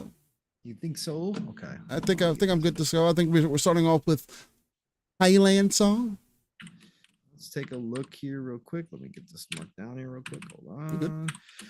Upcoming week of games. All right, let's go. So yes, we are starting on, well, this will be what, October the 4th or October, Jesus. October. I wish. Whoa! December the 4th, right? The week of December the 4th.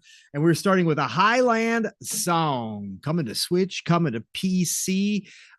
This is an adventure game developed and published by Inkle. Nice little indie developed game here. So go check out Highland Song. And then, well, we know that this was, what is it? Oh, is this actually is this the full release deal? I don't know. To be honest, Disney Dreamlight Valley. We know it was in early release on Xbox, right? So it looks like this must be the actual launch of Disney Dreamlight Valley, which supposedly another game that found some success. There were people playing it. PlayStation 5, Xbox Series, PlayStation 4, Xbox One, Switch, PC, and Mac. December the 5th, live out your Disney dreams in Disney Dreamlight Valley with lots of microtransactions, but they're making money. So, hey, let's go. And then also on December 5th, Skater XL is coming to the Switch. That already launched back in 2020 on PlayStation 4, Xbox One, and PC, but it is finally coming to the Switch in 2023. Skater XL, all you skater dudes out there, there you go. You can play on the go on your Switch. Then we have a new Sonic game, Sonic Dream Team Steel, coming to iOS. Not Android, just iOS from Sega. Interesting. I still don't get why these decisions are made sometimes. So, yes, iOS, Apple gets it first. Sega, of course. It's Sonic Dream Team. It is action. It is platformer. Let's go. And then the Anacrucius is coming to Xbox Series, Xbox One, and PC. Again, this must be the full launch because this already came out before too. This is by Stray Bombay. Very cool aesthetic. I haven't played it since it launched. The performance was god awful. Okay. The performance was god awful, but I got to imagine, is this the full launch? It's got to be. I haven't played it since, so I don't know if the patches, they had patch notes update 35. So they've definitely been doing a lot of work. It's a PvP. PvP is coming with the versus mode finally. So retro future shooter is how they describe it. I'm sure if you guys look at it, you'll probably remember that this did launch at one point in early access. So this must be the full launch. And then we've got The Lord of the Rings Return to Moria, PlayStation 5 Steel. It is coming to Xbox Series consoles next year. This one came out on PC on October 24th. It is now headed to PlayStation 5, and the next year will be Xbox Series. Saw the reviews for the PC. It was exactly underwhelming, like I thought it was going to be after we saw this. I'd love to see Lord of the Rings get some really good games, but recently, between this one and Gollum, not so much. But anyways, if you guys are interested in Lord of the Rings Return to Moria, go check that out on PlayStation 5 this week. All right, what's next here? We've got Vampire the Masquerade Swan Song, another game that's been out for quite a while, is coming to Switch. That dropped originally on May of 2022 on PlayStation 5, Xbox Series, PlayStation 4, Xbox One, and PC, now coming to the Switch. So Vampire the Masquerade Swan Song. Let's see here. Steel. Also, we've got, this is the big one of the week. This is, again, it never grabbed me. I'm interested because of what it is. I'll wait until I get Ubisoft Plus, but Avatar Frontiers of Pandora does release this week, Steel. PlayStation 5, Xbox Series, and PC. Again, there are moments when I see the gameplay, Steel, where I'm like, okay, we'll see. Damn cool. I like Avatar. This looks cool. And then there's other points where I'm like, just not feeling it, man. So I'm going to wait until I get Ubisoft Plus some point next year when I try out a bunch of their games, and then I'll play this one. But what do you think, Steel? I'm interested to see what people are going to say. Yeah. How they're going to feel about this. Is this really just going to be a Far Cry and a Avatar format?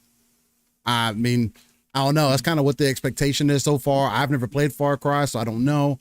Well, we do know they removed all the icons, so it's going to be more of a, hey, go explore and find what you find. So they're not going to have icons like a normal Ubisoft map. So that's kind of cool. The only thing I don't like about it is first person. I wish I could switch into third person. I think third person Avatar would be really dope. But again, I mean, Ubisoft Plus is sounding to be a really good deal going into the beginning of the year. Being able to get some of these games, try them out. I got other games in my library right now, and with Skyrim being such a at the top of my library, I don't know if I want to throw in another open world big game in there, right? So, right. No, I get it. Anybody in the chat picking up Avatar? Let us know. I think it'll be better later. Let us know what you guys think. Bring your thoughts next week, and let us know what you think of Avatar. I am curious. I'm obviously going to look at the reviews and stuff, but I always like to hear from real people too, what they're feeling about it. Again, as an Avatar fan, I have a natural interest in this game. Again, just what they've showed me, it hasn't been enough where I got to get this day one. No, I'll wait on this one. Yeah, definitely I'll not. wait on this one. Looks interesting. Yeah. I like the art style. Again, fan of Avatar, but yeah, I'm going to be interested in what people are saying. I think this, again, I think it's going to be better later. Especially on PC with mods and stuff. If people are really are feeling it. Yep. Absolutely. Another old game coming to a new platform, Lego Brick Tales, Steel. Released back on October 22nd of 2022 for PlayStation 5, Xbox Series, PlayStation 4, Xbox One, Switch, and PC. Released on mobile, April 27th, 2023, iOS and Android. It is coming to the Quest, Steel. So you're going to do Legos in VR December 7th on the Quest. Again, if I was a kid and my family had a Quest, I definitely would probably be down to try this for sure. But yeah, Lego Brick Tales, December 7th VR. Then also on December 7th, we got Outer Wilds, not to be confused with Outer Worlds. So nobody confuse those two, right? Outer Wilds, which is a cool little game. I did play probably a few hours at least in Outer Wilds. Interesting game from Mobius Digital, published by Annapurna. Again, Annapurna very rarely ever misses. It's coming to the Switch finally. Yeah, this has been out. I mean, this was originally launched on PC back in 2019 and Xbox One in 2019. Came to PlayStation 4, eventually came to PlayStation 5 and Xbox Series with the patch. And now it's finally coming to Switch December 7th, 2023. So 4 years later, Outer Wilds is coming to Switch. lot of fans out there of the Outer Wilds. It is a game to check out. It is pretty damn cool. And then Steel, we've got Terminator Dark Fate Defiance. I've got my eyes on this one. This is a new strategy game. Strategy game. Okay, gotcha. Oh, yes, sir. Yes, sir. Strategy game developed by Cats Who Play, published by Slytherin Ltd. Slytherin. I can't. Slytherin. That one name. Hogwarts. Yeah, it looked like Slytherin. Yeah, it looked like Slytherin. It looked like their own take on Slytherin, but it's not. It's Slytherin Ltd. Slytherin. It is a strategy game. Yeah, I know. Pause. But this one, listen, you're going to give me a strategy game in the Terminator universe. Of course, I'm eventually going to get it. Just like I still have to pick up Aliens 2, the Aliens strategy game that came out, the turn-based tactical game. I'm going to get both of those on PC. This looks dope. Okay. This looks dope. This is an RTS in the Terminator world. I'm about this. So I am definitely got my eyes on this one. Go check out Terminator Dark Fate Defiance. Looks so damn cool, bro. I can't wait. An RTS with Terminators. You kidding me right now? God, life is good. This is the golden age. I got too much to play. Steel. Here we go. You ready? Oh, I'm ready. The day before, Steel.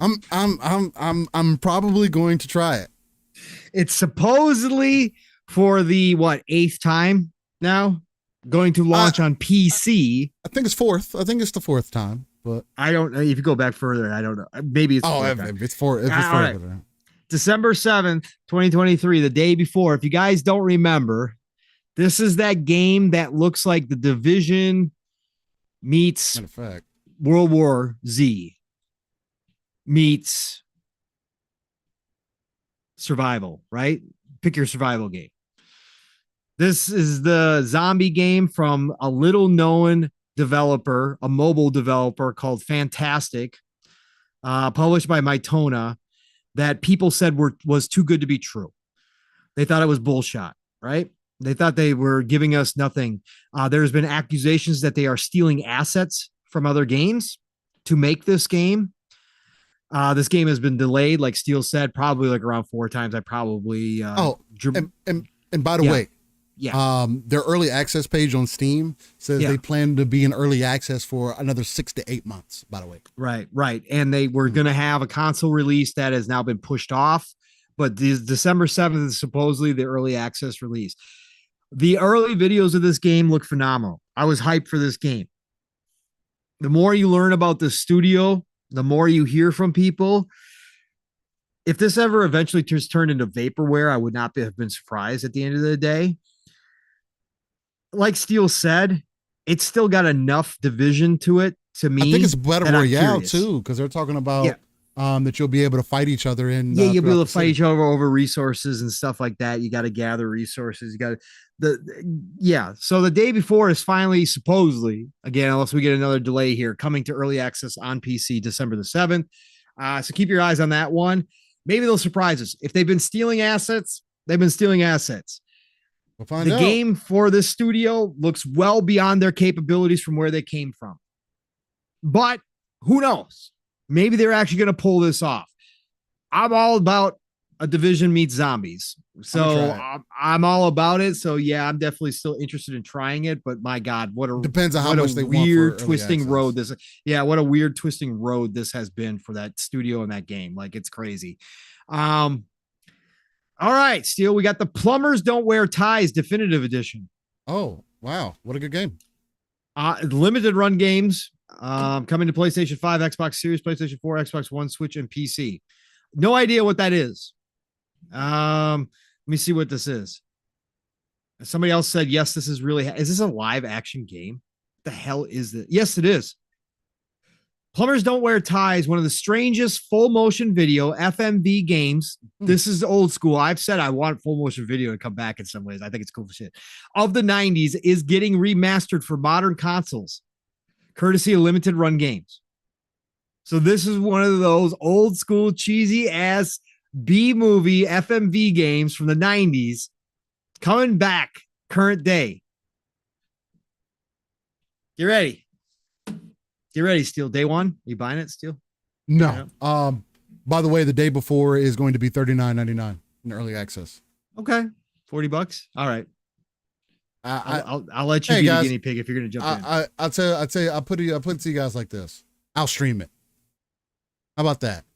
I'll get early access. You said, when is it released? The 7th? 7th.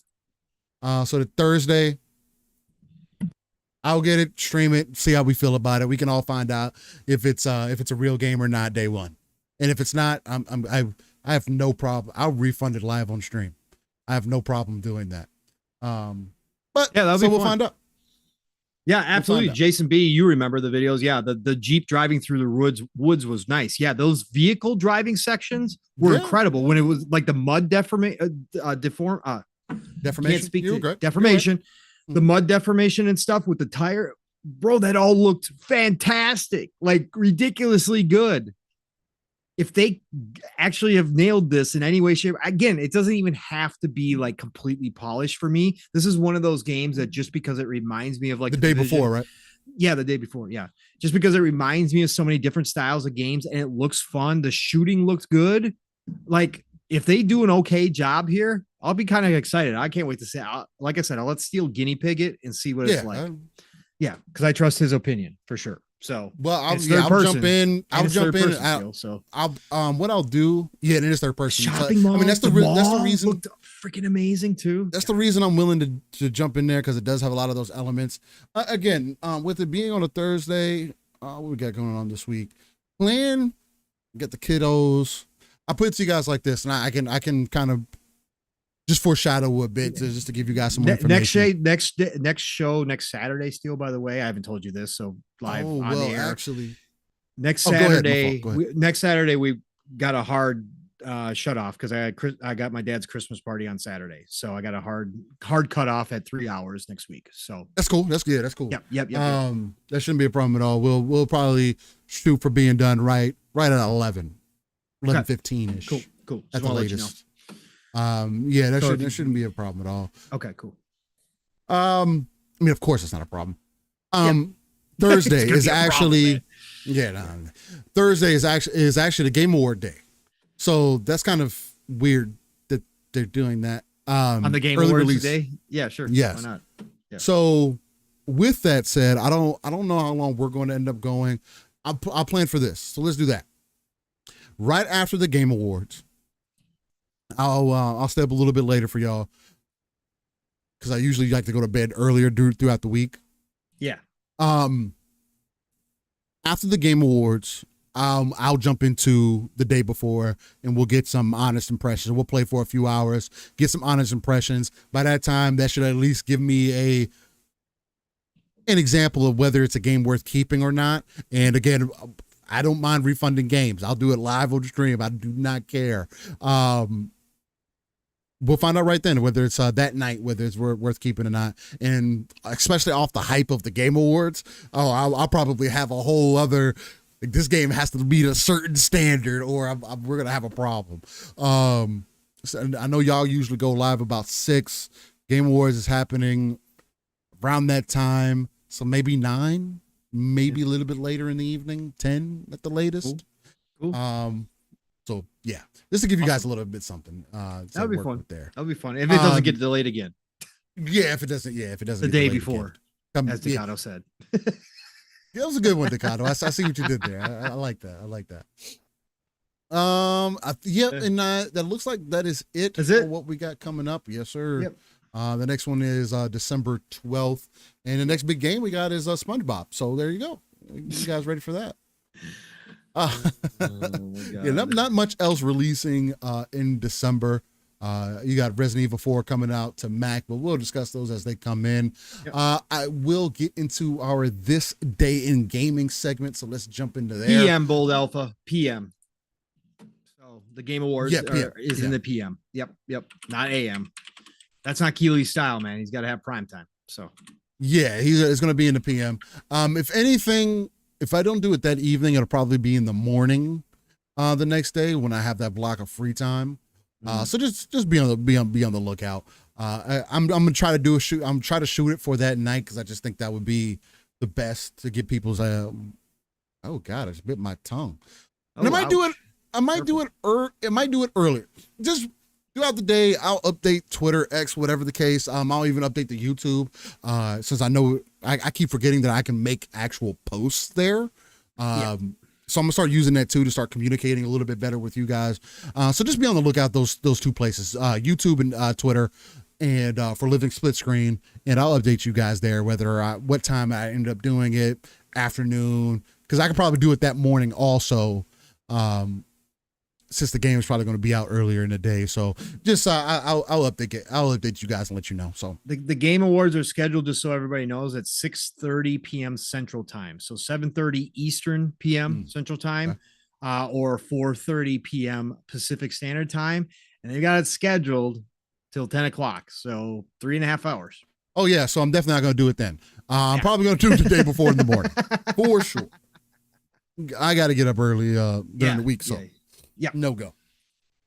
So yeah, that way I can have a consensus about it that morning. Maybe I'll play it in the afternoon, and then by the time we get on the show, I'll be able to give you guys maybe a 10-minute impression before we go live with the Game Awards. So, all right, and that will be on PM and the PM, by the way, for the Game Awards. Yes, over on Fun Speculation Network. Join us. We're gonna have a fun time.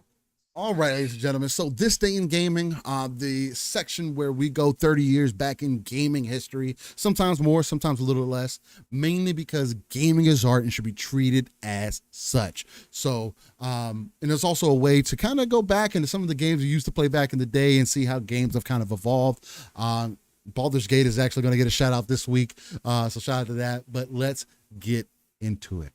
This week we're starting in 1989. And we're rocking with the Genesis with The Revenge of Shinobi. Shout out to the Genesis and Shinobi. Shout out to Shinobi. Then shout out to Lord Cognito. Yeah, definitely shout out to Lord Cog. Then in 93 on the Genesis, you had Teenage Mutant Ninja Turtles Tournament Fighters. I don't remember this. I don't remember it either, but shout out to TMNT. Anytime Turtles come up, I'm all about that. It's like my childhood. 94 in Japan on the Super Nintendo, you had Breath of Fire 2. That is correct. Classic RPGs. Breath of Fire is beloved series. The comment says, when will the trailers be on YouTube? Probably that same night, an hour later, or the morning. Yep. Then in 1994 on the Neo Geo, you had Samurai Showdown 2. Shout out to Samurai Showdown. Shout out to Neo Geo, man. Like giving that arcade experience in the home for the first time ever. Oh god, bro. You had to be back then, because nowadays, whatever. But that was the first. They were the actual arcade carts, Steel. Damn. They were the actual arcade boards in cart form. So they were absolutely 100% replicas of the arcade versions. I've heard about that. Never had a chance to play on the Neo Geo, but I've definitely heard about it. Came in cases like this big, bro. That's fucking ridiculous. It was awesome. It was like having books up on the shelf. I didn't own it, but we had it at Funkoland, so that's where I got to play it. Yep. Then in 94 in Japan on the Super Nintendo, you had Street Racer. Racer. Let's go. Then in 99 on the PC, I played a lot of this game. Quake 3 Arena. Let's go. Bro, if I was playing Quake 3 at fucking in 99, like, come on, guy. Like, that kind of gives you an example of what, like, the era of, like, when I look at multiplayer, why I swung that way so hard. It's easy to see. Mm-hmm. That was just the time that, like, especially on PC. But anyway. Then in 99, it's kind of why I'm tired of playing mouse and keyboard. I do not want to play mouse and keyboard. Fucking tired of that shit. I like the controller. Anyway, then in 99, PlayStation released The Legend of Dragoon. Yes, sir. Another beloved RPG. Let's go. Then in 99 on the PlayStation, you had Wu-Tang Shaolin Style. We should be hearing about the new Wu-Tang game here pretty soon from Brass Lion. Supposedly Xbox funded game as well. So we should be hearing about that at some point because that's been in production. We heard about that 4 years ago when 3 years ago when Grub talked about it. Yeah, been about that long. Yep. Then in 2001 on the PlayStation 2, you had Baldur's Gate: Dark Alliance. There we go.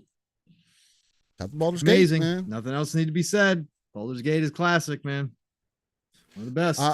Yeah. Then in 2001, the GameCube released Pikmin. Shout out to Pikmin. Shout out to Pikmin. Never could get into it, but I did for a while. It was fun with the kiddo again. Didn't own the GameCube, but the Wii and stuff. I got it to Pikmin. Pikmin was pretty fun, man. Pikmin was pretty fun. Then in 2002, GameCube released Evolution Worlds. Never played that. Nope. Ducato says, Steele was sitting in his high chair and pulling up doming adults in Quake. Yeah. I wasn't in a high chair then, but it was pretty definitely 6 years old. In 98, 99, I would have been 7. Yeah, I was way too young to be playing that game. I tell you that. But I was really good at it. Really loved it. Really enjoyed it. Then in 2003, PC and Xbox released Deus Ex Invisible War. So Never played Deus Ex either. Oh, Deus Ex is one that eventually you should probably go try. I don't know what it's like on PC, but maybe you could beef it up a little. Is it bit. first person? Yes. I know.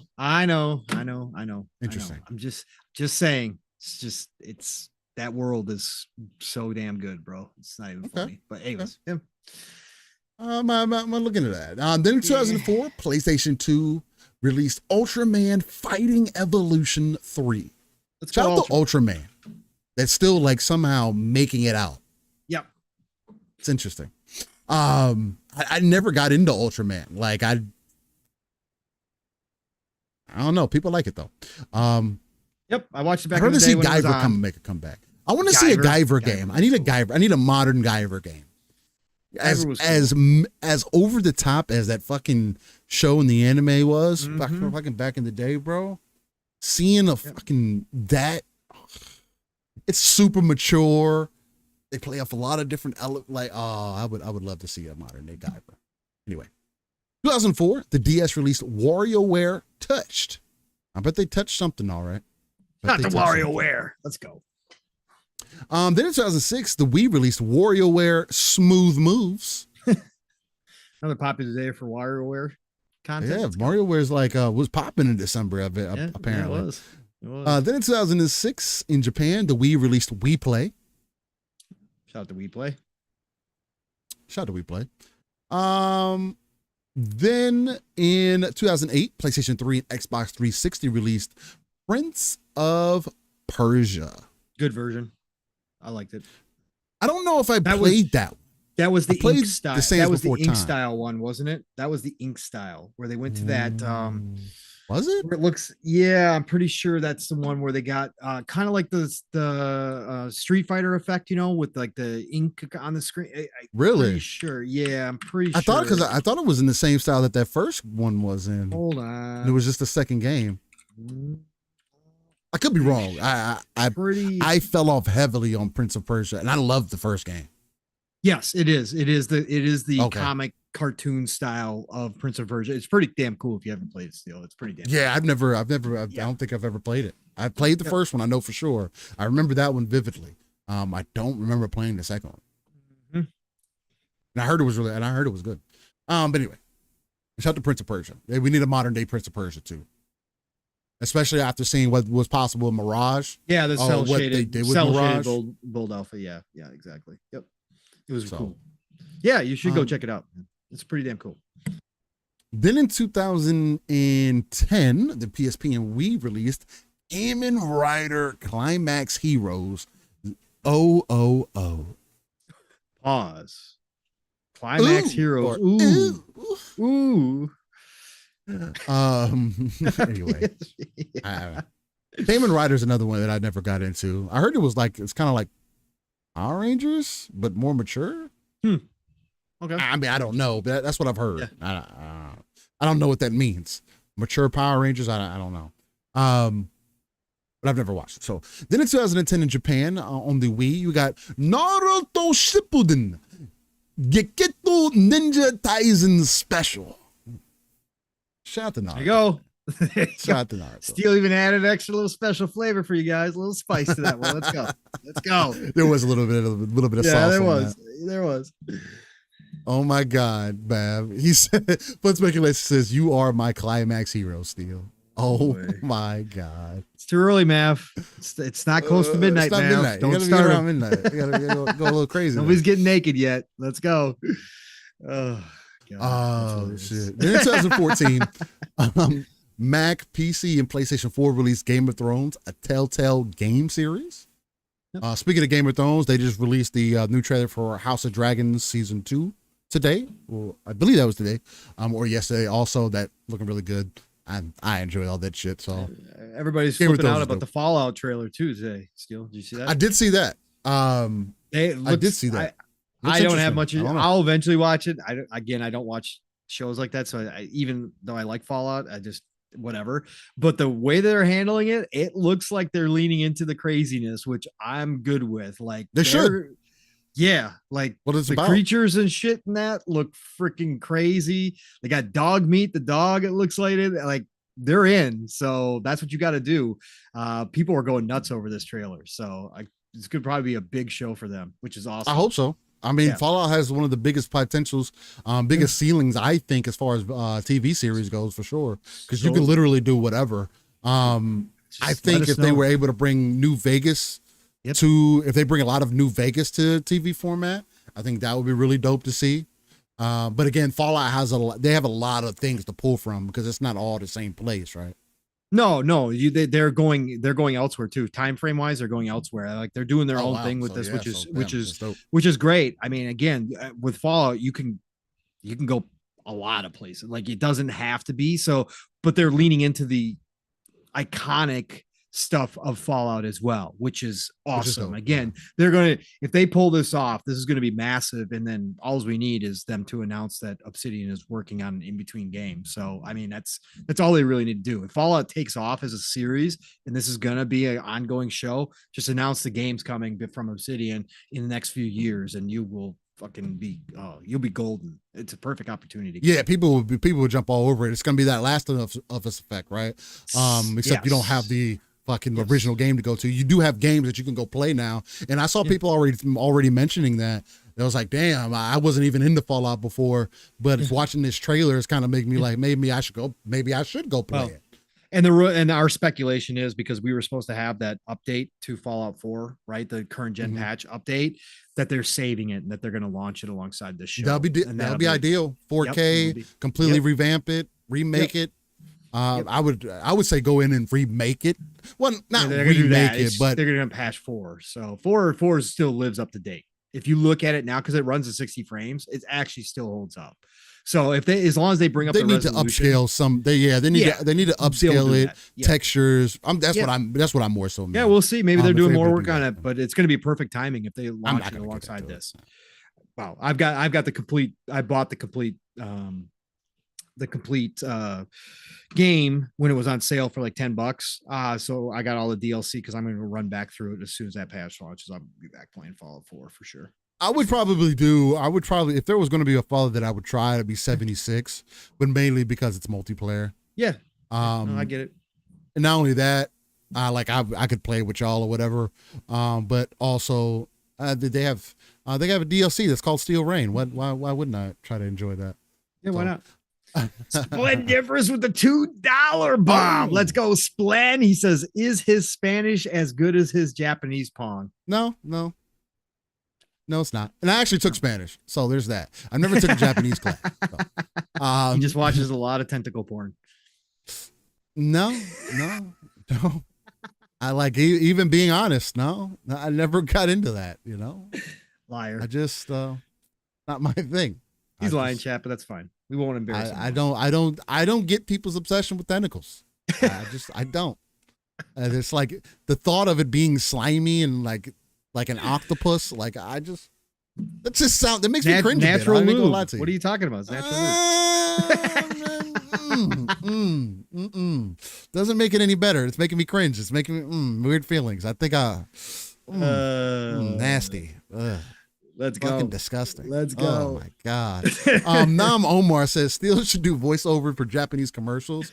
Oh I don't know if I should. I don't think I would say any. I think I would be disrespectful because I feel like I don't say any of the stuff right. I could see Steel eventually becoming famous, like Lost in Translation, like Bill Murray over in Japan, and finishing out his life in Japan and being that guy on all the commercials, the American pushing product. Be fucking hilarious. That would be hilarious. I would sit back and do that. I would sit back. I would just chill. Yeah, so then in 2014, PlayStation 3 released Kingdom Hearts HD 2.5 Remix. I like Kingdom Hearts. I would like to see the whole series on Xbox, and I'd probably pick it up if it was complete. You see, Fun Speculation says Steel watches a different type of Squid Games. No.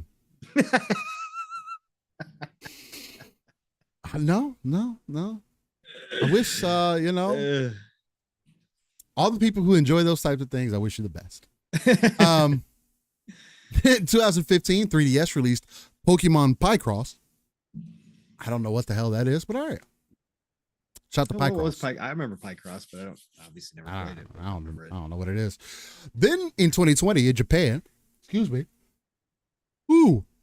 PlayStation 5 released Altair Ryza 2, Lost Legends and the Secret Fairy. Yep.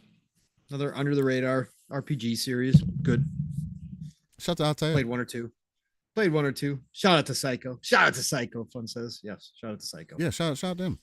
I don't want to see his web browsing history. And hopefully I am saying that name right. So there's there. Yes. Then in 2022, PC, PlayStation 5, and Xbox Series X released Marvel's Midnight Suns. Oh, freaking. COG's already done his best. He's sold more copies of this game than they might have themselves. COG has done a great job. Mav and I part of that started. too. Yeah. We early on, we promoted it heavily. Again, I understand everybody's backlog's big. I understand that you may not be into the card system, but let me tell you, somebody who was against the card system, if you are a Marvel fan, go pick up this game. The story is campy, but fun. Some of the acting, hit or miss, but still fun. Go pick up Midnight Suns. Throw it in your back catalog. The Ultimate Edition is constantly on sale now for like $20 or $30. Yeah, well worth it. Again, if you have interest in Marvel, if you like the superheroes, like the powers, the gameplay, yes, it's turn-based. So if you absolutely hate turn-based, then don't go get this game. But the in-between, the exploration, right, of the mansion and the outer parts of it, the relationship building that you do, the dating sim style aspect to this game is just fucking phenomenal. Like, you should. And again, just go pick this up and put it in your back catalog. Marvel Midnight Suns deserved more success. I'm so sad that it didn't. Anyway.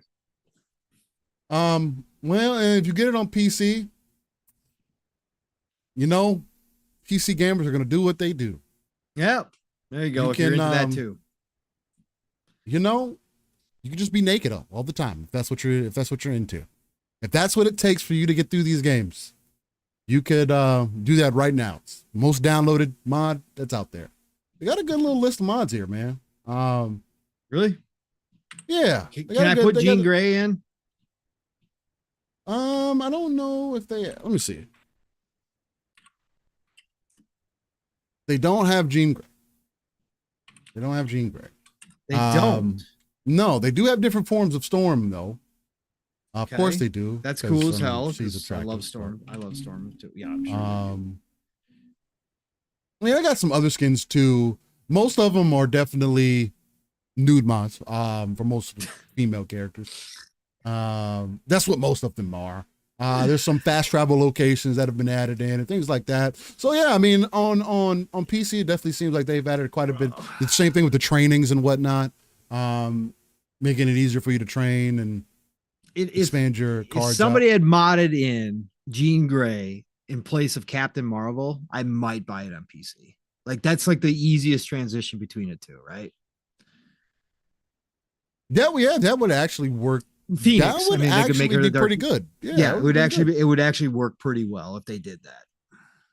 it'd be pretty fucking dope if they did that. I mean, technically, she wouldn't have her telekinesis abilities and her psychic abilities. There's some things you would make yeah, but Phoenix used, similar blast powers to Captain Marvel. It would fit if they threw her in there. Like, missed opportunity, modders. I guess Jean Gary's not getting that kind of love, I guess, man. I guess not, I'm pretty sure somebody would definitely create it if you asked them to. Yeah. Sure. I'm not trying to pay money for that.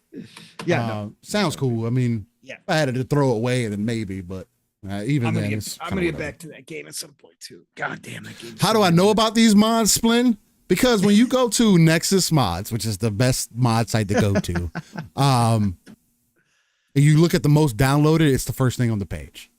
Of course. It's literally the most downloaded every time. You would be very surprised at what kind of mods Horizon Zero Dawn has. Out of all the mods that they could have possibly put in that game to be the most downloaded, gameplay, traversal, cosmetics, they made sure to make Alloy naked. Correct. If there's anything that you could do, first thing. And Skyrim is actually the worst. Skyrim's an entire sex sim if you really want it to be. That's kind of the level that they've taken it to. I don't have that installed. I don't. Again, to each their own. It doesn't add anything for me. Although I don't mind it, but it just doesn't do anything for me. I don't. Yeah. Anyway, Bold Alpha. No, Psylocke is not there unless she is a modded version. But no, I didn't see it. I didn't see it. She is not one of the major. But they do have magic, and she is freaking dope as fuck. So, after watching the New Mutants movie and then playing magic in Midnight Suns, she's a dope ass fucking character. Again, because Jason B says horny will always take over. I think that worked a lot with Baldur's Gate. Like, I don't want to downplay it and make it seem like, there was other things that help entice people to buy it. But the bear sex pushed them to another level, which is it's blatantly, but whatever. It made it obvious that you could do things in this game that other games don't allow you to do, and the studio made sure to let you know that you can romanticize certain aspects of this game and enjoy it that way if you like. Yep. Tim the Sorcerer says, Young Ye being replaced by Steel. Love that. Maybe I would. Hey, I'm gonna do voiceovers. I'm gonna go through all the cutscenes for Kiryu. Do the work. And I'm gonna do them and see what happens and see how it sounds. Exactly. Why not? I just want to see how it sounds, see how people feel about it. Maybe that would be a little bit better. Give it a little bit of a feel for it. Whoa. What are you doing here? Anyway, 2022, PC, PlayStation 4, PS5, Xbox One, and the Series X released the Callisto Protocol. Shout out to Callisto. Yep. Well, ladies and gentlemen, that is the end of our Live in Split Screen episode for today. I want to greatly appreciate everybody coming through and enjoying us. We went 5 hours today, ladies and gentlemen. Again, on a weaker week. It wasn't even expected for this to happen. We didn't even talk about Grand Theft Auto 6 getting the trailer steal. We sure did. One of the biggest news stories of the fucking week. We didn't even mention it. Yeah, next week, get ready. Grand Theft Auto takes over the internet next week. So yep. That trailer is going to be broken down, split apart, second by second breakdowns of the entire trailer. Everybody's waiting to see what song they use, of course, to go along with it. Grand Theft Auto 6 is about to break the fucking internet next week. So that's what will be next week's conversation, I'm sure. Whatever we see in that trailer, plus the Game Awards. So, yep. Absolutely. It's going to be an exciting week. A lot of information to get into. Again, it's truly Gamers Christmas coming up. And depending on how the different publishers want to kind of pitch in and sell their wares and show us what we should be excited for. Because I do think that Xbox, at least, and PlayStation would be dumb not to do it. But you got to give the people something to really ramp that marketing up for Christmas. Get people excited. Halo Firefight. Looks like an exciting time to jump back into Halo. That was another thing that happened this week. Yep. Halo's constant improvements and that they've made. So, man, exciting show that we've had today. Lots of content to be broken down here. think I'm going to start breaking down our content like an hour a day kind of thing. I think that would be kind of cool to do for people to kind of enjoy. I might spin off another YouTube channel and do like split screen clips or LSS clips or something like that. I've seen people do that. Fun speculation says, Steel, you have too much loot in that stash, bro. There's a lot of loot. It's all predicated by weight. If I'm over mass, I have like 400 inventory right now space.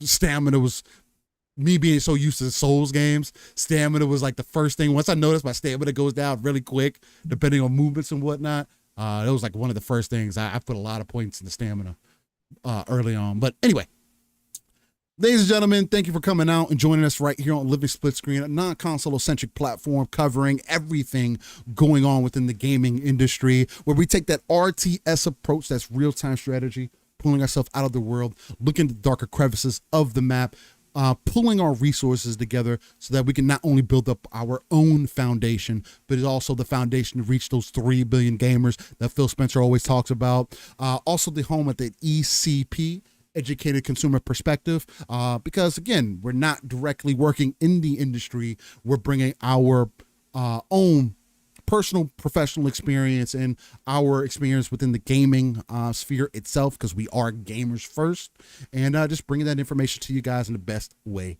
possible. With that said, you can find me, Steel Rain. The T is a 7 everywhere. The easiest place is probably going to be Google, Twitter, or the Xbox ecosystem, because they all work so well in tandem with each other. And with that, send a message through. Let me know how you're feeling. If you want to chop it up, let's get some gaming in. Again, I don't dodge anybody. If I'm online, you see me online, send a message through. I'm typically always appearing online because Xbox, the way that the game bar is set up, if I have my PC on, I'm online. So, but yeah, if you see me on, just send a message through. I try to be good about messaging people back. So there's that. Before we end, it looks like Decado wanted to come through with another $5 with another $5 Living Split Screen membership. That's right. The bombing run continues. What a hell of a way we started today. Bro, and Decado's got to finish it off. Decado, much love. Appreciate it. Bold Alpha Wolfpack. Everybody, again, all of you for joining us. Never expected. Always appreciated. No matter what you're doing here, whether you're lurking, talking, hitting the like button, sharing it out, dropping, subscription bombs, getting the sub train going, dropping us, super chat. It doesn't matter. However you are a part of this show, we appreciate every single one of you. Thank you so much. It's freaking fantastic. Absolutely. And last thing I'll say before I pass it on to my brother from another, the uncanny gentleman himself. Series S giveaway is happening. Probably going to happen on a very crazy weekend, which I think is going to be perfect. Right after the Game Awards, that Saturday, this is probably when we're going to end up doing the giveaway. So anybody that wants to get involved, tell a friend to tell a friend. You have to be subscribed to Living Split Screen. You have to be following both me and Pong on Twitter. Well, because I know that everybody has X, everybody has Twitter. So let's do this. You have to be subbed and you have to be live. Yep. We'll do that. If you're subbed in live, that will give you a chance to win this Series S live on stream next Saturday morning. So be prepared for that. I will be sending it to you out. And I think I'm going to simplify it. Unfortunately, it's not going to be international kind of thing happening. I just want to be as realistic as possible. And I want people to get it before Christmas. So keep that in mind. I'm going to keep it to the Americas only. I may do UK depending. I wouldn't mind doing that, paying for that, because I know we do have people in the UK who do tune in mostly. So anybody else that's excluded, I apologize. But again, since it's going to be, I'm not going to know where you guys, it's not like your names tell me where you live at. If you are somebody that wins and you do end up being international, I will work with you. I'll figure out what I can do, get something working behind the scenes to get it shipped to you. Again, I don't want to limit it, but the reason I want to keep it stateside is just to make sure that you actually get it on time. No matter what, I'm going to get a parcel code or whatever, but I would hate for you to do a giveaway, and then you have to wait until tax time to get it because it got caught up in customs or whichever else the case may be. And I'm only coming from experience as somebody that sometimes sends stuff to Germany or has family that tries to send stuff to us, and it just takes so much time to get over to us, especially when it comes to bigger packages. So again, the rules: you have to be live with Living Split Screen Saturday morning, and you have to be subscribed. Those are the two things that you got to do. Other than that, greatly appreciate everybody who's been tuning us into us on a weekly basis. So much love there. Pong, get the beautiful people out of here. Let them know where they can find you. And hopefully, brother, we gave you some energy to get you rejuvenated for your day and get you swinging on through, man. So. Yeah, it's all therapy for me. What a great Saturday morning again to be here with y'all, to share the passion for this industry, to talk about some of the good news that's happening this week.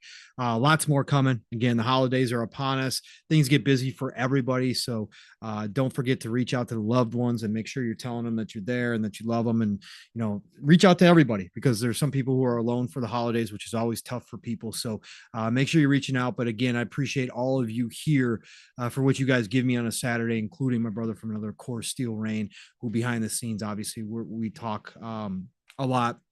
Even when we're busy, we still generally check in with each other at some point during the week, but it means a lot to me to be able to be here. And obviously excited to be able to give away that Series S next weekend. It's going to be a fun Saturday. Again, shorter show next Saturday. Be here. I do have a hard stop, but we're going to have a good time while we are live. We will have a lot to talk about. Grand Theft Auto trailer. The TGAs are going to bring us some news, so I'm sure there will be plenty to cover, but be there next Saturday for that. Otherwise, again, thank you all. Nothing but love and respect. You guys make this what it is at the end of the day, whether it's live or whether you guys reach out and find us later on replay. It doesn't matter. Just again, appreciate every single one of you. So otherwise, tonight it is going to be the Shop Podcast, PTK Blam's channel, of course, PTK Blam, Fuzzy, and myself. It looks like we might be just the trio tonight, which is rare, but we got a lot to cover. PTK wants to get into some of this stuff this week, obviously the Phil interview and that kind of stuff. So it's the best way to end your Saturday night. Be there 8 p.m. Eastern, 7 o'clock Central Time for the Shop Podcast, PTK Blam's channel.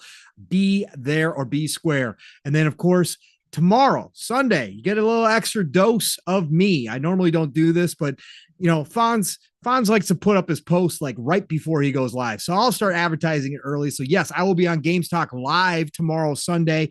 I believe it is 5 p.m. Central Standard Time, 6 p.m. Eastern over on Fonz's channel, Games Talk Live. I'll join him for a short bit. He's been having a couple guests on at a time. I don't know if he's going to have anybody else, but I will be there for sure. It's been too long. I haven't sat down with Fonz in a while. So we're going to have a good time tomorrow night. And then next week, it starts all over again. Of course, Tuesdays, All Good Things Green, Xbox Factor Podcast, Double Barrel Gaming is the channel. Mr. Boomstick is the man, 12 p.m. Eastern, 11 o'clock Central Time. Be there for that.